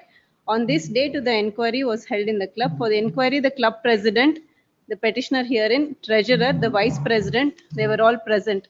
The club secretary was absent, citing health grounds, and the president requested the inquiry officers 45 days time to submit all the documents, or in the that saying that it's in the custody of the secretary, I need 45 days. All the people who are present before the court, they have signed the order sheets also on the date of the inquiry. My lords, after 21/4/2 was the date fixed for second day of inquiry. On this day of the inquiry, the club president, vice president, joint secretary of the club members, Yatish Chowdhury, treasurer, and the complainants. On this date, my lords, the treasurer was also present. Once again, the club president seeks 90 days time by citing his son's marriage and all documents of the club in the custody of the previous treasurer, B.M. Ravi Shankar, who served from 2017 to 22 and 22 to 25. Again, my lords, day 3, 18/2/26. The president, the secretary, treasurer, and the complainant were present before the inquiry officer. Once again, on the club side, the president seeks time to present the documents. Accordingly, the inquiry officer gives an opportunity 4/3. 4/3. My lords, in each and every date, the president signs the claim of the petitioner that he submitted thousands of pages of documents and we refused. Not even in a single order sheet, he makes a note of it that he gave it and we did not record it. Our case is it was never submitted.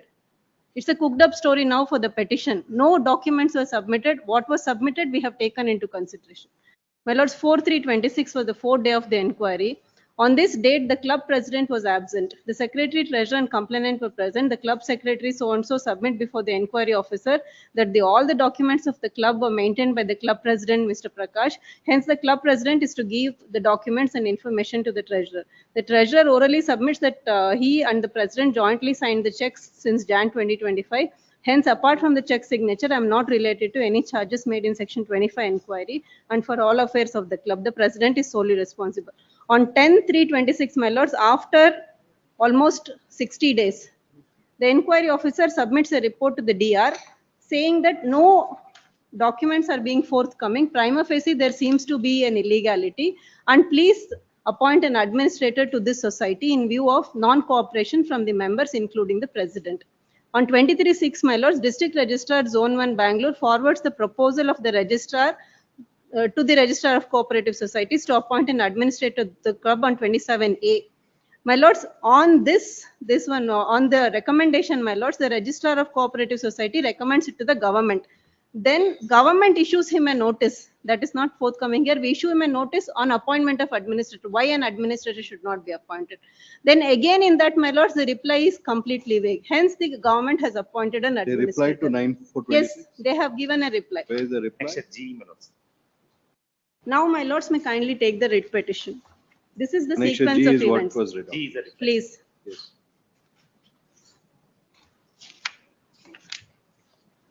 I'll read the notice and the reply, my lords.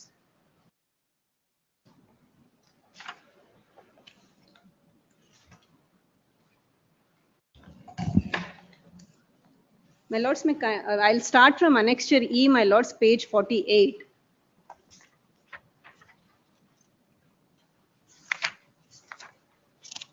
This is the report of the inquiry officer to the registrar. Page 48, Annexure E, my lords, gets it. Dated 23/3/26. Annexure D is the report. Nam communication.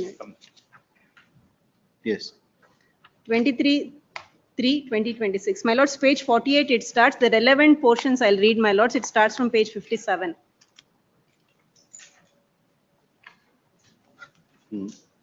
My lords, para 3. ಮುಂದುವರೆದು ದಿನಾಂಕ 4/3/26ರಂದು ನಡೆದ ವಿಚಾರಣೆಯಲ್ಲಿ ಕಾರ್ಯದರ್ಶಿಯಾದ Shri R Kumar ಮತ್ತು ಖಜಾಂಚಿಯಾದ R Kiran Kumar ಈ ಕೆಳಕಂಡ ಲಿಖಿತ ಹೇಳಿಕೆಯನ್ನು ನೀಡಿರುವುದಾಗಿ ವಿಚಾರಣಾಧಿಕಾರಿಗಳಿಗೆ ತಿಳಿಸಿರುತ್ತಾರೆ. My lords, now ಮೇಲ್ಕಂಡ ಅಂಶಗಳ ಲಾಸ್ಟ್ ಪ್ಯಾರಾ ಮೇಲ್ಕಂಡ ಅಂಶಗಳ ಹಿನ್ನೆಲೆಯಲ್ಲಿ ಉಲ್ಲೇಖ 2ರ ಆದೇಶದಲ್ಲಿನ ಆರೋಪಗಳಿಗೆ ಸಂಬಂಧಿಸಿದಂತೆ ನಾಗರ್ಬಾವಿನ ಕ್ಲಬ್ನ ಅಧ್ಯಕ್ಷರು ಕಾರ್ಯದರ್ಶಿಗಳಿಗೆ ಇವರಿಗೆ ನೋಟಿಸ್ ನೀಡಿ ವಿವಿಧ ದಿನಾಂಕಗಳಂದು ವಿಚಾರಣೆ ನಡೆಸಲಾಗಿರುತ್ತದೆ. ದಿನಾಂಕ 21/26ರಂದು ನಡೆದ ಸಭೆಯಲ್ಲಿ ನಡೆದ ವಿಚಾರಣೆಯಲ್ಲಿ ಹಾಜರಿದ್ದ ಸಂಘದ ಅಧ್ಯಕ್ಷರಾದ ವಿ ಪ್ರಕಾಶ್ ಕ್ಲಬ್ನ ಎಲ್ಲ ದಾಖಲಾತಿಗಳನ್ನು ಕಾರ್ಯದರ್ಶಿಯಾದ ಶ್ರೀ ಆರ್ ಕುಮಾರ್ ಇವರ ವಶದಲ್ಲಿದ್ದು ಅವರು ಅನಾರೋಗ್ಯದಿಂದ ರಜೆ ಮೇಲೆ ತೆರಳಿರುವುದಾಗಿ ವಿಚಾರಣೆಯನ್ನು 45 ದಿನಗಳು ಮುಂದೂಡುವ ಕೋರಿದ್ದಾರೆ. 4/2/26ರಂದು ಜರುಗಿದ ವಿಚಾರಣೆಯಲ್ಲಿ ಸಂಸ್ಥೆಯ ಅಧ್ಯಕ್ಷರಾದ ವಿ ಪ್ರಕಾಶ್ 2017-22ರ ಖಜಾಂಚಿಯಾಗಿ 22-25ರಲ್ಲಿ ಕಾರ್ಯನಿರ್ವಹಿಸುತ್ತಿರುವ ರವಿಶಂಕರ್ ಬರೀ ಪೂರ್ಣ ದಾಖಲಾತಿಗಳು ಇದ್ದು ಈವರೆಗೆ ಯಾವುದೇ ದಾಖಲಾತಿಗಳನ್ನು ಹಿಂದಿರುಗಿಸುವುದನ್ನು ತಮಗೆ ಹೇಳಿಕೆ ನೀಡಿರುತ್ತಾರೆ. ಸದರಿಯವರಿಂದ ದಾಖಲಾತಿ ಪಡೆಯಲು ಯಾವುದೇ ಕಾನೂನು ಕ್ರಮ ಜರುಗಿಸದೇ ಇರುವುದು ತಿಳಿದು ಬರುತ್ತದೆ. ಮುಂಬರುವ ಹೊಸ ಆಡಳಿತ ಮಂಡಳಿಗೆ ಹಿಂದಿನ ಆಡಳಿತ ಮಂಡಳಿಯವರು ತಮ್ಮ ಅವಧಿಯ ಸಂಪೂರ್ಣ ದಾಖಲಾತಿ ಮಾಹಿತಿಗಳನ್ನು ಪ್ರಭಾರವನ್ನು ಹಸ್ತಾಂತರಿಸಬೇಕಾಗಿರುತ್ತದೆ. ಪ್ರಭಾರವನ್ನು ಹಸ್ತಾಂತರಿಸದಿದ್ದಲ್ಲಿ ದಾಖಲಾತಿಗಳನ್ನು ಪಡೆಯಲು ನಿಯಮಾನುಸಾರ ಕ್ರಮ ಅನುಸರಿಸಬೇಕಾಗಿರುತ್ತದೆ. ಆದರೆ ಯಾವುದೇ ಕ್ರಮ ಅನುಸರಿಸದೇ ಇರುವ ಕಾರಣ ಈ ಸಂಬಂಧ ಅನುಮಾನ ಉಂಟಾಗಿರುತ್ತದೆ. ದಿನಾಂಕ 4/3/26ರಂದು ನಡೆದ ವಿಚಾರಣೆಯಲ್ಲಿ ಸಂಘದ ಕಾರ್ಯದರ್ಶಿ ಆರ್ ಕುಮಾರ್ ಅವರು ಮೌಖಿಕ ಹೇಳಿಕೆಯನ್ನು ನೀಡಿ 97ರಿಂದ ಈವರೆಗೂ ಸಂಸ್ಥೆಯ ಎಲ್ಲ ವ್ಯವಹಾರವು ಅಧ್ಯಕ್ಷರ ಸುದೀರ್ಘೆಯಲ್ಲೇ ನಡೆಯುತ್ತಿದ್ದು, ಆರೋಪಿಗಳಿಗೆ ಸಂಬಂಧಿಸಿದ ಮಾಹಿತಿಗಳನ್ನು ಅಧ್ಯಕ್ಷರೇ ಸಲ್ಲಿಸಬೇಕಾಗಿರುತ್ತದೆ ಎಂದು ತಿಳಿಸಿರುತ್ತಾರೆ. ಸದರಿ ಆರೋಪಗಳಿಗೆ ಸಂಬಂಧಿಸಿದಂತೆ ದಾಖಲಾತಿಗಳನ್ನು ಒದಗಿಸುವ ಬಗ್ಗೆ ವಿವಿಧ ದಿನಾಂಕಗಳಂದು ನಡೆದ ವಿಚಾರಣೆಯಲ್ಲಿ ಅಧ್ಯಕ್ಷರು ಹಾಗೂ ಕಾರ್ಯದರ್ಶಿಯವರು ಗೊಂದಲದ ಹೇಳಿಕೆಗಳನ್ನು ನೀಡುತ್ತಿರುವುದು ಹಲವು ಅನುಮಾನಗಳಿಗೆ ಎಡೆಮಾಡಿಕೊಟ್ಟಿರುತ್ತದೆ ಎಂದು ವಿಚಾರಣಾಧಿಕಾರಿಗಳು ವರದಿಯಲ್ಲಿ ಉಲ್ಲೇಖಿಸಿರುತ್ತಾರೆ. ಉಲ್ಲೇಖ 4ರಂತೆ 1/2/26 ನಡೆದ ನಾಗರಬಾವಿ ಕ್ಲಬ್ ಸರ್ವ ಸದಸ್ಯರ ಸಭೆಗೆ ವೀಕ್ಷಕರಾಗಿ ಈ ಕಚೇರಿಯಲ್ಲಿ ಸಹಕಾರಿ ಅಭಿವೃದ್ಧಿ ಅಧಿಕಾರಿ ಸೋಣಸೋರನ್ನು ನೇಮಿಸಲಾಗಿತ್ತು. ಸದರಿಯವರು ಉಲ್ಲೇಖ 5ರಂತೆ ವರದಿ ಸಲ್ಲಿಸಿರುತ್ತಾರೆ. ಅದರಂತೆ ಸದರಿ ಸರ್ವ ಸದಸ್ಯರ ಸಭೆಯಲ್ಲಿ ಯಾವುದೇ ಕಾರ್ಯಸೂಚಿಗಳನ್ನು ಮಂಡಿಸಿ ಅನುಮೋದನೆ ಪಡೆಯಲು ಹಾಲಿ ಕಾರ್ಯಕಾರಿ ಮಂಡಳಿ ವಿಫಲರಾಗಿರುತ್ತಾರೆ. ಮುಂದುವರೆದ ನೈಸರ್ಗಿಕ ನ್ಯಾಯಕತ್ವದಡಿ ಆರೋಪಿತ ಅಂಶಗಳಿಗೆ ದಾಖಲಾತಿಗಳನ್ನು ಸಲ್ಲಿಸಲು ಸಾಕಷ್ಟು ಕಾಲಾವಕಾಶವನ್ನು ವಿಚಾರಣಾಧಿಕಾರಿ ನೀಡಿದರೂ ಸಹ ಸದರಿ ಸಂಸ್ಥೆ ಅಧ್ಯಕ್ಷರು ಆರೋಪಿತ ಅಂಶಗಳಿಗೆ ಸೂಕ್ತ ಹೇಳಿಕೆ ಹಾಗೂ ದಾಖಲಾತಿಗಳನ್ನು ಒದಗಿಸಲು ವಿಫಲರಾಗಿರುವುದರಿಂದ ಸದರಿಯವರು ಈ ನಡೆಯು ಉದ್ದೇಶಪೂರ್ವಕವಾಗಿದೆ ಎಂದು ಮೇಲ್ನೋಟಕ್ಕೆ ಕಂಡುಬಂದು ಆರೋಪಗಳು ಗುರುತವಾಗಿದ್ದು ಕ್ಲಬ್ನಲ್ಲಿ ಆರ್ಥಿಕ ವ್ಯವಹಾರ ಹಾಗೂ ಸದಸ್ಯತ್ವದ ಹಕ್ಕುಗಳಿಗೆ ಸಂಬಂಧಿಸಿರುವುದರಿಂದ ನಾಗರಬಾವಿ ಕ್ಲಬ್ ಸಂಸ್ಥೆಯು ಸದಸ್ಯರ ಸಂಸ್ಥೆಯಾಗಿದ್ದು ಸದಸ್ಯರ ಹಿತಾಸಕ್ತಿ, my lords may kindly mark it, they were asking public purpose, ಮುಖ್ಯವಾಗಿರುವುದರಿಂದ ಕ್ಲಬ್ನಲ್ಲಿ ನಡೆದಿರುವ ಅವ್ಯವಹಾರಗಳಿಗೆ ಕಾರಣಕರ್ತರಾಗಿರುವ ಮೇಲೆ ಜವಾಬ್ದಾರಿ ನಿಗದಿಪಡಿಸಲು ಹಾಗೂ ನ್ಯೂನತೆಗಳನ್ನು ಸರಿಪಡಿಸಿಕೊಂಡು ಸೂಕ್ತವಾದ ಕಾರ್ಯಕಾರಿ ಮಂಡಳಿಯನ್ನು ಅಸ್ತಿತ್ವಕ್ಕೆ ತರಲು ಸದರಿ ಸಂಸ್ಥೆಗೆ ಕರ್ನಾಟಕದ ಸಂಗಣ ನೋಂದಣಿ 27(7) ಅಧಿಕಾರಿಗಳನ್ನು ನೇಮಿಸಬಹುದಾಗಿದೆ ಎಂದು ಅಭಿಪ್ರಾಯದೊಂದಿಗೆ ಸರ್ಕಾರಕ್ಕೆ ಶಿಫಾರಸು ಮಾಡಲು ಪ್ರಸ್ತಾವನೆ. Next, my lords, annexure E1. This is written to the government by the registrar. The last paragraph, page 61, my lords.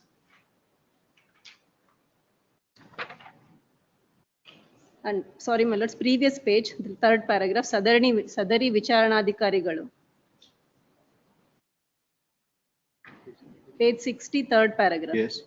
ಸದರಿ ವಿಚಾರಣಾಧಿಕಾರಿಗಳ ವರದಿಯಂತೆ ನಾಗರಬಾವಿ ಕ್ಲಬ್ ಸರ್ವ ಸದಸ್ಯರ ಸಭೆಯಲ್ಲಿ ಯಾವುದೇ ಕಾರ್ಯಸೂಚಿಗಳನ್ನು ಮಂಡಿಸಿ ಅನುಮೋದನೆ ಪಡೆಯಲು ಹಾಲಿ ಕಾರ್ಯಕಾರಿ ಮಂಡಳಿ ವಿಫಲರಾಗಿರುವುದರಿಂದ ಹಾಗೂ ಕ್ಲಬ್ನಲ್ಲಿ ಆರ್ಥಿಕ ವ್ಯವಹಾರಕ್ಕೆ ಹಾಗೂ ಸದಸ್ಯತ್ವದ ಹಕ್ಕುಗಳಿಗೆ ಸಂಬಂಧಿಸಿರುವುದರಿಂದ ಕ್ಲಬ್ನ ಸದಸ್ಯರ ಸಂಸ್ಥೆಯಾಗಿದ್ದು ಸದಸ್ಯರ ಹಿತಾಸಕ್ತಿ ಮುಖ್ಯವಾಗಿರುವುದರಿಂದ ಕ್ಲಬ್ನಲ್ಲಿ ನಡೆಸಿರುವ ಅವ್ಯವಹಾರಗಳಿಗೆ ಕಾರಣಕರ್ತರಾದವರ ಮೇಲೆ ಜವಾಬ್ದಾರಿ ನಿಗದಿಪಡಿಸಲು ಹಾಗೂ ನ್ಯೂನತೆಗಳನ್ನು ಸರಿಪಡಿಸಿಕೊಂಡು ಸೂಕ್ತವಾದ ಕಾರ್ಯಕಾರಿ ಮಂಡಳಿ ಅಸ್ತಿತ್ವಕ್ಕೆ ತರಲು ಕರ್ನಾಟಕದ ನೋಂದಣಿ ಕಾಯ್ದೆ 27 ಅದೇ ಆಡಳಿತಾಧಿಕಾರಿಯನ್ನು ನೇಮಿಸುವುದು ಸೂಕ್ತವೆಂದು ಜಿಲ್ಲಾ ನೋಂದಣಾಧಿಕಾರಿ ಸಹಕಾರಿ ಉಪನಿಬಂಧಕರು ಅಭಿಪ್ರಾಯ ಸಲ್ಲಿಸಿರುತ್ತಾರೆ.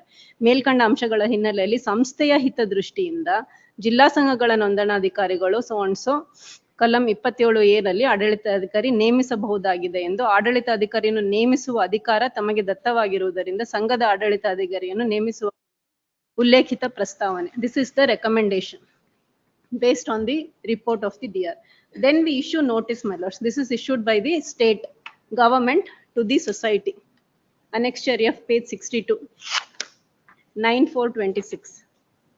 Notice, Nagarbavi Club Nagarbavi, so and so 25 ವಿಚಾರಣೆ ಜರುಗಿಸಲು ವಿಚಾರಣಾಧಿಕಾರಿಯನ್ನು ಸಹಕಾರ ಸಂಘಗಳ ನಿಬಂಧಕರನ್ನು ನೇಮಿಸಿ ಆದೇಶಿಸಿದ್ದು ಸದರಿ ವಿಚಾರಣೆಯಲ್ಲಿ 30 ವಿಚಾರಣಾಂಶಗಳನ್ನು ನಿಗದಿಪಡಿಸಿದ್ದು ವಿಚಾರಣೆಗೆ ಜರುಗಿಸಿದ ವರದಿಯನ್ನು ಸಲ್ಲಿಸಿದ್ದು ವಿಚಾರಣಾಧಿಕಾರಿಗಳು ವರದಿಯಂತೆ ನಾಗರಬಾವಿ ಕ್ಲಬ್ ಸರ್ವ ಸದಸ್ಯರ ಸಭೆ ಯಾವುದೇ ಕಾರ್ಯಸೂಚಿಗಳನ್ನು ಮಂಡಿಸಿ ಅನುಮೋದನೆ ಪಡೆಯಲು ಹಾಲಿ ಕಾರ್ಯಕಾರಿ ವಿಫಲರಾಗಿರುವುದು ಹಾಗೂ ಕ್ಲಬ್ನ ಆರ್ಥಿಕ ವ್ಯವಹಾರಕ್ಕೆ ಹಾಗೂ ಸದಸ್ಯತ್ವದ ಹಕ್ಕುಗಳಿಗೆ ಸಂಬಂಧಿಸಿರುವುದರಿಂದ ಕ್ಲಬ್ ಸದಸ್ಯರ ಸಂಸ್ಥೆಯಾಗಿದ್ದು ಸದಸ್ಯರ ಹಿತಾಸಕ್ತಿ ಮುಖ್ಯವಾಗಿರುವುದರಿಂದ ಕ್ಲಬ್ನಲ್ಲಿ ನಡೆಸಿರುವ ಅವ್ಯವಹಾರಗಳಿಗೆ ಕಾರಣಕರ್ತರಾದವರ ಮೇಲೆ ಜವಾಬ್ದಾರಿ ನಿಗದಿಪಡಿಸಲು ಹಾಗೂ ನ್ಯೂನತೆಗಳನ್ನು ಸರಿಪಡಿಸಿಕೊಂಡು ಸೂಕ್ತವಾದ ಕಾರ್ಯಕಾರಿ ಮಂಡಳಿಯನ್ನು ಅಸ್ತಿತ್ವಕ್ಕೆ ತರಲು ಸಂಸ್ಥೆಗೆ 27(7) ಆಡಳಿತಾಧಿಕಾರಿಯನ್ನು ನೇಮಿಸುವುದು ಸೂಕ್ತವೆಂದು ಜಿಲ್ಲಾ ನೋಂದಣಾಧಿಕಾರಿ ಹಾಗೂ ಸಹಕಾರ ಸಂಘಗಳ ಉಪನಿಬಂಧಕರು ಬೆಂಗಳೂರು ಸಂಘಕ್ಕೆ ನೋಂದಣಿ ಆಡಳಿತಾಧಿಕಾರಿ ನೇಮಕಕ್ಕೆ ಸಲ್ಲಿಸಿರುತ್ತಾರೆ, ಪ್ರಸ್ತಾವನೆ ಸಲ್ಲಿಸಿರುತ್ತಾರೆ. My lords, next page.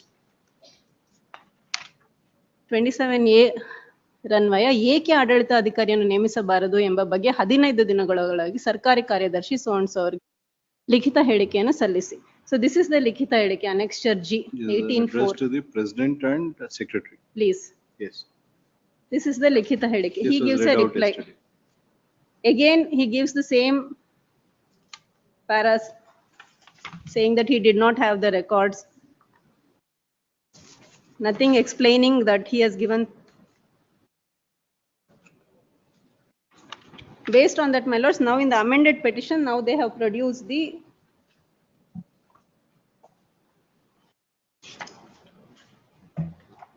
appointment of administrator. We have also placed it on record in statement of objections. ಅದೇ ಹೇಳಿದೆ.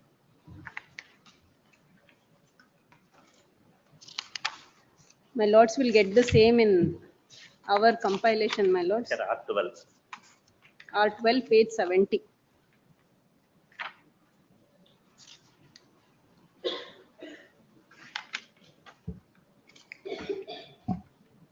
Page 70, my lords, annexure R12.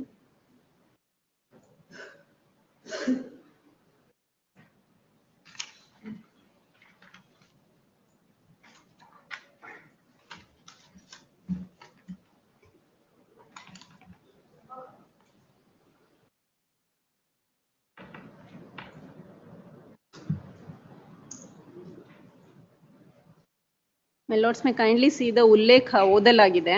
ಅದರಲ್ಲಿ ನಮ್ಮ ನೋಟಿಸ್ನ ರೆಫರೆನ್ಸ್ ಇದೆ, ಅವ್ರ ರಿಪ್ಲೈ ರೆಫರೆನ್ಸು ಇದೆ. 1, 2 and 3. Yes. My lords, the relevant page will be page 71, second paragraph. Next page.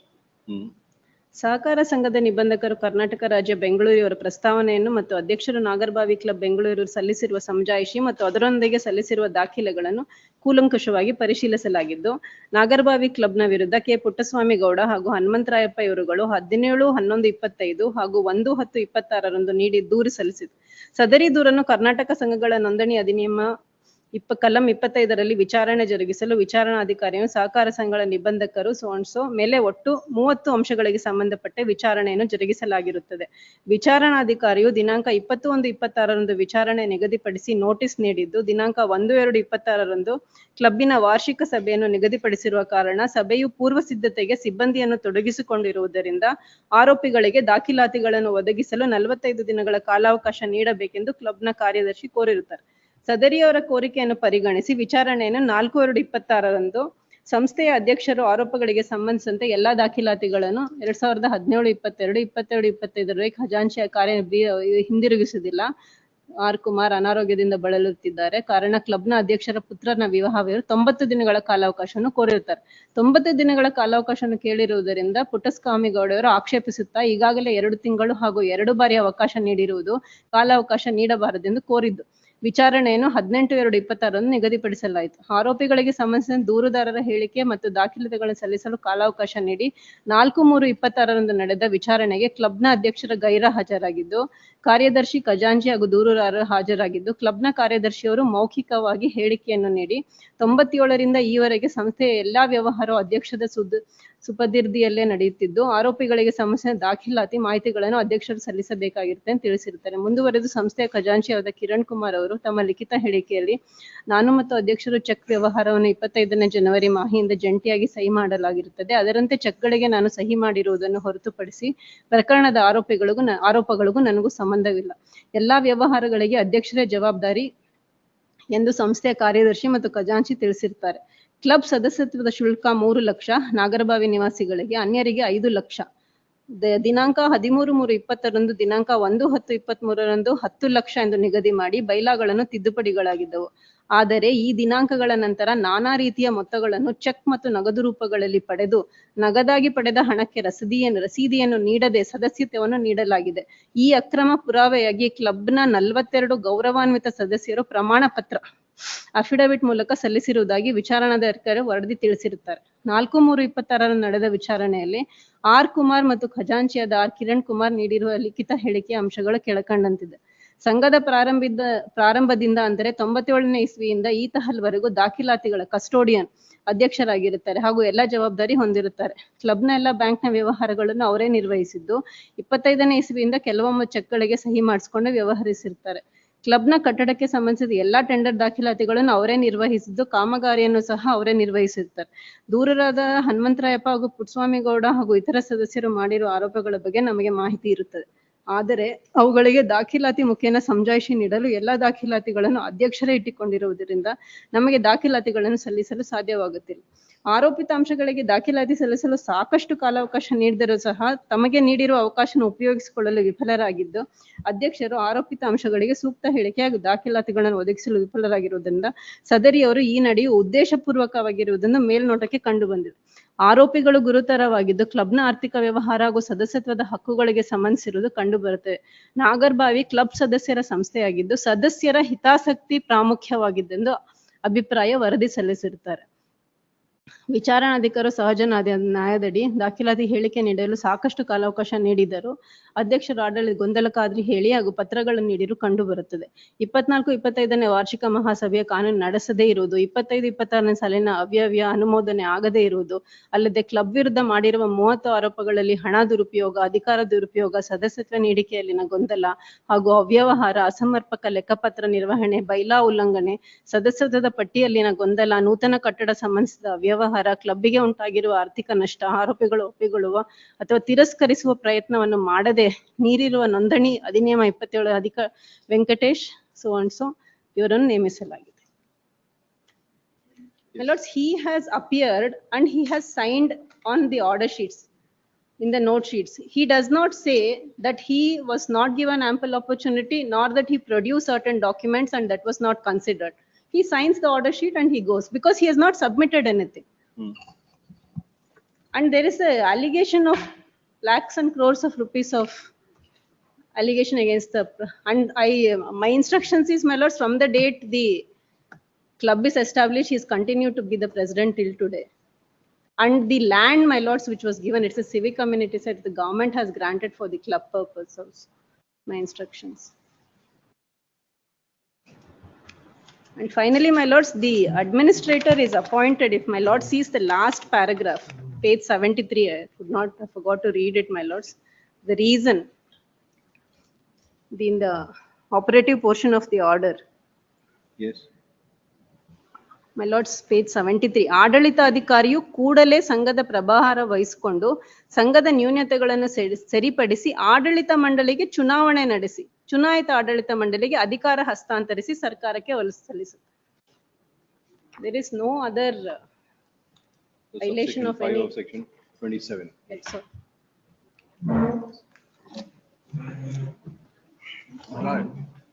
I'm the complainant.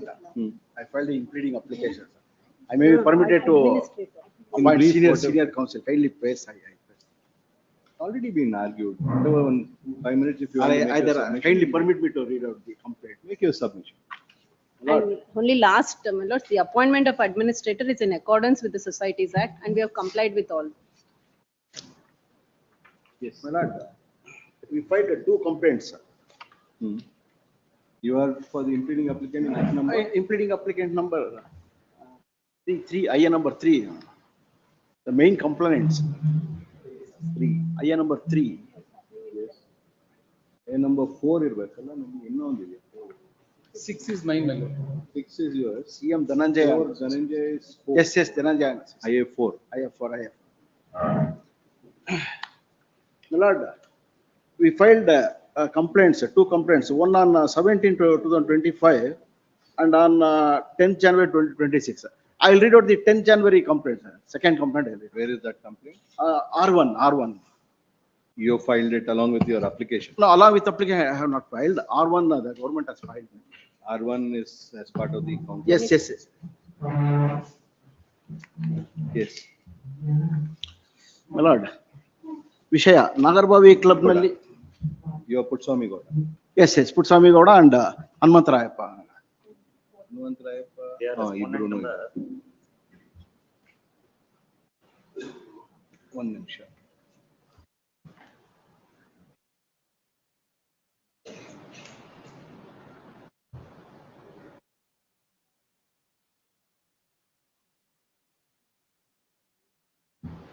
Yes.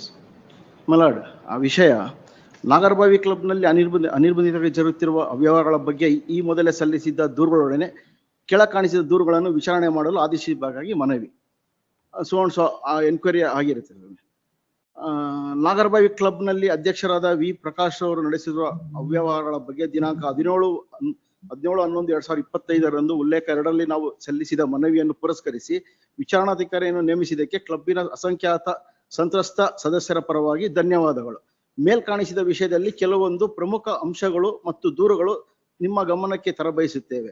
Point number 1, ಈಗಾಗಲೇ ತಮ್ಮ ಇಲಾಖೆಯು ಸಹಕಾರ ಸಂಘಗಳ ಕಾಯ್ದೆ 1960 ಕಲಂ 25(1) ಅಡಿಯಲ್ಲಿ 9/12/2025 ಆದೇಶ ಸಂಖ್ಯೆ ಸೋ ಪ್ರಕಾರ ವಿಚಾರಣಾಧಿಕಾರಿಯನ್ನು ನೇಮಿಸಿದ್ದು, ವಿಚಾರಣೆ ಆರಂಭಿಸಲು ದಿನಾಂಕ 20/1/2026 ನಿಗದಿ ಮಾಡಲಾಗಿದೆ. ಆದರೆ ನೀವು ಆದೇಶ ಹೊರಡಿಸಿದ ದಿನದಿಂದಲೇ ಅಡೆತಡೆ ಇಲ್ಲದೆ ಕ್ಲಬ್ಬಿನಲ್ಲಿ ಹಣಕಾಸು ದುರ್ಬಳಕೆ ಆಗುತ್ತಿದ್ದು, ಕ್ಲಬ್ಬಿನಲ್ಲಿ ಮತ್ತಷ್ಟು ಅವ್ಯವಹಾರಗಳು ಮತ್ತು ಅನಗತ್ಯ ಗೊಂದಲಗಳು ದಿನೇ ದಿನೇ ಹೆಚ್ಚುತ್ತಿದ್ದು, ಕ್ಲಬ್ಬಿನಲ್ಲಿ 2000ದಷ್ಟು ಸಹೃದಯ ಸದಸ್ಯರು ಆತಂಕಕ್ಕೆ ಮತ್ತು ಆಕ್ರೋಶಕ್ಕೆ ಈಡಾಗಿದ್ದಾರೆ. ಆದ್ದರಿಂದ ಸಿಬ್ಬಂದಿಗಳ ಸಂಬಳ, ವಿದ್ಯುತ್ ಶಕ್ತಿ, ನೀರು ಸರಬರಾಜು ಬಿಲ್ಗಳ ಮತ್ತಿತರ ಸಾಮಾನ್ಯ ಮತ್ತು ಕಡ್ಡಾಯ ಖರ್ಚುಗಳನ್ನು ಹೊರತುಪಡಿಸಿ ಯಾವುದೇ ರೀತಿಯ ಬ್ಯಾಂಕ್ ಮತ್ತು ನಗದು ವ್ಯವಹಾರಗಳನ್ನು ತಕ್ಷಣದಲ್ಲೇ ಸ್ಥಗಿತಗೊಳಿಸಲು ಕ್ಲಬ್ಬಿನ ಆಡಳಿತದೊಂದಿಗೆ ಆದೇಶಿಸಬೇಕು. ಪಾಯಿಂಟ್ ನಂಬರ್ 2, ಕ್ಲಬ್ಬಿನಲ್ಲಿ ಉಪನಿಬಂಧನೆ ಬೈಲಾ ಪ್ರಕಾರ ಕ್ಲಬ್ಬಿನ ಸದಸ್ಯತ್ವ ಸಂಖ್ಯೆ 1800 ಅನ್ನು ಮೀರುವ ಹಾಗಿಲ್ಲ. ಆದರೆ 2000 ಸದಸ್ಯರನ್ನು ಎಲ್ಲಾ ನಿಯಮಗಳನ್ನು ಗಾಳಿಗೆ ತೂರಿ ಅನಾವಶ್ಯಕವಾಗಿ ನೋಂದಾಯಿಸುವುದರ ಮೂಲಕ ವ್ಯಾಪಕ ಭ್ರಷ್ಟಾಚಾರ ನಡೆಸಿರುವುದು ಮೇಲ್ನೋಟಕ್ಕೆ ಸ್ಪಷ್ಟವಾಗಿದೆ. ಸರಿಯಾದ ರಸೀದಿಗಳನ್ನು ನೀಡಿಲ್ಲ. ಈ ಬಗ್ಗೆ ಹಲವಾರು ಸದಸ್ಯರು ಅಫಿಡೇವಿಟ್ಗಳನ್ನು ವಿಚಾರಣಾಧಿಕಾರಿಗಳೇ ಸಲ್ಲಿಸಿದ್ದಾರೆ.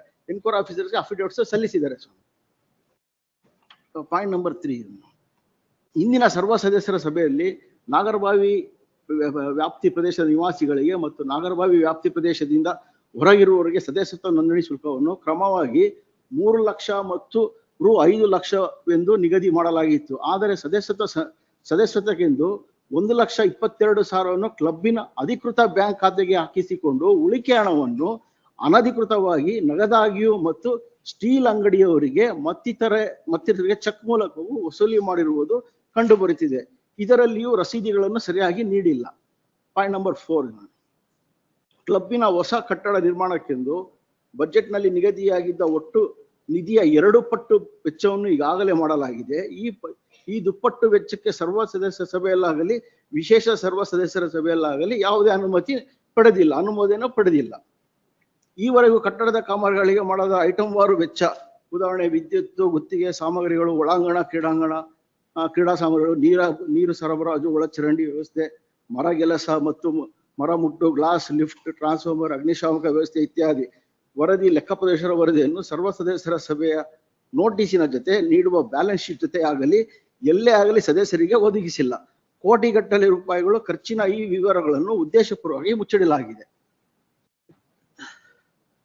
ಕ್ಲಬ್ಬಿನ ಟ್ರಾನ್ಸ್ಫರ್ ಮತ್ತು ಕಂಪ್ಯೂಟರ್ ಖರೀದಿಯಲ್ಲಿ ಅವ್ಯವಹಾರಗಳಾಗಿರುವುದು ತಿಳಿದು ಬಂದಿದೆ. ಪಾಯಿಂಟ್ ನಂಬರ್ 5, ವಾರ್ಷಿಕ ಸರ್ವ ಸದಸ್ಯರ ಸಭೆಗಳಲ್ಲಿ ಪ್ರಶ್ನೆ ಮಾಡಲು, ಆಕ್ಷೇಪಣೆ ಸಲ್ಲಿಸಲು, ಸೂಚನೆ ನೀಡಲು ನೋಟಿಸಿನಲ್ಲಿ ಅವಕಾಶ ಕೊಟ್ಟಿದ್ದರೂ ಅದಕ್ಕೆ ಸಂಬಂಧಪಟ್ಟ ಯಾವುದೇ ದಾಖಲೆಗಳನ್ನು, ಉದಾಹರಣೆಗೆ ಲೆಕ್ಕ ಪರಿಶೋಧಕರ ಇಲ್ಲೇನಾಗಿದೆ ಸ್ವಾಮಿ, ಟೂ ಮೆನಿ ಮಿಸ್ಅಪ್ರಾಪ್ರಿಯೇಷನ್ ಬೇಸಿಸ್ ಮೇಲೆ 19 ಚಾರ್ಜಸ್ ಪ್ಲಸ್ 11 ಆಯ್ತು. ಎಸ್ ಕ್ಯಾಶ್ ತಗೊಂಡು ಕ್ಲಬ್ ಸದಸ್ಯತ್ವ ಕೊಟ್ಟಿದ್ದಾರೆ. There is no receipts on that. And moreover, the building is constructed. Then we are not deciding the charges. Yes. We are deciding only the process for appointment of an administrator. Inquiry has been done on this. We are not deciding any of this. Yes. Within yearly private process procedure if you want to support the AG, you can do that. Yes, my lord. Administrator is done now. If administrator is upheld, we will look into those things. If it is not upheld, back. Yes, Prakash. Lord, in addition to IA number 6. Yes, my lord. In addition to the arguments of AAG as well as my learned friend, my lord, the first point raised by the learned petitioner is that no inquiry was conducted by the government as per section 27AC. He read, my lord. 27(1) AC. 27. 1C. 1C, my lord.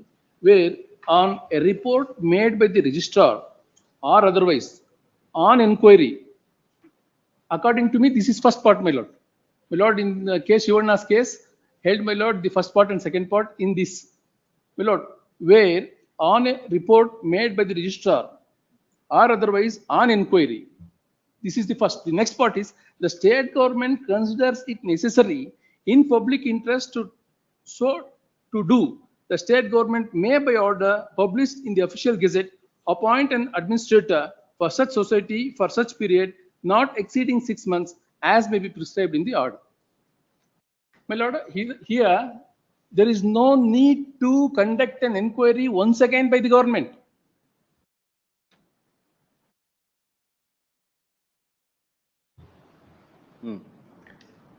Based on the inquiry report, the government has passed an order and they have complied 27(1) AC, my lord.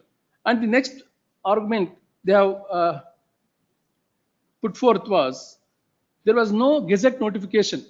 My lord, the AG states that it was gazetted in the gazette. It was notified in the gazette. The gazette. Madam. Give them a copy. The lords will get it in the second page.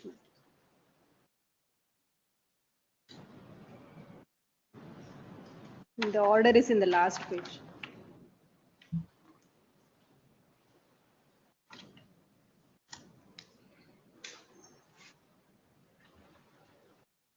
Yes. My lord, the next contention of the petitioner was principles of natural justice was not followed. It is absolutely not, my lord. The petitioners have not approached this honorable court with clean hands. They have suppressed the facts. In fact, the petitioner means not the club, my lord. The ex-president was very much present before the inquiry officer and he has signed the order sheet. Question to myself is, my lord, if at all the inquiry officer refused to accept the document furnished by him, what prevented the ex-president to make a note? In the absence of the same, my lord, neither before the inquiry officer nor before the government, nothing prevented the petitioner to furnish the documents. Without utilizing the opportunity given to him, he is before my lordships. These are all the legal points they have raised, my lord. In the case of Rajya Vakkaligara Sangha, my lord, this honorable court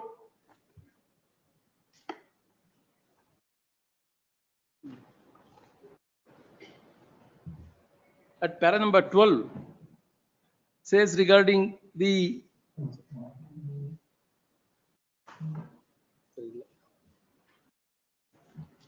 since the petitioner has raised the query, para number 12, my lord, stating that the impleading applicants are not necessary parties or so and so, so and so.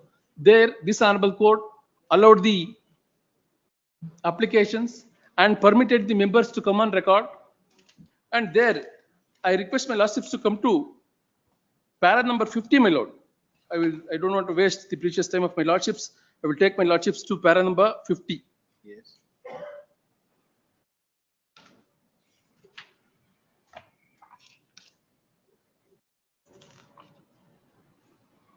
Hmm. 51, my lord. It is high time for the members of the Rajya so and so or any other sanghas or societies to maintain honesty and integrity while electing the office bearers of the respective societies in the interest of community and society at large. It is to be remembered that there is no wealth greater than the good reputation, and bad reputation is death itself. The persons who contest the elections to the societies or particular sangha as members should adopt and practice three principles, that is so and so, so and so, so and so, my lord. Here, now I will take for a moment, I am not going to trouble my lordships much. The few documents furnished by me, my lord. Prima facie. IA number 6. 6 ಅಲ್ಲಿ ಸ್ವಾಮಿ. IA 6 ಜೊತೆ memo for production of documents ಅಂತ ಒಂದು ಹಾಕಿದ್ದೀನಿ ಸ್ವಾಮಿ. Separate ಆಗಿ ಹಾಕಿ. Separate ಆಗಿ ಅದ್ರ ಒಟ್ಟಿಗೆನೆ ಅಂದ್ರೆ in the sense separate stitch ಆಗಿದೆ ಸ್ವಾಮಿ. Madam it is like this. Yes ಹೇಳಿ. My lord, the first document, my lord, first document is the membership of the son of the ex-president. My lord, the date of birth was 26/9/1990, 26/9/1990, and the date of taking the membership was 26/1/2008. First. Again, as what we told Mr. Sanjay. That's true, my lord. ಅದಕ್ಕೆ ಹೇಳಿದೆ, ಅದಕ್ಕೆ. We are not looking at the. Prima facie, to show that it's a misappropriation, and We are not going to be. the government, by keeping all these things, appointed the administrator. Procedure under 25 has been followed. Procedure under 27A has been followed. Yes, my lord. That is what we are looking at. That's true, my lord. Even my lordship judgment in the case of Shivanna, my lord, I have furnished, my lord. I request my lordships to consider those two judgments, my lord,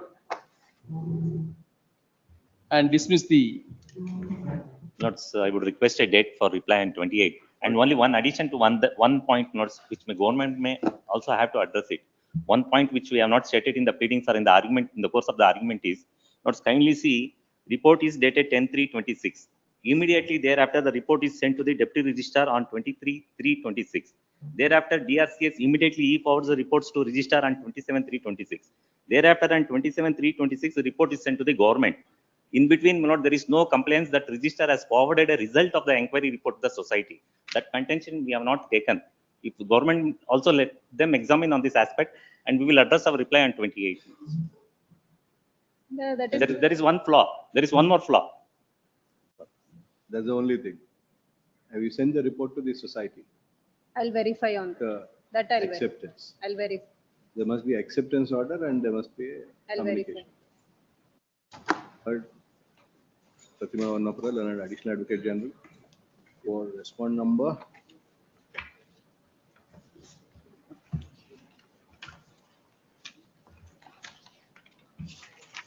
One to 4, 1 to 5, 3. Came the enjoyed counsel for impeding applicant in IA number 4 of 26. We came Prakash, counsel for impeding applicant in IA number 6 of 26. At the request of counsel for the petitioner, released on 29th at 2:30 p.m. Interim order, maybe. Interim order earlier granted is extended. One more request, my lord. One more citation is there. I mean, permitted to place on record. Yenappa?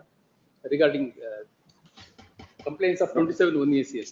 Not like this, you can't file a memo properly. Interim order. Yes. File a proper memo.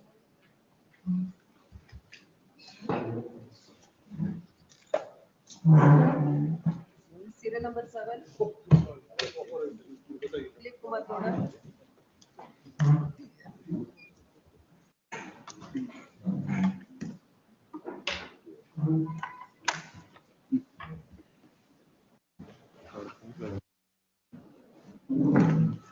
Yes.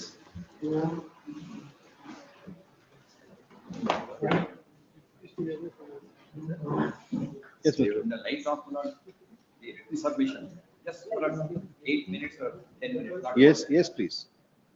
What has happened there? Take as much time as you want. Don't repeat on that chair now. But we also have Written submissions. Ali, there are written submissions.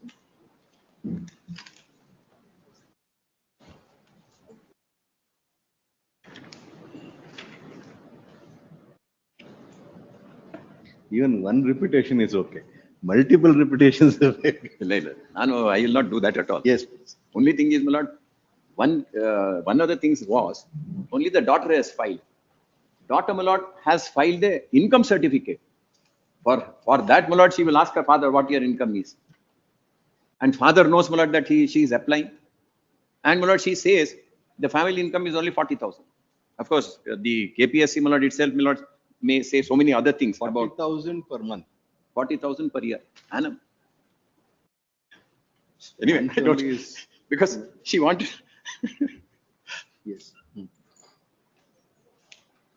And it's preposterous to say that the daughter, my lord, when she applies to KPSC, will not even ask her father who's the chairman of KPSC. It's common sense. And one can, my lord, Anyway, we are not. anyway, deciding. I'll leave it. Lordships have indicated, we will not touch upon the We're not merits, only the deciding. procedural All aspects, right, my lord. procedure, my lord. Even All right, charge all right, and all all other right. things, my lord. We're not All right. deciding. It may on be that. grave or not, my lord. We won't we- get. It's on merits. It's There only are the so many other process. things also. We Because also this want to was place asked, on my lord, record. this not I them. had to answer If this. they want to because say. I had to answer this because your lordship asked me the other day. Therefore, my lord, I leave it at that, my lord. I leave it at that. Then, my lord, the next submission is in their contention. It's only, my lord, in that 2007 11 SCC and the 2009 12 SCC, my lord, which I have given to your lordship, my lord, where, my lord, the Honorable Supreme Court has held that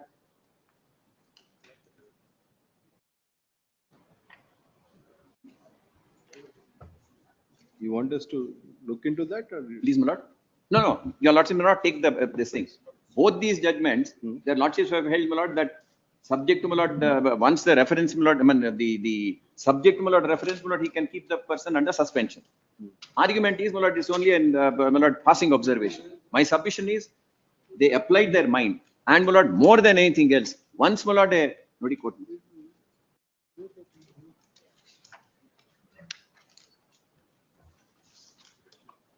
Nobody. I have listed out, my lord, the judgments. If your lordships come to, my lord, the fourth judgment, Yes. Supreme Court judgment, my lord, is binding on all. It cannot be ignored on the ground. Full facts have not been placed before the Supreme Court, or the judgment has decided certain issues collaterally or incidentally. Yes. In this case, my lord, the first judgment, they specifically spell out that, my lord, It's proper. correct. And second judgment reiterates it. And, my lord, culls that out and says, yes. Therefore, my lord, my submission to your lordship says, my lord, that contention that, my lord, is only passing reference, incidental, my lord, with the greatest respect, it is not so. Even if it is so, my lord, it's not permissible. This is, my lord, a compilation of judgments I have given. Only for the Supreme Court to say. Thirdly, my lord, that 2016 Nabam Rabia's case does not, my lord, relate to, my lord, it specifically says aid and advice is mandatory. My lord, as far as the governor is concerned, I have no quarrel about it, but there's a ratification. So, my lord, for that, they rely upon a two-judge bench judgment. I have given to your lordship, my lord, three-judge bench judgment, which, my lord, is not even referred to in the two-judge bench. The two-judge bench judgment, my lord, is a later judgment. They do not even refer to it. The judgment I have given to your lordship, my lord, is that 2003. We 4 only years refer to what is being given. If it's not given, we don't know. I had already given it to you. In any judgment, if it's not referred. Oh, my lord, I'm sorry. My apologies, my lord. My apologies. Cannot Oh, your lordship. this My lord. in any other judgment. No, I understand. Sorry, my lord. Sometimes, my lord, we think. Which judgment are you referring Your to? lordship, just take, my lord, that compilation that we had given earlier. Earlier, which one do you want to use for this particular? Otherly, please come to, my lord. What was the date? Date Akila. That is Inri, Sayali. List and of authorities. Yes, my lord. Ram Kumar Kashyap. ಅದಲ್ಲ ಇನ್ನೊಂದು ಕೊಟ್ವಿ ಇನ್ನೊಂದು ಇದು 2-3 ಎಲ್ಲ ಕೊಟ್ರೆ ಹೇಗ್ರಿ ಎಲ್ಲ ಒಂದ್ರಲ್ಲಿ ಹಾಕೊಡಿ ಲಿಸ್ಟ್ ಆಫ್ ಅಥಾರಿಟೀಸ್ 1 ಅವರು 2 ಕೊಟ್ಟಿದ್ದಾರೆ ಇನ್ನೇನಾದ್ರು ಇದೆಯಾ ಅಲ್ಲಿ ನೋಡಿ ಯಾವ ಡೇಟ್ ಅದೆಲ್ಲ ಇಲ್ಲದೆ ಹೇಗೆ ಪಾಪ ನಾವು List of authorities filed by respondent number. Suganti Suresh Kumar, that is one more set which is there. Yes, my lord, that the judge. Yes, So this is a list of authorities 2 and ಈ ಕೊಟ್ಟಿದ್ದು ನಾನು 3 ಅಂತ ಮಾಡ್ಕೋಬಹುದು. Sorry, our apologies. ಎಲ್ಲ ಒಂದರೊಳಗೆ ಹಾಕಿ ಕೊಡ್ಬೇಕು ನಾವು. List of Make the authorities judges, my lord, 3 work this is slightly easier ಅಷ್ಟೇ. It's not easy at all. I know that. Please come to page 42. This is, my lord, a 3-judge bench judgment. Para 42, my lord, if your lords come to, my lord, at running page 63. Yes. In any view of the matter, even in case where the initial action is illegal, same can be ratified by a body. You had shown it to us. Yes. The early, my lord, the judgment which my learned friend given to your KB, your lordships, my lord, is in that Nabam Rabia's case, which he had submitted. That is a two judgment. Yes, two judgment. But that does not speak of any ratification. Correct. You are giving a separate judgment. on Therefore, ratification. my submission to your lordship is, my lord, that judgment, my lord, my lord, does not even refer to this three judgment. It does not speak of ratification. You are One is- using this to say that irrespective of that, ratification is permissible. They are, my lord, now trying to say there is one, my lord, line. If your lordship take, my lord, that judgment for my lord's consideration, my lord, for a minute. Sunny Rabia. Abraham's case. Please come to, my lord, page 253. This is Rabia case. Allah. Rabia's case is the first hakidare. Otherly, page 253 is that two judgment. My lord. Other aspect. Correct. Sunny Abraham. Yes. If your lordship, my lord, just come to This page, is my on lord, prior approval. correct. Yes. Page 255, 254. This 2003, 4 SCC is not even referred to, not even cited. Yes. And at paragraph 50, my lord, this was a case where a prior approval was needed. Specifically, my lord says there is a need for prior approval. The rule itself, my lord, says prior approval. Therefore, my lord, the judgment. Secondly, my lord, they are relying upon, my lord, paragraph 15 at page 265.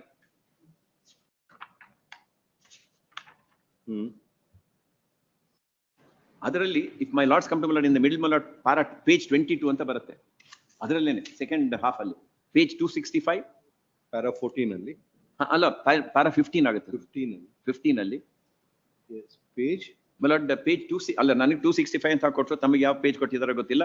The running page, my lord, page 13 at the top. 265 correct ಆಗಿದೆ. Para 15, ಅದರಲ್ಲಿ ಕೆಳಗಡೆ ಬಂದ್ರೆ ತಾವು if your lords come to, my lord, page 22 ಅಂತ ಬರುತ್ತೆ middle ಅಲ್ಲಿ. Yes. ಅದಾದ್ಮೇಲೆ please, my lord, permit me read, my lord, two sentences thereafter, 2 lines thereafter. In the event requirement of subclause 2 is complied with, not having the approval at the time of issue of charge memorandum under subclause 3 would render the charge memorandum fundamentally defective, not capable of being validated retrospectively. What is non-existent in the eye of law cannot be revived retrospectively. Life cannot be breathed into a stillborn charge memorandum. This is what they are trying to rely upon, highlighted, my lord, in the written arguments.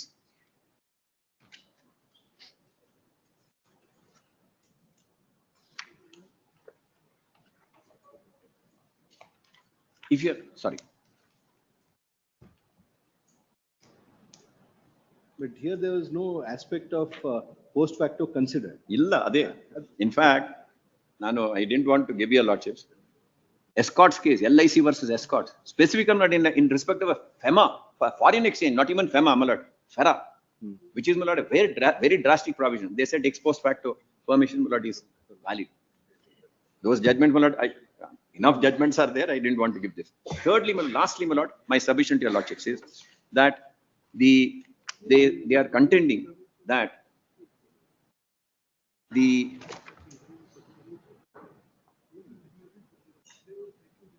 ex post facto, I'm sorry, my lord, that's what I have said. I leave it at that moment. Therefore, my lord, looking at it from any angle, having regard to the fact, my lord, there was ratification. Even if they advise, aid and advise of the Correct. Council of Ministers Lastly, available as on that. correct. If it is Lastly, post facto ratified, it is valid. And 163, 3, if you are not, just have a look at it, my lord, the Constitution.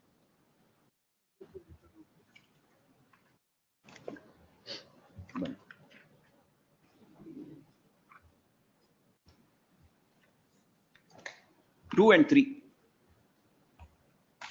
163, my lord, is the Council of Ministers to aid and advise the governor. Clause 2. If any question arises whether any matter is or is not a matter in respect as respects which the governor is by or under this constitution required to act in his discretion, decision of the governor in his discretion shall be final, and validity of anything done by the governor shall not be called in question on the ground that he ought or ought not to have acted in his discretion. 3. Question whether any, and if so, what advice was tendered by the ministers to the governor shall not be inquired into by any court. I leave it at that, my lord. More than that, BI has already considered that's right. this. That's right. That is true. Open to judicial. Correct. It's open to judicial review. But only thing is, only, my lord, limited issue. Limited, Whether there was that's aid right. and advice or not. That's all I'm saying. It cannot be, my lord, open-ended. It's only limited. And, my lord, the very fact, my lord, that the government, my lord, has specifically stated that, yes, we have ratified it. Cabinet has taken a decision, my lord, approving. Therefore, my lord, it's valid. Decision-making process, not the decision. That's by right. itself. That's all. Grateful to your lordship. Yes, Mr. Advocate.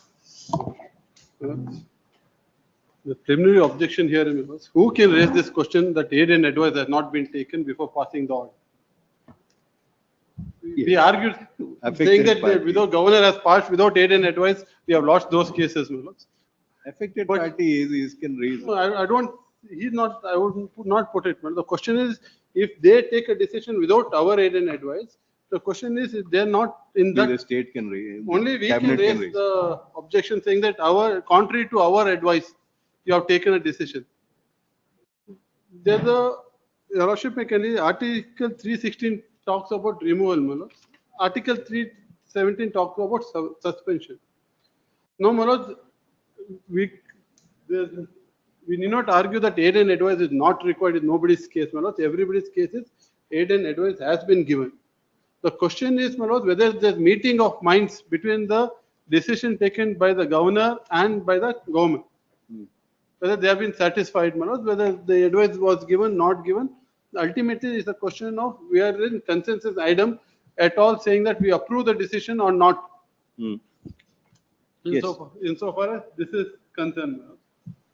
So therefore, my lord, the ratification of the decision of the governor, my lord, is significant to show that we agreed to the decision.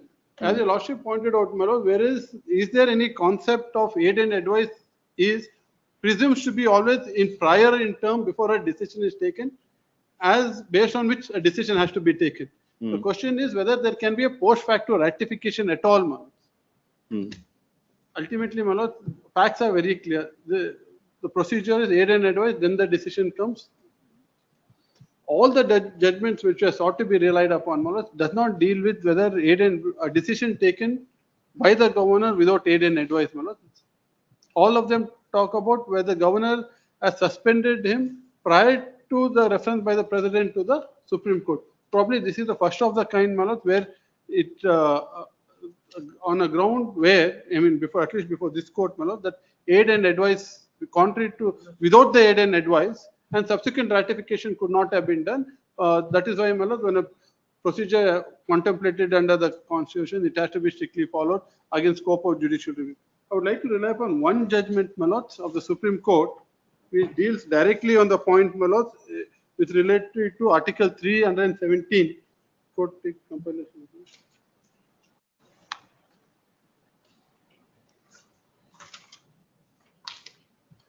My lord, that is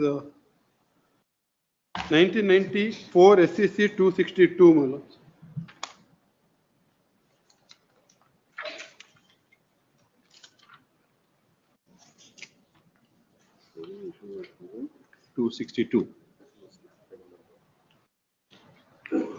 Your Lordship, may can you turn to para 21, my lord?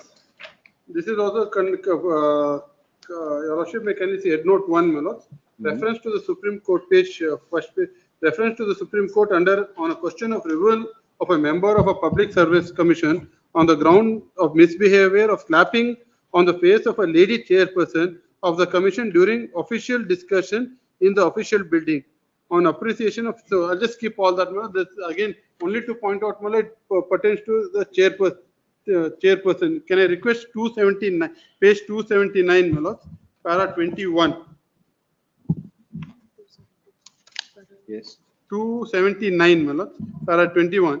It was argued on behalf of the respondent, the complainant petition of the chairman and joint letter of the other three members of the commission were not drafted at Patiala and came into existence later at Chandigarh after deliberation of all the collaborators of the conspiracy. As has been mentioned earlier, the argument is that that while the governor was away on leave, the matter should have awaited his return and should not have been rushed through by speeding the complaint to the President of India for immediate action. It has also been said that the issue was not placed before the cabinet taking these steps, and it is only belatedly that a post facto resolution in this regard got passed by the cabinet.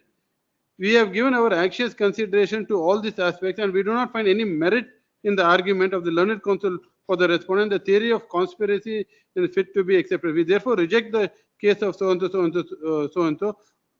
conspiracy to get him removed from the office of the members of the committee. The main,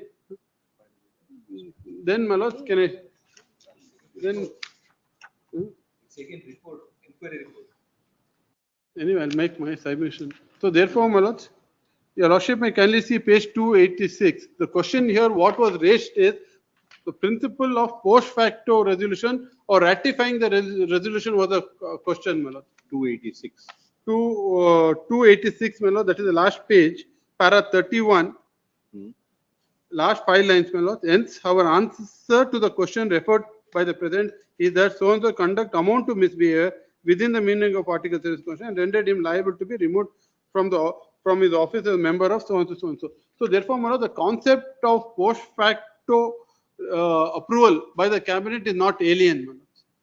So therefore, my lords, it would have been an excellent case for my learned friend if the cabinet took a decision, my lord, saying that we do not approve. So therefore, my lord, the reason why I took this contention that he cannot be aggrieved because the person who was to say aid and aggrieved in the sense that the whole system. You have taken a contrary view to the decision already taken. Yes. So therefore, my lords, even in fact, my lord, there are here the unlike I mean, in fact, in the Karnataka government transaction of rules, my lord, does not explicitly speaks about post facto, whereas the central government, my lord, talks about post facto approval where the decision is taken by the Prime Minister or where the aid and advice has to be given to the President. A decision is taken by the President, then post facto it is ratified. Even in fact, Article 370, my lords, it was not based on the aid and advice of the cabinet. Subsequently, it was ratified by the cabinet, insofar as Article 370. And upheld by the Supreme Court. Please, my lord. So therefore, my lord, these are concepts which are came through judicial pronouncement or thing. For example, my lord, there, as I said, Article 316 talks about removal. It talks about suspension. There's a procedure. There are case of necessity and urgency to take a decision, especially keeping in mind the chairman is sitting on the post, the nature of function he does day to day. For example, my lord, I don't want to preach just the whole thing. There are certain facts. If he continues to sit, let's assume the cabinet does not sit, decision has to be taken today or tomorrow. There are things which can be ratified, certain things. So therefore, the doctrine of necessity, all this can be requires your lordship to consider the nature, especially it's not a mere member. He is the chairman, my lords. And the nature of allegations, if proved, is serious, my lords. It is different from, my lords, the nature of work which is done by the Public Service Commission, my lords. It is a unanimous where it like judiciary, it raise public faith in employment, the whole everything. I mean, among the citizens. So therefore, if the public feel that the chairman himself is giving employment to his children and is still sitting there, and all the documents are signed by him, I'm not prejudging. It's not my that's not my intention. The records disclose everything is done by him. And that will be considered by the so therefore, Supreme Court when the reference is made. Please, therefore, in that situation, my lords, between the removal and the suspension, my lords, in certain exceptional cases, necessity cases, my lords, such decision has been taken. That's why I'm not going by again the decision, my lords, saying that if it was not this cabinet or not taken decision, it is a totally different case, my lords. So where he could have said that. Yes. Then my lords, second aspect, the second point, first point was saying that not agreed, not affected party. Then your lordship may kindly see, my lords, there's one other decision of the Kerala High Court, my lords, which regarding page 20, starts at 28, page is at 125, para 88, my lords. Here also, my lords, the decision is taken as a policy decision, then under the Excise Act. Subsequently, the matter is placed before the cabinet, my lords. Can I request, my lords, page 124, fourth line from top. A further contention has been put forward regarding violation of the rules of business in government. According to the counsel for the petitioner, so-and-so was issued without the backing of the decision of the Council of Ministers. It is pointed out by placing reliance on the statement in para 7 of the counter affidavit filed that the Council of Ministers have ratified the decision on 27/8/2014. According to the council, such a procedure of the Council of Ministers ratifying a decision is unknown to constitutional law. It is true that Article 163 of the mandates the existence of a Council of Ministers to aid and advise the governor in the exercise of his function. The case of the state is that the policy has been ratified on 27/8/2014 by the Council of Ministers. The said statement only shows that the formal decision of the Council of Ministers, though taken subsequently, the policy has the tacit approval of the Council of Ministers. Otherwise, the Council of Ministers would not have ratified the same. The procedure intricacies in the manner of functioning of a government machinery need not be scrutinized with the hawk eyes to cull out lapses for the purpose of invalidating them. The practical difficulties in the working of the government has to be given a sufficient elbow room, without which the smooth functioning of the government would be impossible. No material has been placed before me to justify the conclusion that the policy announced on so-and-so was not supported by the decision of the Council of Ministers. In the absence of such material, such decision is also negated. This was the single judge went to division bench, went to Supreme Court, confirmed, my lords. If you want those citations, I'll just place those. Was it considered by the division That's bench? why I've not placed it, because that issue did not arise for consideration in the Supreme Court. And division bench it arose, but not dealt in such detail. Give the division 63 was dealt with by the division bench of the Honorable Kerala. to a certain extent. Mala, kindly give the division bench copy. Page 86. Mala. Can you give it to them?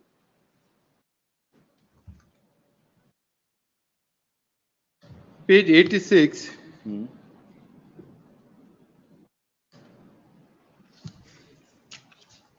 Yes. Last paragraph. The Council of Ministers met, my lords.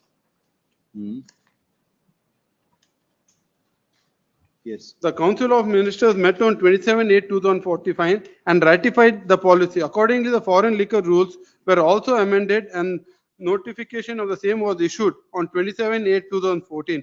We do not find any illegality in Chief Minister announcing the policy and placing it for consideration of the Council of Ministers and the Council of Ministers ratifying the same and making it a policy of the government.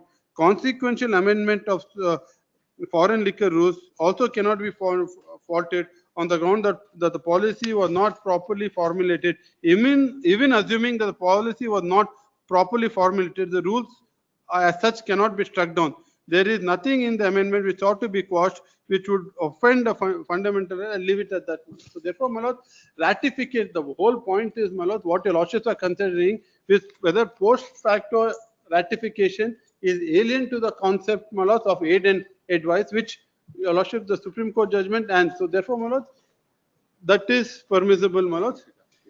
Then ultimately, what is, my lord, the application of mind by the Council of Ministers to the decision. As your lordship said, if it had given aid and advice, is a different. It is a ratification of the decision taken. So therefore, there is absolute application of mind to the material placed before the cabinet.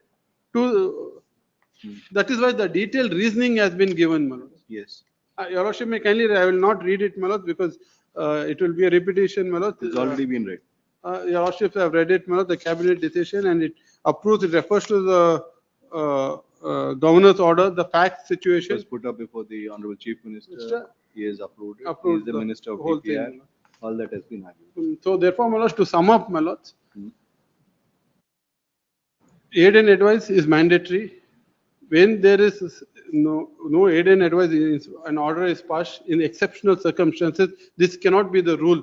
In exceptional circumstances where he is the chairman, heading, the nature, without going to the allocation, the fact situates urgent and necessary action, my lords. The governor, when he exercises proper, subsequently it is ratified, my lords. This court under 226 and judicial review, my lords, as long as the material placed prima facie shows that there is application of mind and it requires such a decision, my lords, the lordship will not interfere with the and their satisfaction with the Council of Ministers. Therefore, humbly. So just to, so that Yes. Please. Yes, Mr. So, Rubin. under the,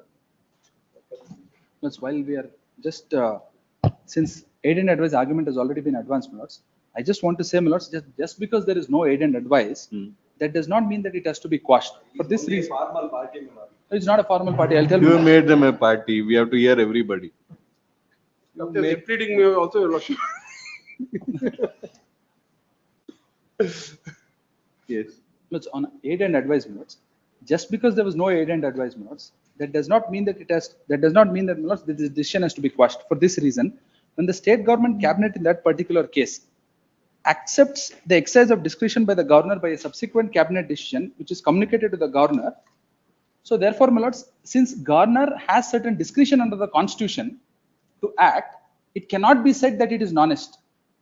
Lords, the principal distinction insofar as the judgment that my learned friend is relying upon is that there the court said that if there is no prior approval, it is non-est.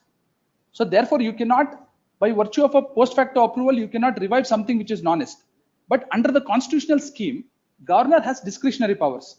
So I'll place reliance on one judgment, my lords, which says that in certain exceptional circumstances, governor can act in its discretion. But when aid and advice, my lords, is also required to be taken, a post facto aid and advice, my lords, as the learned AG has put it, my lords, is sufficient. I'll just go straight away to the decision, my lords. This is 2013, 3 SEC, page 1, my lords. It's paragraph 90. This Para 19. 90 months, 90. 90. Please.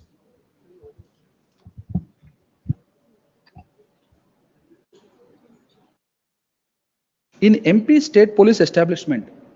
Don't quote a judgment in a judgment. Give that. Please, my lords. Because now you're quoting MP in. No, my lords. After quoting that, I'll just read that other. My lords, after quoting MP, my lords have in fact the 5-judge bench. Yes. Lords, in fact, the 5-judge bench of this court in MP SP case has explained the judgment of a 7-judge bench in Shamsher Singh, observing that in exceptional circumstances, the Ghana may be justified in acting in its discretion and that the exceptions enumerated in Shamsher Singh are not exhaustive. Thus, the view taken by the 3rd learned judge, in which it has been stated that it has become absolutely essential for the governor to exercise the discretionary powers under Article 163 of the Constitution, must be read in light of the aforesaid explanations. So, my lords, there the explanation, my lords, was accepted. My respectful submission is Supreme Court, my lords, has in other decisions has accepted, my lords, the fact that in certain circumstances governor has to act in its Go by only the decisions that you give us. Please, Other lords. decisions will not help.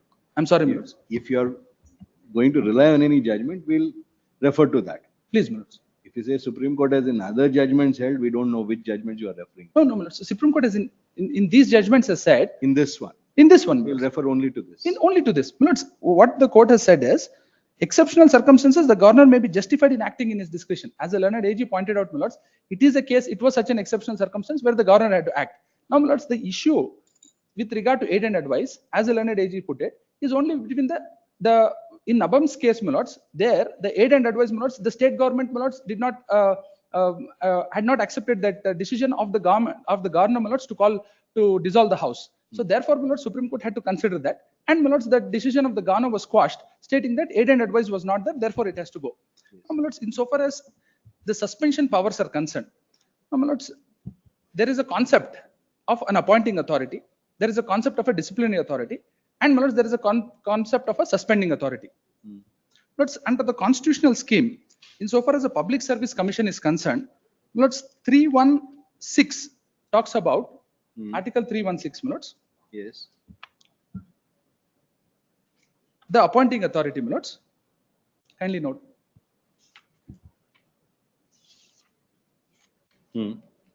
The chairman and other members of a public service commission shall be appointed in the case of the union commission or a joint commission by the president, and in the case of a state commission by the governor of the state. So, my lords, this is insofar as appointing is concerned. So, insofar as appointing authority is concerned, it is the governor on the aid and advice of the state government. Now, my lords, kindly see the disciplinary powers under 317. Lords, 3171, the disciplinary power, my lords, is vested in the president. I'll just point out. Subject to the provisions of clause 3, the chairman or any other member of a public service commission shall only be removed from his office by order of the president on ground of misbehavior after the Supreme Court, on reference being made to it by the president, has on inquiry held in accordance with the procedure prescribed in that behalf under Article 145, reported to the chairman or such other member as the case may be, ought not on any such ground to be removed. So therefore, my lords, the disciplinary authority, insofar as both the union, insofar as the Union Public Service Commission is the central government, is the president, my lords, who is appointing authority on the aid and advice of the central government. But insofar as State Public Service Commission, it is the Ghana, my lords, who is the appointing authority on the aid and advice.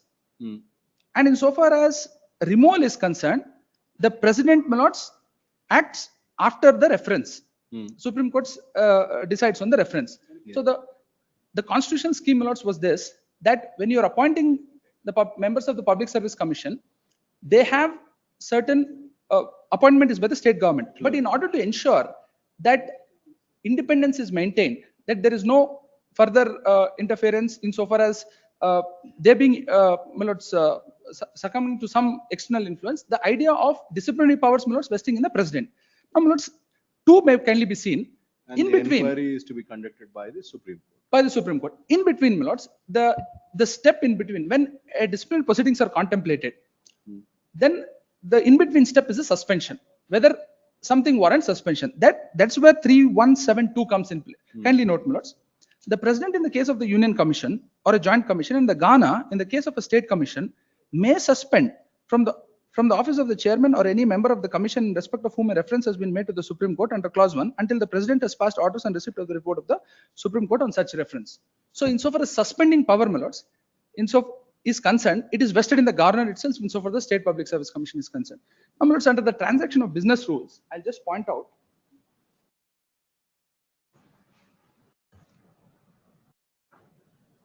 Can I just pass on the transaction? Sorry. Yes, Laura, the copy is good. File it. Yes.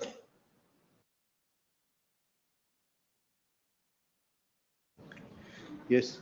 Let's kindly see page number 30. 29 minutes. 29. Page number 29, the first schedule. Yes. Cases which shall be brought before the cabinet. In this, my lords, the entry is 25, my lords, which is at page number 33.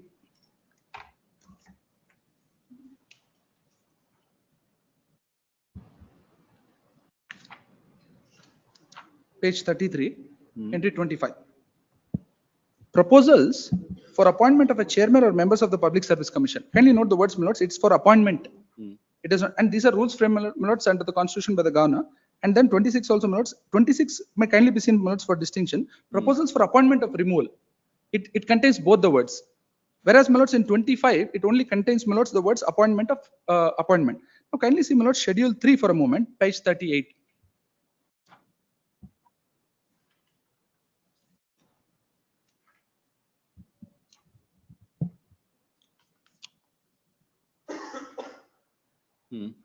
Cases which shall be submitted to the Ghana, third schedule. Yes. Let's here 6 may kindly be seen, my lords. 6 and 8. Just for juxtaposition. Proposals for appointment and acceptance of resignation of chairman, members, and secretary of the Public Service Commission. Proposals for appointment and acceptance of so and so. I'm reading entry 8 also because with regard to the cabinet, it contained both insofar as the other office, my lords, of the Advocate General was concerned, removal also. But insofar as here also, my lords, we don't have insofar as the removal is concerned, because removal, my lords, is vested in the president. Insofar as suspension, my lords, in my respectful submission, it is somewhere in between. The area falls somewhere in between. Here in the facts of the present case, what happened, my lords, is that since the state cabinet has post facto ratified the decision, my lords, and there is meeting of minds, as the learned AG put it, insofar as this decision is concerned, it does not call for interference. The most important fact in Mangala Sridhar's case was that 2014 was the order of suspension. The division bench, the single bench upheld the decision. The division bench, my lords, considered the matter 3 years thereafter, when even after 3 years, there was no reference. So that was one of the grounds that was given by the division bench. Even after 3 years, there was no reference in that case. And insofar as 8 and advice, my lords, Shamsher Singh has been referred to. Your contention, we are only 3 weeks from that day. Please. We have to wait for 3 years.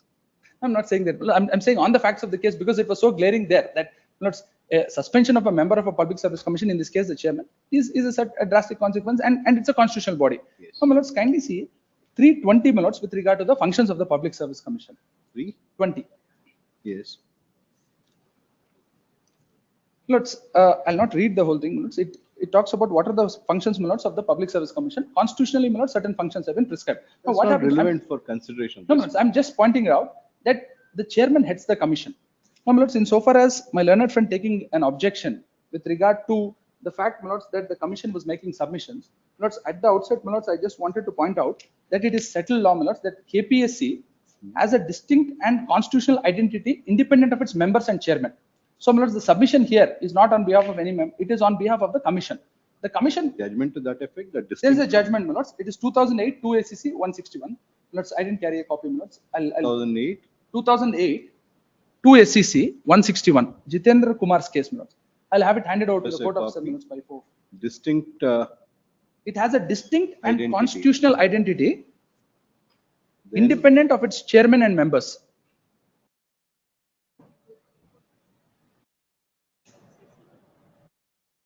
What context was that? Please, my lords. In what context was that judgment rendered? No, the context there was a writ petition filed. The court found out, my lords, that a petition was filed, which was at the instance of the members and not at the instance of the commission. So court said, the court, my lords, frowned upon that fact that it was filed at the instance of the members in that case. Yes. So it was in that context, my lords, court said it has a distinct constitution. My lords, insofar as the functioning is concerned, my lords, the chairman, insofar as exam section is concerned, we have a separate officer called the controller of examinations. Plus, there was one judgment in the PIL on the basis of which, my lords, there was a HOTA committee report. Thereafter, my lords, a separate office. The secretary, my lords, is an IS officer who is appointed by the state government. Now, the secretary, my lords, the commission is my lords, represented through the secretary. Now, apart from the secretary who is an IS officer, insofar as the examination section is concerned, there is a separate separate office called the controller of examination, who is also, my lords, an IS officer. Now, all the confidential work, insofar as the exam section is concerned, is under the control of the controller of examination. But he does not report to the commission. He reports to the chairman, the controller of examinations. Directly. Directly. He reports only to the chairman on need-to-know basis. Not the members, not the secretary. It is only through the chairman. Now, in this case, my lords, what had happened? The recruitment notification that was issued was in respect of just the bare facts, my lords, not going into the allegation. Recruitment notification was industrial extension officer. We issued a notification in respect of both Hyderabad, Karnataka. We are not dealing with. No, my lords, 2 daughters of the chairman. Both the daughters applied in response to the notification. Ms. Rubin, we Yes. also know our limits. You should also Please, my know lords, our on facts, my limits. lords, then I'll not The go there. inquiry is going to be, there is not why we are giving you all this much Please, time my lords, I'll for just you leave it to at get ready and make your submission. Please, my lords, insofar as, my The lord- situation of high constitutional functionaries. please, my lord. Then we'll not go into the facts. Issues are I'll leave it at involved. that. I'll leave it at that. Inquiry is by the Supreme Court. Supreme Court will consider. So on facts, my lords, it might not be proper to go. Lords, insofar as the purpose of the concept of suspension of an officer, it was in the context of service law. But I'll just rely upon one judgment, my lords, of the Supreme Court. Because what will happen in the event, my lords, on a technical ground, if there is a quashing, the effect on public interest, my lords, has also been stated in that judgment. Lords, this is 2013, 16 SEC. Lords, 147, Ashok Kumar Agarwal, my lords. I am relying upon para 21, 22, and my lords 27. This is service law. This won't apply. No, my lords, my lords, the concept is the same. My lords, it is service law, my lords. Service law. We are speaking of constitutional function. It is a constitutional function. Equate it to a service law concept. No, my lords, it is just the theory behind why there has to be a suspension, my lords. If my lords may directly go to para 27, if that is the case, para 27. Para 27, lords. Then I will not read para 21 and 22 because it is about judicial review insofar as suspension is concerned. But 20, my lords may kindly see 27 for a moment. Only one para I'll just read. My lords have 27, my lords. Yes. Suspension is a device to keep the delinquent out of the mischief range.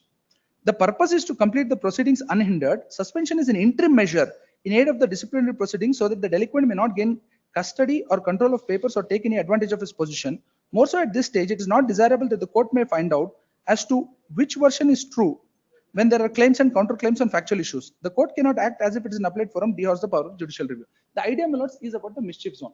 Now, my lords, insofar as if suppose on a technical ground, my lords, there is a quashing of this order, the effect, my lords, on public interest is this: he will come back to the commission. Now, insofar as the functioning is concerned with regard to the two daughters, my lords, there are recruitment which the reference is in consideration under consideration, my lords, at the hands of the president. Now, what happens is the entire papers with regard to the recruitment process and the records, everything, my lords, will be in the control of the controller of examinations. He reports to the chairman. Now, if he comes back as a chairman, now what happens is this: the functioning of the commission, which is a constitutional body, insofar as existing recruitments, all the meetings, lords, it is going to be, my lords, contrary to the public interest, my lords, insofar as if the effect, my lords, is to stay. That is what, my lords, is the reasons, my lords, that be taken care of by as directing that all the documents, everything will be kept in safe custody. No, lords, not only that, but if decisions are taken insofar as so not only that condition, my lords, in the event, I'm just taking it to the other extremes. In the event, certain other conditions also, my lords, have to be put. It cannot be in the event. Suppose if it's on the aid and advice. Now, aid and advice, my lords, our argument is post facto approval. Now, I will assume, my lords, for the sake of argument, that if that argument is not accepted, it is a curable defect. Tomorrow there is going to be one more aid and advice, my lords, and the president can take the honorable governor can again take a call in the matter with regard to the suspension. So, in the interregnum, if suppose he comes back to the post, lords, as a commission, my lords, we are saying it will have an effect, my lords, insofar as the functioning of the commission. You cannot take that kind of a stand. Yes. Please, my lords. Anything else? Just recuse my lord in all the proceedings wherever his daughter's part. It's not correct. Please, my lords. So therefore, since I'm not on facts, my lords, that's my submission. Please. Yes, reply. Just only one thing, Article 74 and 163 maybe, just 74 and 163, my lord. Who is president? Correct, my lords. Where the question is, the only point what I'm 74(1), there shall be a council of ministers with the prime minister at the head to aid and advise the president, who shall in exercise of his function act in accordance. Whereas there is an exception in the 163, my lords, where it says that except insofar as he is by or under the constitution required to exercise his function, or any of them in his discretion. 163, my lord, there's except, which is not there in 74(1). That's the only difference. Even in such cases, post facto ratification is permissible, which I read out to your lordships, my lords. Though the discretion is not there for the president. It was ratified. Ratified. So yeah, that's when the the discretion is there, it can very well be ratified. Ratified is the point.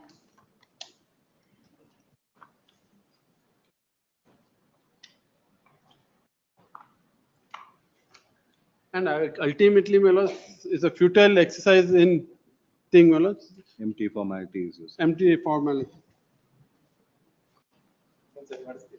Just one. Just one.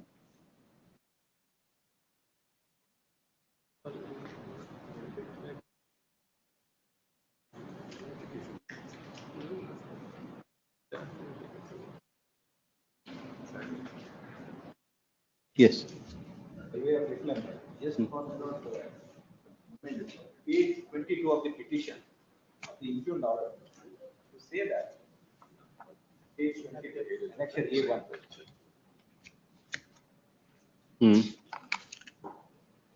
Preamble, complaints have been received and various news articles have been published against so and so.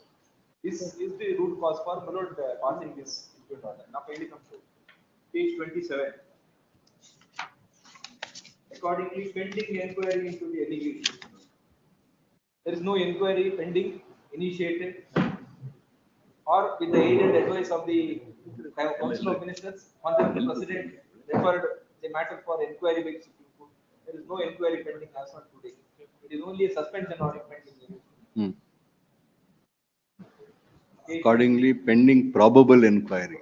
Probable now, we have the minute, everything will be post facto. Yes. And without application of money. Therefore, there is no inquiry pending.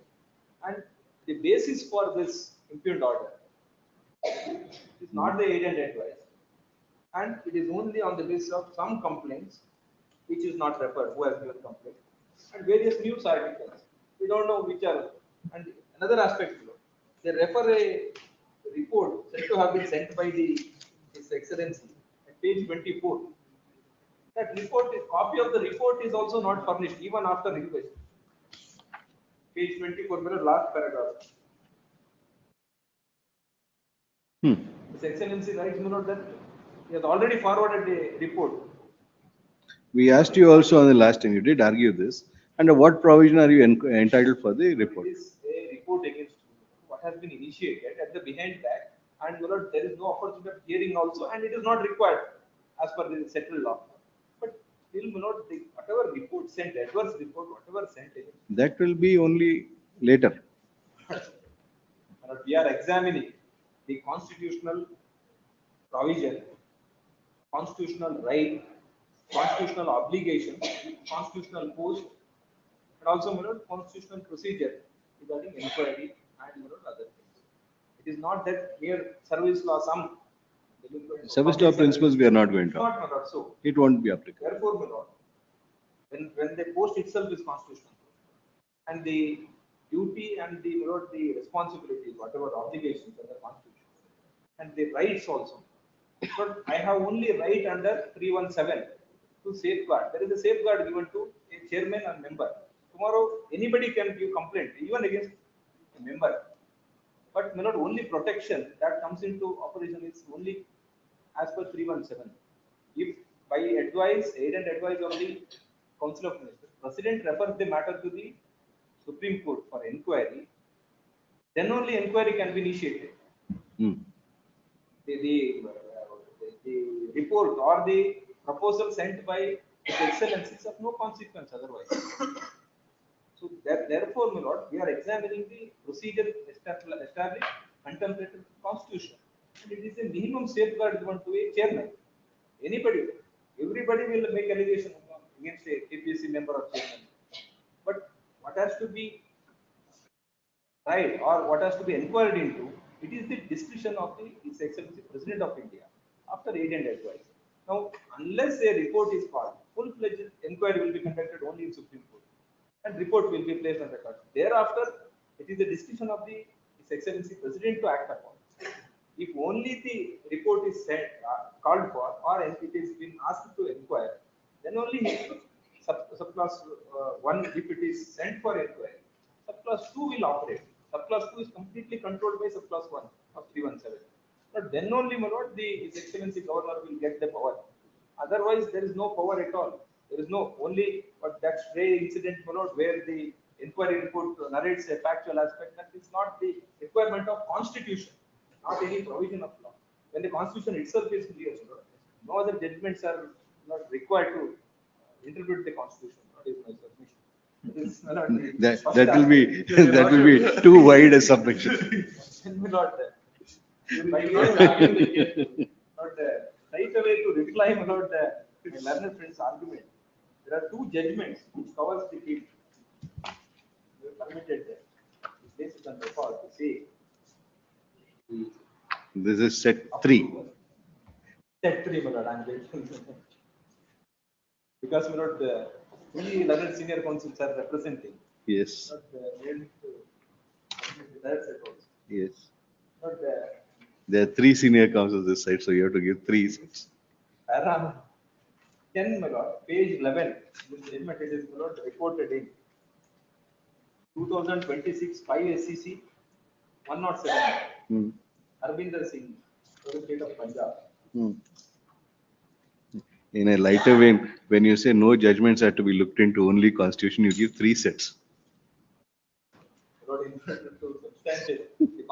the Constitution says. We have to look into. That is like, you can't put it at that kind of this one. Yes, we have heard the. Page 11, para 10, the point for consideration. Para 10.2, whether approval recorded in 43rd meeting of the Punjab Regional Town Planning and Development Board dated 5/1/2022 could lawfully cure the admitted defect in the CLU and whether the approval is capable of law operating alteration and amendment of the master plan. The question was whether the post fact approval Yes. can be accepted is the question, for which page 23 is the answer starts from page 23. Para 40. As you can see, the record indicates that the item placed before the planning board itself described the proposal as requiring ex post facto approval, and minutes recorded such ex facto approval was granted. So there is it is undisputed fact that there was no approval, and the very ex post facto approval was sought and granted. Now, my lord, kindly come to para 43, page 24. This conclusion becomes inescapable where the present case the asserted approval has the effect of permitting an otherwise impermissible industrial activity in a rural agricultural zone, which direct consequences for the residents, habitants, and functioning of education system. Zoning restrictions under the master plan are not mere internal guidelines. They represent a considered legislative balance between the competing land users and are intended to protect the public interest. Any departure which dilutes that balance must satisfy full statutory process prescribed for altering the plan itself. The executive convenience or post facto endorsement cannot be a substitute for the statutory compliance. Equally, the statutory schemes does not contemplate the curing of a jurisdictional defect by retrospective administrative approval. A CLU which is unlawful on the date of its grant for want of statutory authority does not become lawful merely because a later decision purports to validate it, unless the statute expressly confers such power for retrospective validation. Then note the para 45. Therefore, we hold that where the PRPDP Act occupies the fields and prescribes a manner in which the operative planning instrument is to be revised or altered, that manner cannot be substituted by executive decision making or by treating minutes of meeting as the equivalent of an amendment brought into the operation plan under the Act. Approach adopted by the High Court, which treats the subsequent approval as curing the illegality of CLU, cannot be accepted when the statutory structure does not permit the legality to be supplied to an act which was unlawful when done by later administrative approval, which does not itself satisfy the mandatory requirement of governing the alteration or revision of the master plan. The High Court This is important. By a later administrative approval which does not itself satisfy the mandatory requirement. That is what was considered. And this is a two-judge bench. What is being relied upon by Mr. Orla is a three-judge bench. The ratification is yes. Yes. The High Court's approach, which proceeds on the premise that an act lacking the statutory backing on the date of its issuance may nonetheless be sustained by the subsequent ex post facto approval, is inconsistent with this statutory structure. But that was set aside. Next, my lord, the next statement is 2025 SCC online SC 1442 page 34 onwards. Yes.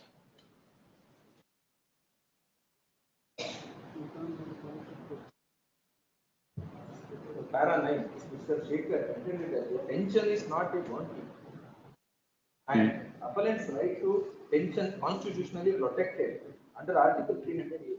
Such a right could not be taken away save and except by a clear prescription of law. So next, my lord, para 17 at page 37.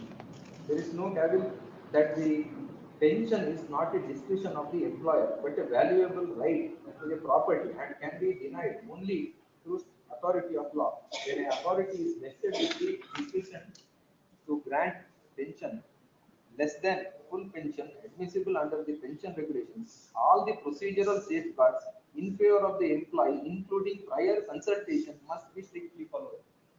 Okay, something, the right is taken away. And it is a constitutionally recognized right. Here also, no doubt, my rights are protected under constitution. It is a constitutional right. It is not fundamental right, but it is a constitutional right. The constitutional safeguard is also there under 317. Which is higher than a right to pension. Yes. Now, para 19. In fine, we hold the clause 1 and clause 2 of the regulation 33 must be read conjointly, and in all cases when the full pension admissible to a compulsory retired employee under the regulation is reduced, a prior consultation with the board is necessary. So this is what the law says. Now, para 20. It would be argued the field of general manager's order to reduce pension may be placed before the board for ex post facto approval. Whether the prior consultation is mandatory or post facto approval would suffice would depend upon various factors, including nature of consultation. This is very important.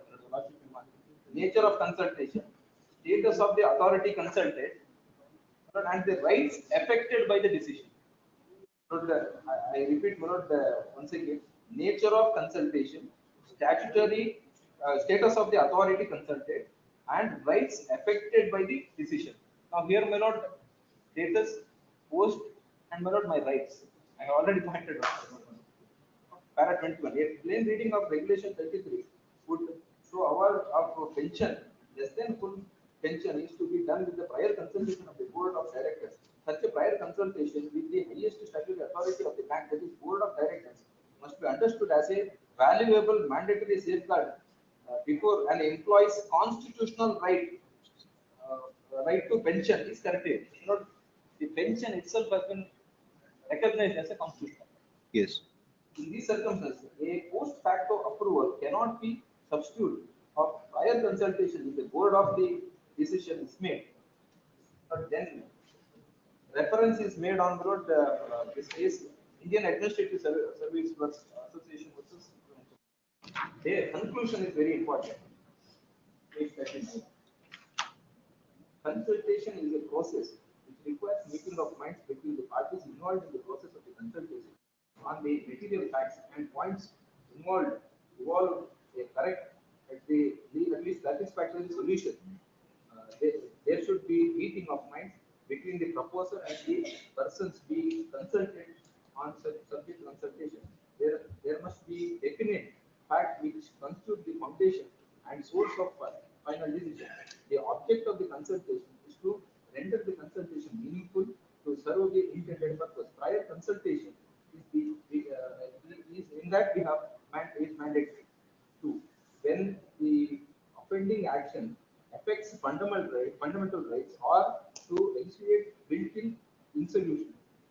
As their procedure, consultation is mandatory and non-consultation renders the action ultra vires or invalid or void.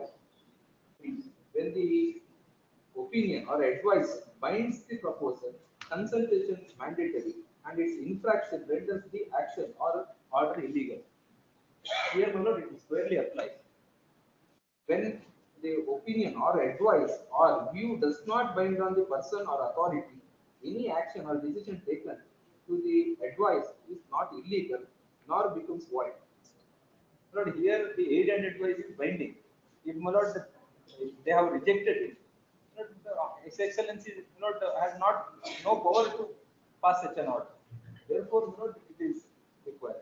When the object of the consultation only applies of the proposed action, when the opinion of the advice is not binding on the authorities or the person is not bound to accept it, the prior consultation only discretion.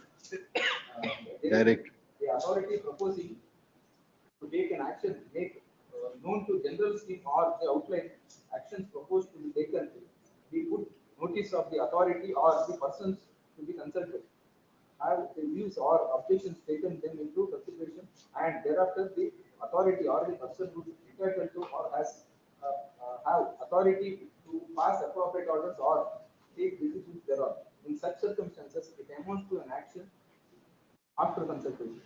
No hard and fast rule could be laid, no useful purpose could be served by formulating words or definition, nor would be appropriate to lay down any manner in which the constitution is. It is for the court to determine in each case in the lights of the facts and circumstances whether the action is after consultation was in fact consulted or was it a sufficient consultation.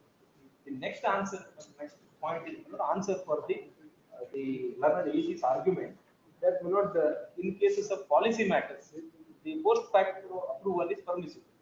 Where any action is legislative in character, the consultation envisages like 100 section 3(1) of the Act, the central government is to intimate to the state governments consent to propose action in general outlines and on receiving objections or suggestions, the central government or the legislature is free to evolve its policy decision, make appropriate legislation if necessary additions or modifications or omit the proposed one in draft bill or rules.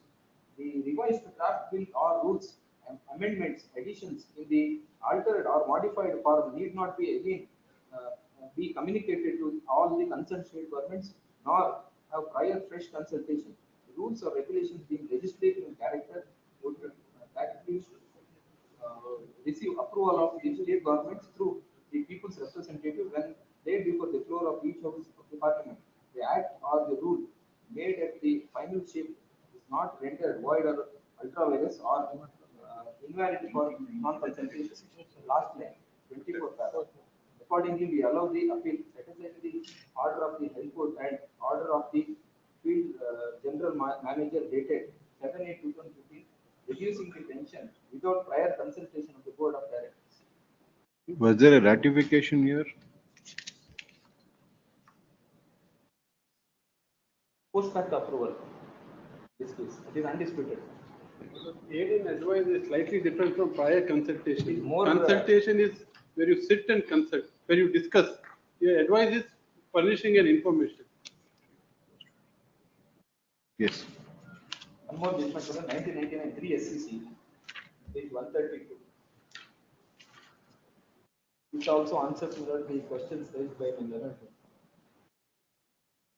Para 27, principles of ratification apparently do not have any application with regard to the exercise of powers conferred under statutory provisions. The statutory provisions cannot travel beyond the power conferred, and any sanction without power has no legal validity. It is void ab initio and cannot be ratified. Page 54. That Parmeshwar Prasad is referred by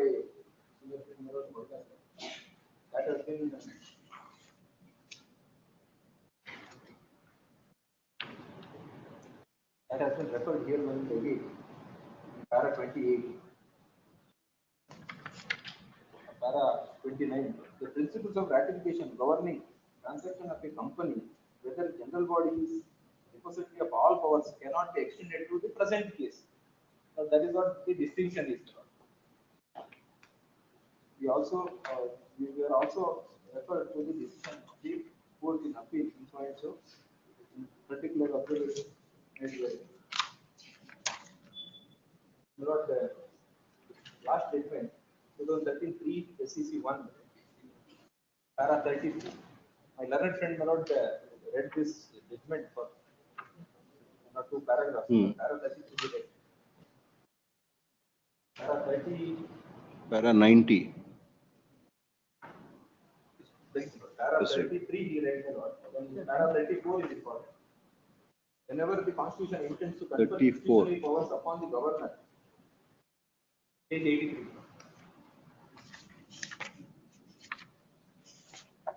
What was read out was para 90 of that judgment. You want to refer to para 34. Yes, 33 and 34. Yes. 33, 34. Also 36. Hmm. The governor shall act with the aid and advice of the Council of Ministers, save in a few well-known exceptional situations, without being dogmatic or exhaustive. This situation relates to the choice of the Chief Minister, dismissal of the government, and dissolution of the House. That is only exception.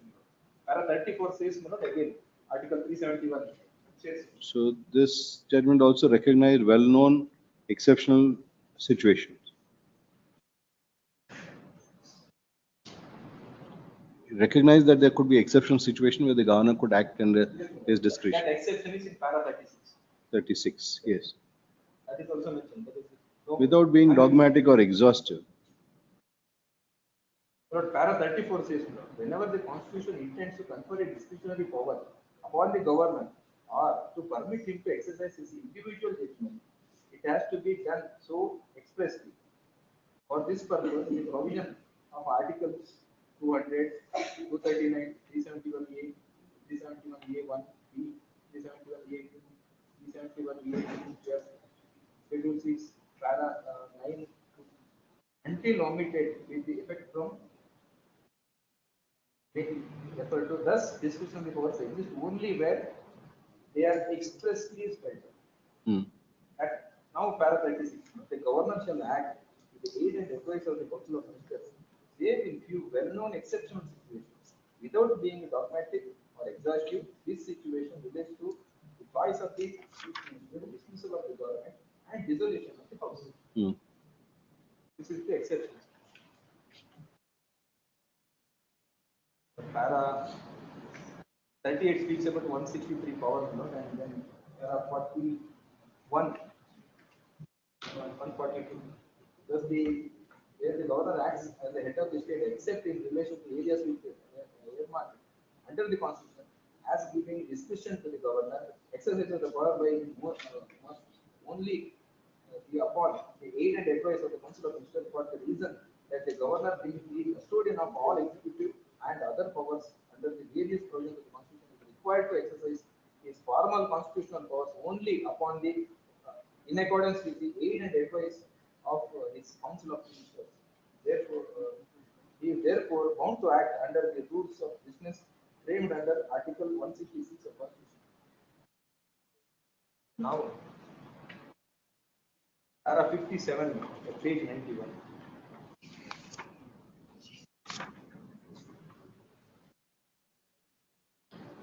Page 91. Yes. In view of the aforesaid discussion, the law is evolved and applicable here and summarized into effect that the governor is bound to act on the aid and advice of the Council of Ministers, unless he acts as a persona designate, that is, pure nominee, under the particular statute, or acts in his own discretion under exceptional carved out by the Constitution. Yes. There is no such exception, in this case, to act up without act and advice. But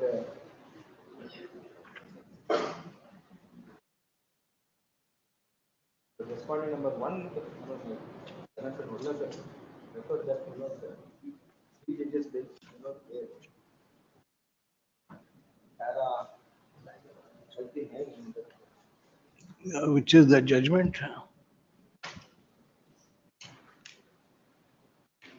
High Court of Judicature of Rajasthan versus PPC. 2003 4 SCC 863. Yes. Para 39. The High Court is our opinion. Further commission is manifest error. Para 39. Para 39. So far as failed to take into consideration page 33. Para 39. High Court in our opinion, further commission manifest error arrived at conclusion so far as failed to take into consideration that the rule 15 does not postulate the prior approval of the full court in relation to any action which may be initiated within the investigation. In that context, my lord, para 42, in view of the matter, even in the case of any where the initial action is illegal, the same can be ratified by the body of the competent law. This aspect. See para 40 also. Yes, when approval is required, action holds good. Only if it is disapproved, it loses its force. Only when a permission is required, the decision does not become effective till the permission is obtained. Here it is not the order of suspension without aid and advice of the Council of Ministers. Therefore, my lord, all these judgments rendered in different contexts, as my learned friend pointed out, it is even applicable for our submission, purpose of our submission. This is a matter of constitutional right, of constitutional post, and constitutional safeguard. Therefore, my lord, it should be viewed from the point of view of the high standards, wherever no such exceptional case can be made out in this case.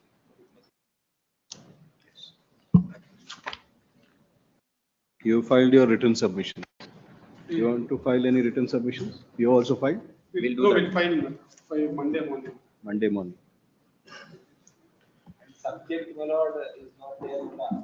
If the order does not refer to the urgency in which all these things are there, why in the absence of aid and advice, the order does not say, even refer, even remotely even indicate that what was the extreme urgency, bypassing the aid and advice, even by consultation has not been done. Nothing is there. So it is totally non-application of mine. Please understand, you're not speaking of a disciplinary authority or you are speaking of His Facts Excellency speak the for Governor. itself, my lord. I can only say this. Don't, Facts speak for itself. Don't put it in such a, this one. Correct. And that is after subject to the President refers the matter.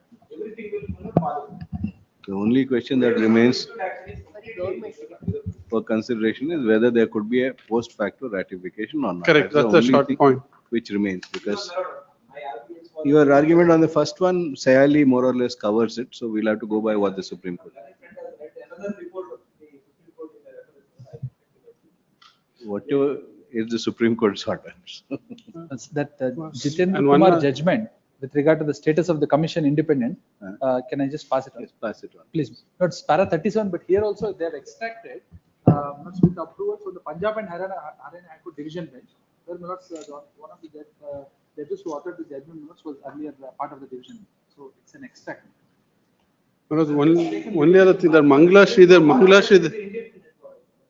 Sridhar's judgment, Malot, only on totally different concept, para 20, which on the first day your lordship pointed out, Malot, that does not deal with aid and advice, Malot. Mangala Sridhar division bench judgment, Malot. Mukherjee, it doesn't. Petitioner's compilation, volume 1, Malot. Para 20 doesn't, which page 14, Malot. Yes. Does not deal with the issue of post facto. It doesn't deal with post facto. So therefore, my lords, the Supreme Court judgment which I pointed out, my lords, directly, and the Kerala High Court and the division bench of the Kerala. So far, there is no decision for post facto under 317. But the judgment which I relied upon is post facto under 370. That is, and the post of chairman. Yes. Directly on the, and Kerala High Court also, my lords, which deals with post facto with regard to liquor policy, my lords. No, Third, Shivdev, senior counsel for respond number 1, that Advocate General for respond number. State is 3. State is 3. Respond number 3. Shri Ruben Jacob, senior counsel for respond number 2. Reply arguments, rejoinder arguments of Shri Aruna Sham, senior counsel for the petitioner. Written submissions of the counsel for the petitioner have been filed and taken on record. That counsels for the respondents seek for 2 days' time to file their respective written submissions. Relist on 27th at 2:30 p.m. only for purpose of taking on record the written submissions filed by the respondents.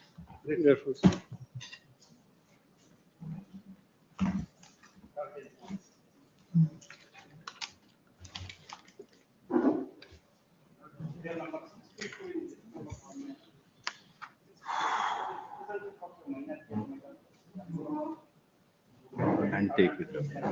I can't take it up now. Serial number 8. 8, last matter, either. Yes. Ramesh. Is Mamta Kulkarni? Respondent, my lord. Senior is not feeling well. Kindly have it on Monday, my lord. 8, at the request of counsel for respond number 1, relist on 11th August. 2:30 mood matters. Mood matters. CS Satyanand. ಎಷ್ಟಿದಾವೆ?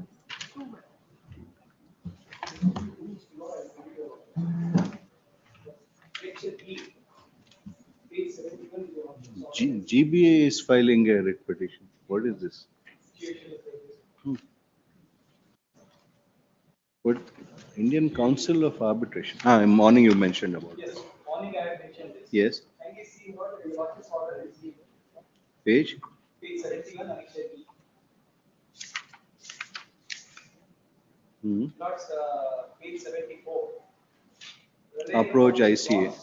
ICA rules. Yes. The logics directed them to go to ICA by paying appropriate. Now see we got Which is the concerned ICA rule? Annexure F. Annexure F we got. Concerned ICA rule page number. Concerned rule is page 91. Rule 23. Yes. A. The appointment of sole arbitrator or three arbitrators shall be made in the following manner. In case of sole arbitrator has to be appointed, the registrar shall by notice in writing calling upon the parties to dispute to forward the same name of the three arbitrators among the panel of arbitrators. The said notice shall specify the period within which the nomination shall be made, which shall not be for more than 30 days from the date of the said notice to the respective parties. If the parties fail to agree on the person to be appointed as sole arbitrator within the time granted to the registrar in consultation with the chairman of the committee and in his absence in consultation with the governing body designated by the chairman, shall appoint the sole arbitrator from among the panel of arbitrators. Have you agreed on a sole arbitrator? Have you agreed on a sole arbitrator? We did not issue notice to me. Now we are NBC Annexure A. An appointment order set. Annexure A, page 18. Third mail in the bottom. It comes from ICA FICCI 8/7/2023. May I request you also to kindly turn to page 19. We treat this as an add-on, para 2. As per the said arbitration clause mentioned in the agreement entered into with the parties, the caption factor is ad hoc in nature and thus do not fall under the 80s of ICA rules of arbitration. Hence, the role of ICA is only limited to appointment of sole arbitration. Shows the arbitration clause. Arbitration clause will not have been. It is one of the institutions. Page. Arbitration clause will not has been extracted from an earlier track. That is why issuing notice. Shows the agreement.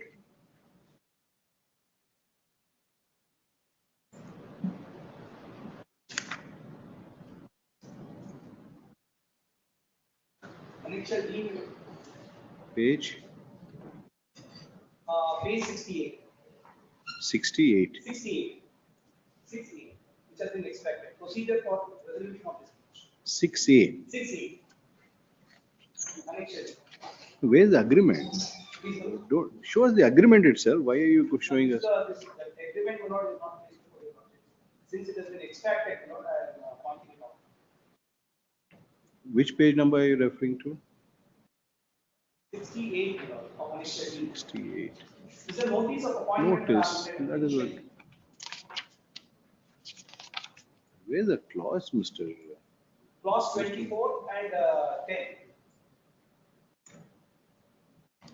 Clause 24, procedure for resolution of dispute.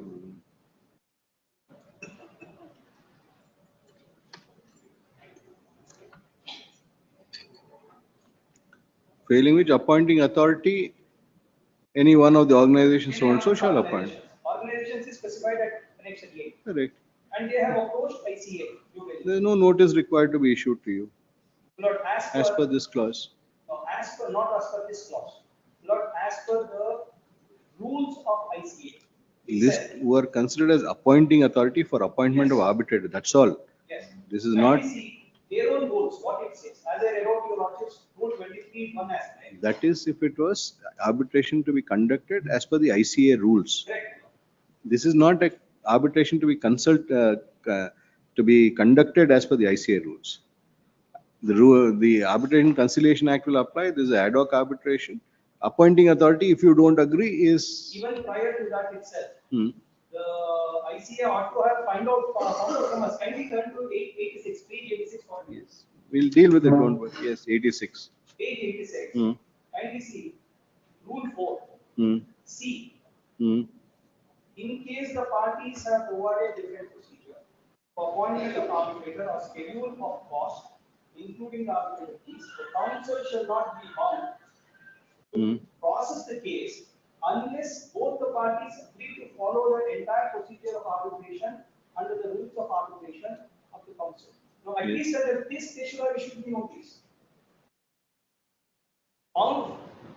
Council should have found out from me by issuing notice whether you are interested in following this particular rule or not. My Lord, that is where, my Lord, I am before your Lordship. 4C, Red with Lord 23 makes it very clear. It's the standard form of agreement. You have drafted it. Yes, it is the standard form of agreement. You are the author of it. You are bound by your agreement. Definitely, that is where, my Lord, one of the institutions is approached Hmm. while relegating the parties, my Lord, to the concerned ICA. Your Lordships had passed an order relying upon the very same rules, Hmm. said that you go to ICA, pay the appropriate charges under Rule 15. Kindly see, 74, my Lord. Page 74. Rule 15 relates to initiation of arbitration, which is extracted in the agenda for easy reference. So thereafterwards, my Lord, they approached the ICA under this rule. Your arbitration is not as per the ICA rules. You only have designated ICA to be the appointing authority. They were appointed because you did not agree here or there or anywhere. So you are never not agreeing. It is not that. At least, my Lord, should have given me an opportunity to, my Lord, Sorry. Yeah, Rama. Sorry. Petitioner is before this court seeking for the following leaves. The petitioner and respondent number 3 had entered into an agreement which is governed by an arbitration clause, which is extracted here under for easy reference. Page 68, clause 10. The respondent number 3 had approached this court earlier under section 11 of the Arbitration and Conciliation Act. This court was ordered 21st November 25 in CMP number 546 of 24, connected with clubbed with CMP 641 of 25, relegated the parties to approach the ICA since the appointing authority under the aforesaid arbitration clause was were the organizations named therein, and the petitioner had indicated that the petitioner would wish to approach the ICA. Subsequent thereto, the ICA, by its communication dated 28 July 26, has appointed an arbitrator, 8/7/2026, has appointed an arbitrator by category stating that the arbitration is an ad hoc arbitration, does not fall under the aegis of the ICA rules of arbitration, and the role of ICA is only limited to appointment of sole arbitrator. It is a said order which is challenged in these proceedings. Shri B.S. Satyanand, learned counsel for the petitioner, by relying on the rules of domestic commercial arbitration and conciliation of the ICA, more particularly Rule 4C, would submit that it relies upon 4C, which is extracted here and below for easy reference. By relying on clause C of Rule 4, his submission is that even if a different procedure for appointment of arbitrator or schedule of costs, including arbitration fee, is prescribed in the arbitration clause, then the council shall not be bound to process the case unless both the parties agree to follow the entire procedure of arbitration under rules of arbitration of the council. He also relies on Rule 23 of the said rules, which is reproduced hereunder for easy reference.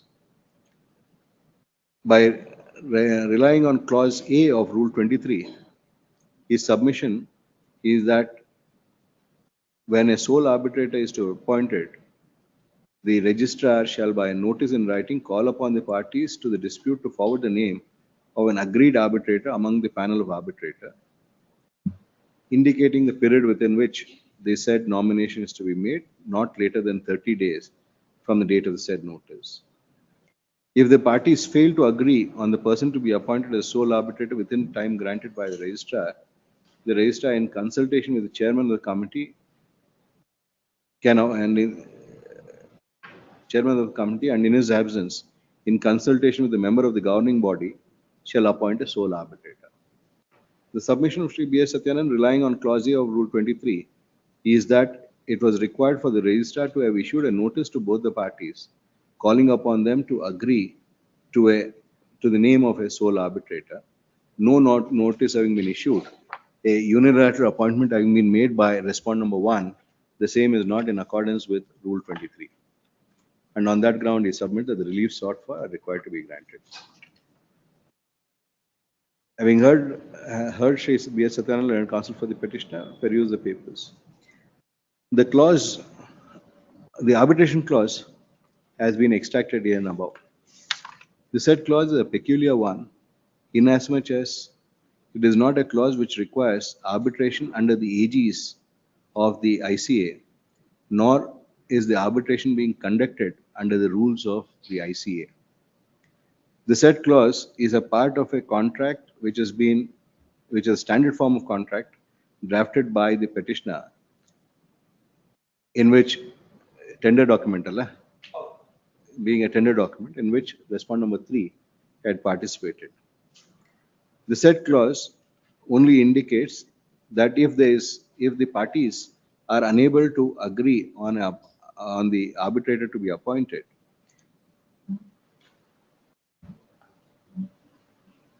it only provides that the disputes or difference shall be referred to a sole arbitrator, and the sole arbitrator shall be appointed by agreement between the parties, failing such agreement by the appointing authority. One of the appointing authorities is stated to be the Indian Council of Arbitration. The fact that the petitioner, the respondent number 3, had approached this court under Section 11 categorically indicated that there was no agreement between the parties for appointment of a sole arbitrator. In that background, that the matter was referred to the ICA for appointment of an arbitrator, since this court would not be the appointing authority as per the agreement arrived at between the parties. In that view of the matter, this court is of the considered opinion that there was no requirement for the registrar to issue any notice calling upon the parties to once again agree upon the sole arbitrator, inasmuch as there was no such agreement which had been arrived at, resulting in the proceeding under Section 11 being filed. If that agreement had been arrived at, proceedings under Section 11 would not have been filed. The stage at which, after the orders under Section 11 are passed, would be that there is no agreement between the parties, and as such, the appointing authority could appoint an arbitrator in terms of clause 10.1 extracted here and above. In that view of the matter, this court does not find any infirmity in the order passed by the ICA. The petition stands dismissed.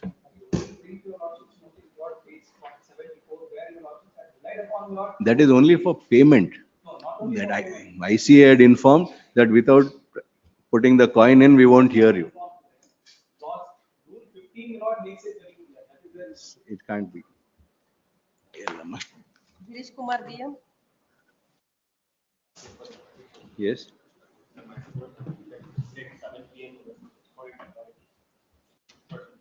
Yes, Jafar, have you got instructions? Lord, I had informed them not to hold any eviction proceedings. Don't do that. But then, my lord, your lordship's order, my lord. This was the daughter-in-law who approached this court on the previous occasion before this court. My lordship could see page number 71, my lord, where she is protected by the order of this honorable court. The father of the 18th June. 71. 21 and 72. 72 is the order.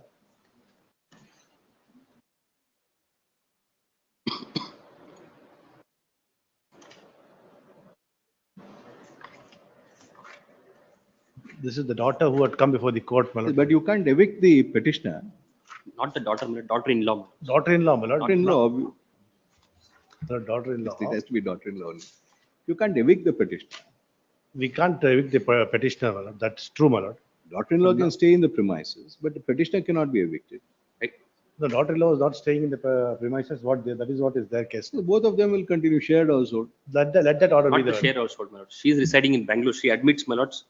My lords may kindly see.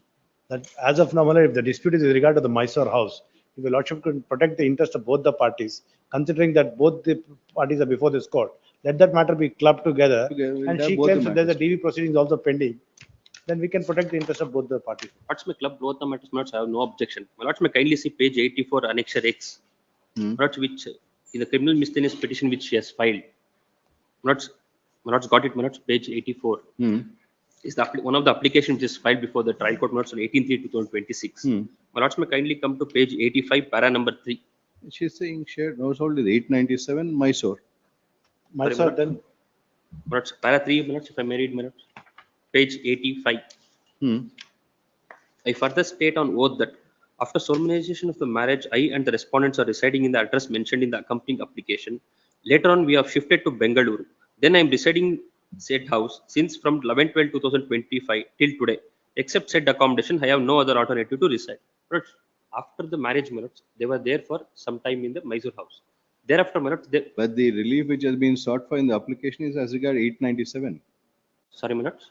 The application comes Please, to my lord. 84.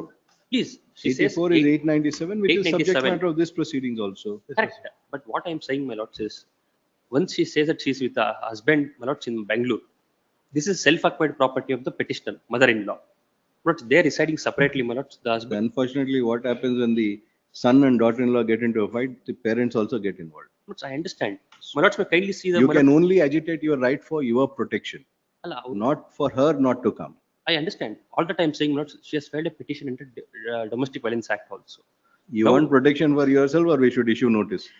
My lords may kindly see Annexure R. And AJA accepts notice for respond number 1, 2, and 4. Issue notice to respond number 3, returnable by 7th September. Connect the above matter with WP number. What is that WP number? 71, my lord. WP number 18301 of 2026. 18301, my lords. 18301 of 2026. My lords may kindly appreciate one fact.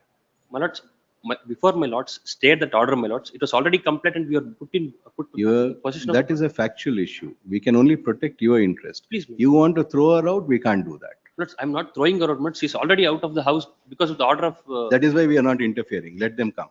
Let there be protection, my lord. At least let them not. Lords may kindly see the videograph.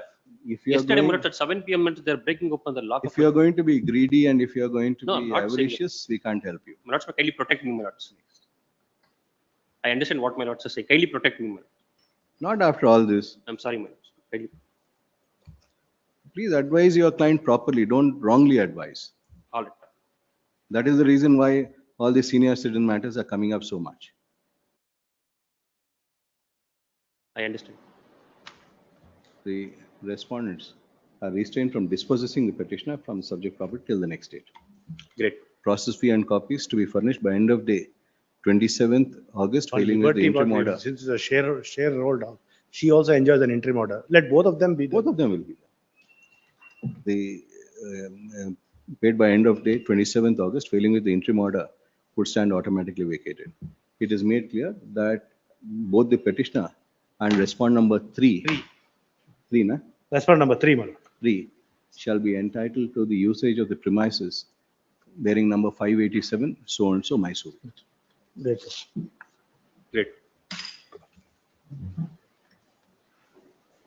See, the number 62, any day, my lord. Any date would be given. My lord, it is Yes, with madam. respect to, my lord, this is. ಏನಾಯ್ತು? ಏನಾಯ್ತು? It's number 230. What happened to Rakesh? Passed over. Pass over matters ಎಲ್ಲ repeat ಮಾಡಿ Wednesday repeat ಮಾಡಿ.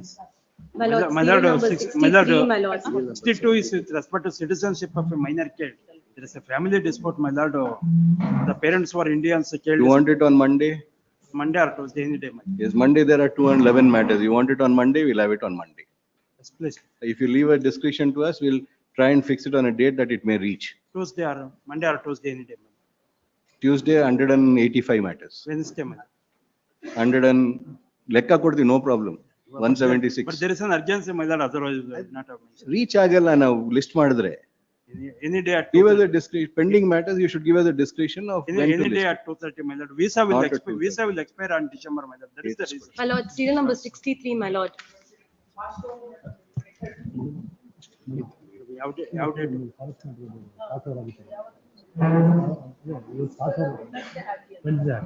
Last also list 2 Wednesday, list 1 ಎಲ್ಲ 17/8. 17/8. 17/8 entry ಮಾಡಿದ್ರೆ extend ಆಗುತ್ತೆ. Madam ಇದು serial number 72. Madam entry ಮಾಡೋರೆಲ್ಲ extend ಆಗುತ್ತಲ್ವಾ?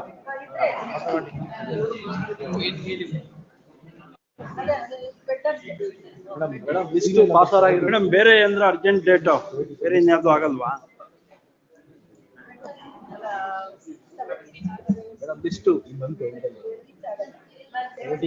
List list Thank you. 45 70 August. Madam list Wednesday. Repeat ಆಗುತ್ತಾ? Madam list 1 August. Madam list 162 162 17th August. ಯಾವತ್ತು ಕಾಯ್ತೀರಾ? ನೀವ್ ಹೇಳಿ ಕಾಯೋರು ನೀವಿಲ್ವಾ? ಕಾಯ್ತೀರಾ?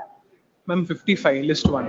55 ಎಲ್ಲ 7 ಸರಲ್ಲ, ಯಾರು ಕಾಯ್ತೀನಿ ಅಂತೀರಾ ಅವ್ರು- ಬುಧವಾರ ಸರ್, ಪಾರ್ಟಿ ಪರ್ಸನ್ ಯಾವತ್ತು ಬರ್ತೀರಾ? 3 ಆಗಸ್ಟ್. Madam, 70. ರೀಚ್ ಆಗಲ್ಲ, ಯಾರು Ma'am, ಕಾಯ್ತೀನಿ? 55. 71 ಯಾವತ್ತು? ಇಬ್ರು ಸೇರಿ ಒಂದೇ ಡೇಟ್ ಹೇಳ್ಬೇಕು.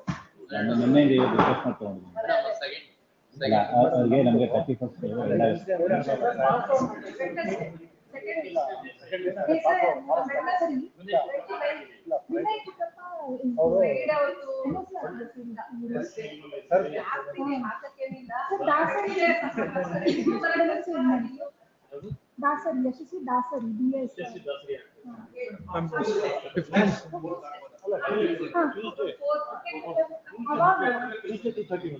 ನನ್ನ ಐಡಿಯಾ ಇಲ್ಲ. List number 2. Okay madam, thank you. Madam 71 ಒಂದೇ ಒಂದು ಟ್ರೈ ಮಾಡಿ 70 ದಾಸರಿ ಮಂಡೇಗ ಸೇರಿ ಒಂದೇ ಡೇಟ್ ಯಾಕಂದ್ರೆ ಅವರು ಸರಿ ಒಂದ್ ಡೇಟ್ ಹೇಳಿ. ಇವ್ರನ್ನೆಲ್ಲ ಯಶಸ್ವಿ ದಾಸರಿ ನಮ್ಮ 28 ಹಾಕ್ಲಿ. ಫಾಸ್ಟ್ ಅವರ್ಸ್ ವೆಡ್ನೆಸ್ಡೇ 29 ಅದ್ರ ಜೊತೆ ಸೀನಿಯರ್ ಡೆಸಿಗ್ನೇಟೆಡ್ ಅಲ್ಲ, ನಾವು ಸೀನಿಯರ್ ಕೌನ್ಸಿಲ್ ಆರ್ಗ್ಯುಮೆಂಟ್ಸ್ ಮಾಡಿದ್ದಾರೆ. 54 ಆಲ್ಸೋ ವೆಡ್ನೆಸ್ಡೇ. ಇಲ್ಲ ಅಂತ ಅನ್ಸುತ್ತೆ, ಕೊಡ್ತಾ ಇರೋದು ನೋಡಿದ್ರೆ ಚೇಂಜ್ ಆಗುತ್ತೆ. 3 months ಅಂತ. TS yes. Ashwin serial number 50 Wednesday. Dasari sir. Madam 69. Madam 17th August. 75 29. ಯಾರ್ದು ಕಳ್ಸಲ್ಲ. Madam 69. List 1 69. 17th August. 17th August ಆಗಿದೆ. ಅದಕ್ಕಿಂತ ಮುಂಚೆ ಇಲ್ಲ. ಸರಿ ರೀಚ್ ಆಗಲ್ಲ. 69 17th August. Madam, 70. 70. 70 List 150. August. Madam, I will extend that. Madam 65 ಸರಿ ಆಗುತ್ತೆ. Madam list 150. 55 17th August. ನೀವಲ್ಲ ಅನ್ಸುತ್ತೆ ನಿಮ್ದು ಕೇಸ್. Sir 65 17th August. ಹೇಳಿ ಅಪ್ಪ.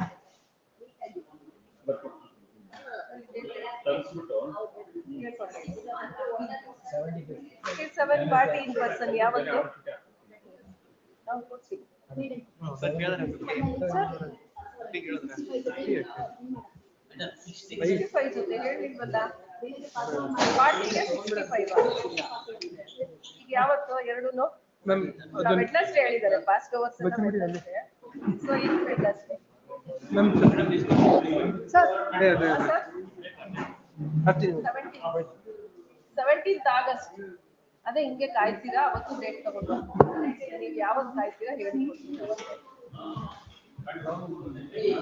ಅದೇ ನಾನ್ ಕೊಡೋ ಡೇಟ್ ತಗೊಂಡ್ರೆ 17th August. 54 ಇಲ್ಲ ಸರ್ ಇದೆ 5429 along with serial number 11. 45 17th August. ನೀವ್ಯಾರು? 17th August. Madam, 63 madam. ಆಗಲ್ಲ 30th. Madam, 63. 63 last. 17th August. Accelerate ನೋಡಿ madam ಅದು. ಯಾವುದು? 63. 75. 17th Wednesday. Madam. Madam. 17th August. ಹಾ ಸ್ವಲ್ಪ 17th August. ಅಲ್ಲ ಸ್ವಲ್ಪ ಹತ್ರ ಡೇಟ್ ನಮ್ಮ ಹೇಳಿ ಯಾವತ್ತು ಅಂತ. ಫಸ್ಟ್ ವೀಕ್ ನೋಡಿ. ನೀವೇ ಹೇಳ್ಬೇಕು. ಅಲ್ಲ ಯಾವ್ದನ ನೀವೇನೆ ನಿಮಗೆ ಡೇಟ್. ಅಲ್ಲ ಫಸ್ಟ್ ವೀಕ್ ನೋಡಿ ಯಾವನ ಹೇಳ್ಬೇಕು ನೀವೇ ಡೇಟ್. ಯಾವ್ದನ 48. 3rd August. ಹಾ 3rd August. ಓಕೆ 63. ಓ ಸರ್ 54 along with serial ಏನ್ ಮಾಡಿದ್ರಿ ಸರ್ 71 ಮಂಡ್ಯಾಗ ಇರ್ಲಿ ಬಿಟ್ಟು ರೀಚ್ ಆಗಲ್ಲ ಏನು ಜಾಸ್ತಿ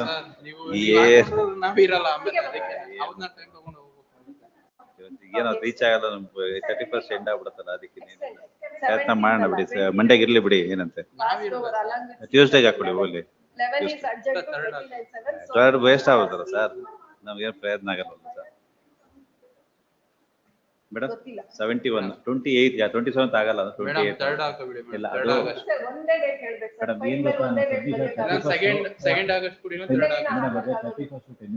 ಒಟ್ಟಲ್ಲಿ ಈ ವೀಕ್ ಒಂದು ಚಾನ್ಸ್ ತಗೊಳ್ಳೋಣ ಅಂತ 31st ಬಂದು ಯಾವ ಡೇಟ್ ಬೇಕೋ ತಗೊಳ್ಳಿ. 31st ಕೊಡಿ. ಅಲ್ಲ ಮೇಡಮ್ 31st ಟೆನ್ನಿಸ್ ಹೋದಾಗ ಬನ್ನಿ ನಾ ಏನಾದ್ರು ಒಂದು ಆಗಸ್ಟ್ ಆದ್ರೆ ಸ್ವಲ್ಪ ಇಲ್ಲ 28 ಹಾಕೊಳ್ಳಿ ಮೇಡಮ್ 28 ಮೇಡಮ್ ಇಲ್ಲ ಅವರು 27 ಆಗಲ್ಲ ಅಂದ್ರೆ ನಾವು ಕೋಆಪರೇಟ್ ಮಾಡಿದ್ವಿ 28 ಹಾಕೊಳ್ಳಿ ನಾನು ನಿನ್ನೆ ರಿಕ್ವೆಸ್ಟ್ ಮಾಡಿ ಇವತ್ತು 31st ಕೊಡಿ 31st ಅಲ್ಲ 31st ಕ್ಲೋಸ್ ಆಗುತ್ತೆ ನಾನು ಒಂದೇ ಡೇಟ್ ಬರೆಯಕ್ಕೆ ಆಗುತ್ತಾ? 28 ಹಾಕೊಳ್ಳಿ ಚಾನ್ಸ್ ಯಾವುದು ರೀಚ್ ಆಗಲ್ಲ ಅಂತ ನಾನು ಅವತ್ತು ನಾನು ಬಂದ್ರೆ ಟೈಮ್ ತಗೊಂಡು ಹೋಗ್ತೀನಿ ಅಷ್ಟೇ. ಯಾವತ್ತು? ವೆಡ್ನೆಸ್ಡೇ. ಫ್ರೆಶ್ ಇಲ್ಲ ಅದು ಅಯ್ಯೇ ಇದೆ. ಅಯ್ಯೇ ಇರೋದ್ರಿಂದ ಅಯ್ಯೆಗೆ ಬರೋದು. ಅದೇ ಅಯ್ಯೇ ಇದೆಯಲ್ಲ ನಿಮ್ಗೆ ಅಯ್ಯೇ ಪರ್ಮಿಷನ್ ಸಿಕ್ಕಿದ್ರೇನೆ ಅಡ್ಮಿಷನ್ ಬರೋದು. ಪರ್ಮಿಷನ್ ಸಿಕ್ಲಿಲ್ಲ ಅಂತಂದ್ರೆ ಅಡ್ಮಿಷನ್ ಬರೋದು ಗೊತ್ತಿಲ್ಲ. ನೀವು ಕಾಯೋರು ನೀವು ಹೇಳಿದ್ರೆ 17th August ನನ್ನ ಡೇಟ್ ಅದು ಅವಾಗ ಏನಾಗುತ್ತೆ ಬೇರೆ ಈ ಕೇಸ್ ಎಲ್ಲ ಹೊರಟೋಗಿರುತ್ತೆ. ಫ್ರೆಶ್ ಮ್ಯಾಟರ್ಸ್ ಬರುತ್ತೆ. ಫ್ರೆಶ್ ಮ್ಯಾಟರ್ ಎಲ್ಲ ಕೆಳಗೆ ಹೋಗುತ್ತೆ ಹೇಳಿ date.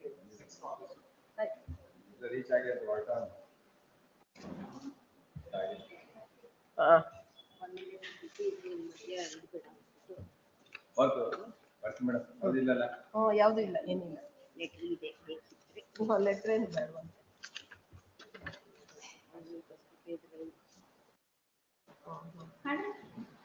The item and the serial number where judgment is reserved, they will not be given.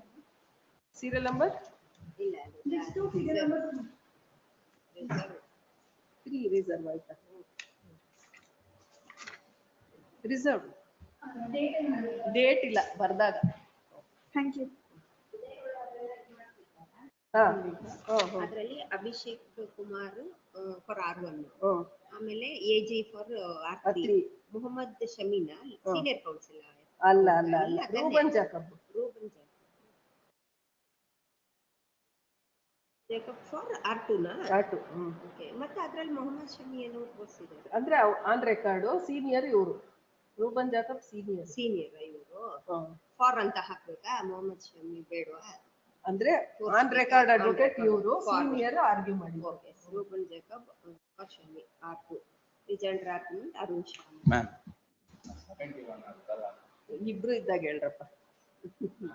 ಇಲ್ಲ ಅಂದ್ರೆ ಕೋರ್ಟ್ ಡೇಟ್. ಇಲ್ಲ ನಾನು ಡೇಟ್ ಕೋರ್ಟ್ ಡೇಟ್ ಬರ್ತಿ ಡೇಟ್ ಅದೆಲ್ಲ ನಮ್ಮ ಸಿಸ್ಟಮ್ ಜನರೇಟೆಡ್ ಇಬ್ರು ಸೇರಿ ಒಂದ್ ಡೇಟ್ ಹೇಳ್ಬೇಕು. ನನ್ ತೊಂದ್ರೆ ಅದು ಒಂದ್ ಡೇಟ್ ಒಂದಿನ ತಾನೇ ಬರಕ್ಕಾಗೋದು. ಏನಾಯ್ತು ನಿಮ್ದು ಹೋಗೋದು ಎಕ್ಸ್ಟೆನ್ಷನ್ ಆದ್ರೆ ಜನವರಿವರೆಗೂ ಇರ್ತಾರೆ, ಆಗ್ಲಿಲ್ಲ ಅಂದ್ರೆ ಆದ್ರೆ ಜನವರಿವರೆಗೂ ಇರ್ತಾಳೆ, ಆಗ್ಲಿಲ್ಲ ಅಂದ್ರೆ ಅಲ್ಲಿ ಚಳಿ ಸೆಪ್ಟೆಂಬರ್ ಅಲ್ಲೇ ಶುರು ಆಗುತ್ತೆ. ಜನವರಿವರೆಗೂ ಇಲ್ಲೇ ಇದ್ರೆ ಚೆನ್ನಾಗಿರುತ್ತೆ. ಅದೇ ವೀಸಾ ಆಗ್ಬೇಕು, ಎಕ್ಸ್ಟೆಂಡ್ ಆಗ್ಬೇಕು ಅದಕ್ಕೆ. ಬೇರೆ ಯಾವ ಕಡೆ ನಾನು ಏನು ಮಾಡ್ಸಕ್ಕಾಗಲ್ಲ. ಅದೇ ಇಂಡಿಯನ್ದಲ್ವಾ ವೀಸಾ ಮಾಡಿಸ್ಬೋದು ಅಂತ ಹೇಳ್ತಿದ್ದಾರೆ. ಅದೇ ಅದಕ್ಕೆ ಹಂಗೆ ಅಪ್ಲಿಕೇಶನ್ ಹಾಕಿದ್ರೆ ಆಗ್ಬಿಡುತ್ತೆ. ಈಗ ಬಂದಿರೋರೆಲ್ಲ ಹಂಗೆ ಬಂದಿದಾರಷ್ಟೇ, ಆಗ್ಲಿಲ್ಲ ಅಂದಾಗ ಬೇಕಾದ್ರೆ ಹೋಗೋಣ. ಒಂದ್ಸಲ ಆಗ್ಲಿಲ್ಲ ಅಂದಾಗ ಮತ್ತೆ ಬರಲ್ಲ. ಆಗೋಕ್ ಮೊದ್ಲೇ ನಾವು ಅದಕ್ ಮುಂಚೆ ಯಾವ್ದಾದ್ರು ಒಂದ್ ದೇಶಕ್ಕೆ ಹೋಗಿ ಬಂದ್ಬಿಟ್ರೆ ಯಾರು ಏನು ಕೇಳೋವಷ್ಟೇ ಇಲ್ವಂತೆ. ಎಲ್ಲಿಗಿಲ್ಲ ಆತರ ಕಡಿಮೆ ಇರೋ ಕಡೆ ಹೋಗಿ ಬಂದಿದ್ದೆ ಒಂದ್ ರೌಂಡು. ನನಗಲ್ಲ.